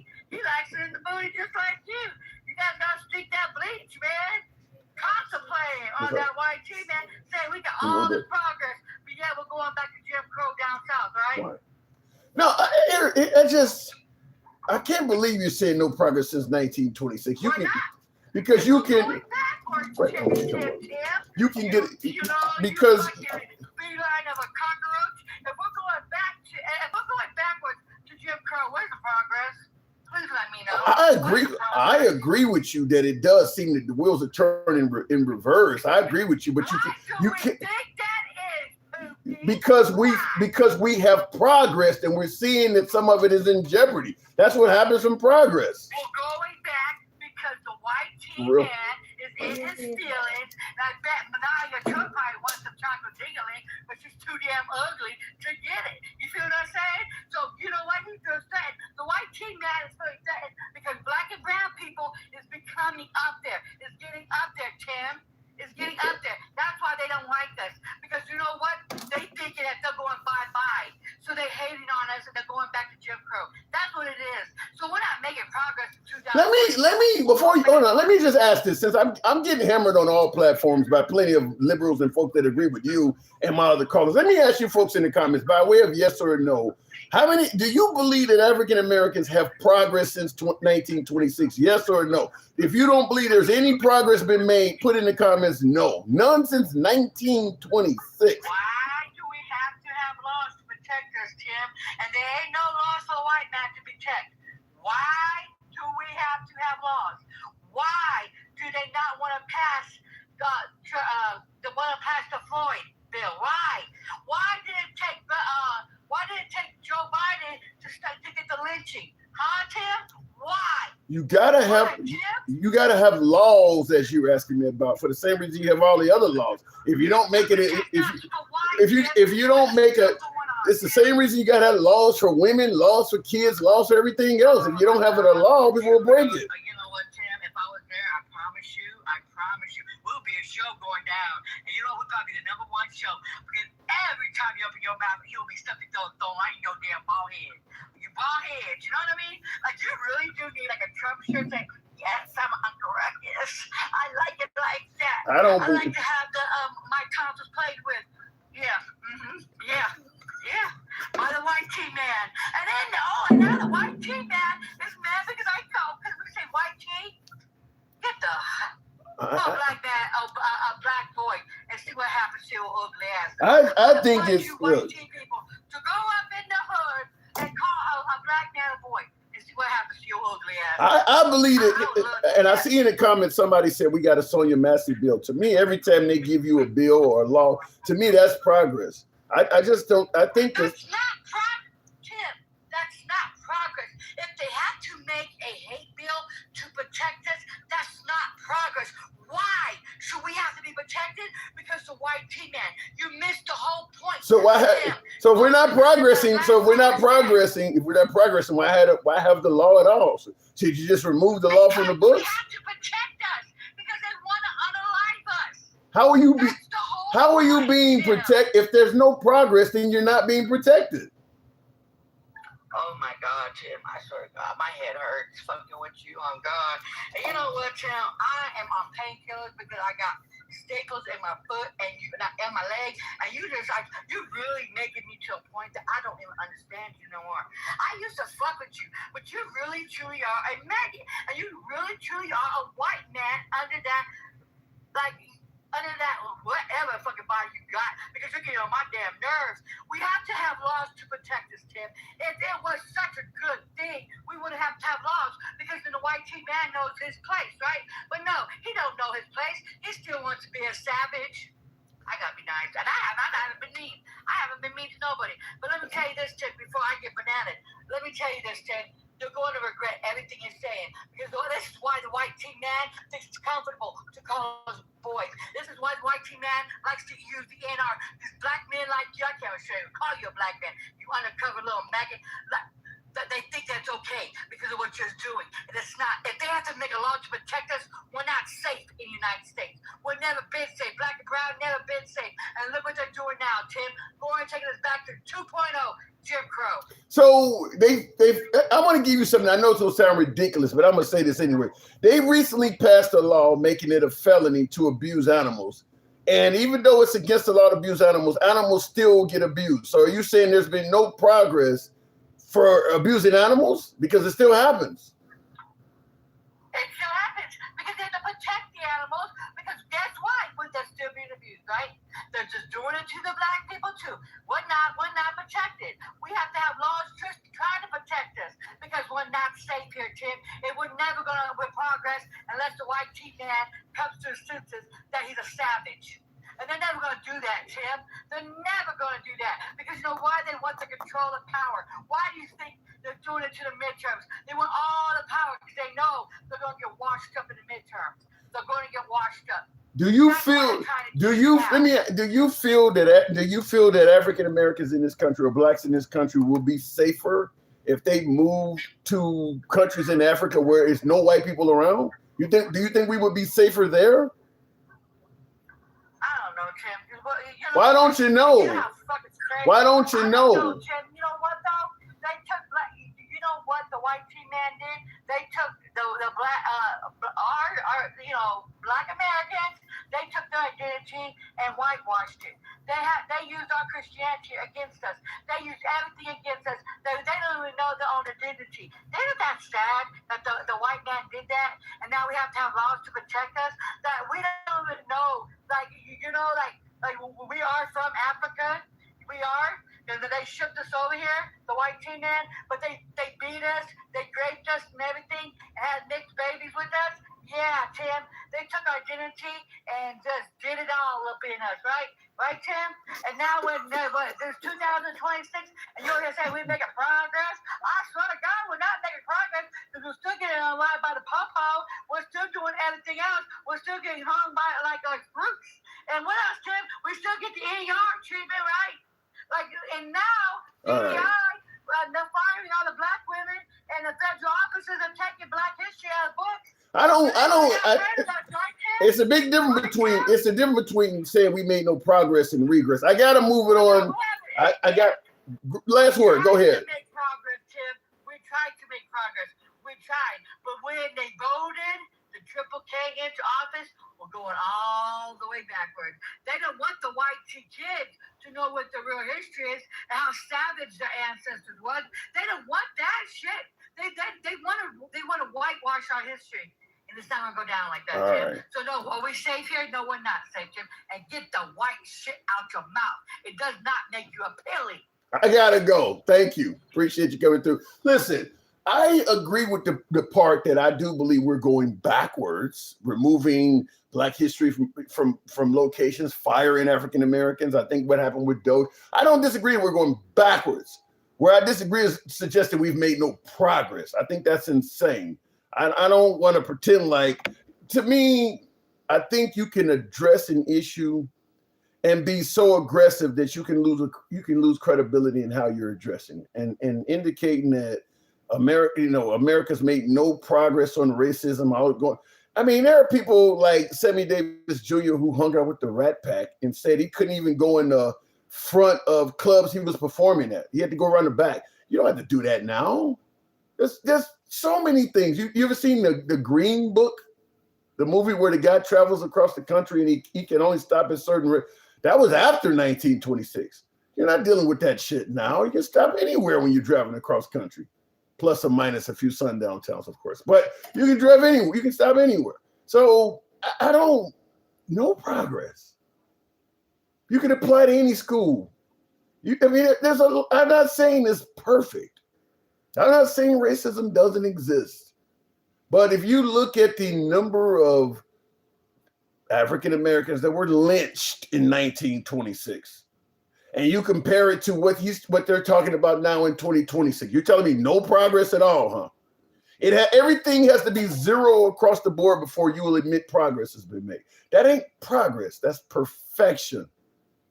That's perfect. There's been laws passed to stop every crime that mankind can commit, and it still happens. I mean, if that's the case, no politician can ever say they've lowered crime or made progress, because if it ain't zero, then it's still happening. I think you're going way overboard on that. Way overboard. No, there's nothing you're going to pass. Look how strict we mentioned earlier in the live. Grown men being with underage girls and all that shit.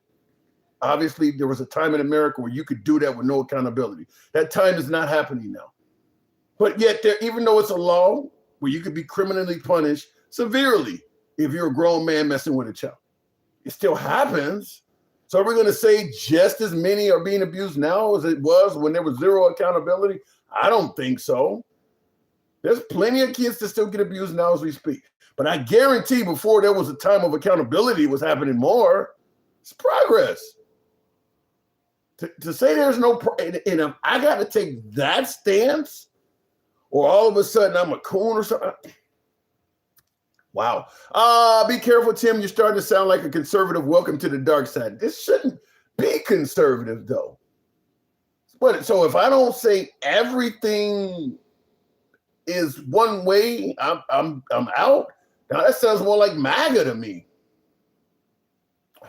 Anyway, I saw you guys have stopped tapping the screen, all that bullshit. Maybe we've been going on too long with this. I'll go ahead and stop it at this point. It's your boy Tim, the handsome liberal. We'll pick this up later. I cannot believe how bad I got hammered today. Wow. I don't know what to think. But vote is a good recommendation. I do suggest you vote. It's your boy Tim, the handsome liberal. You guys catch it.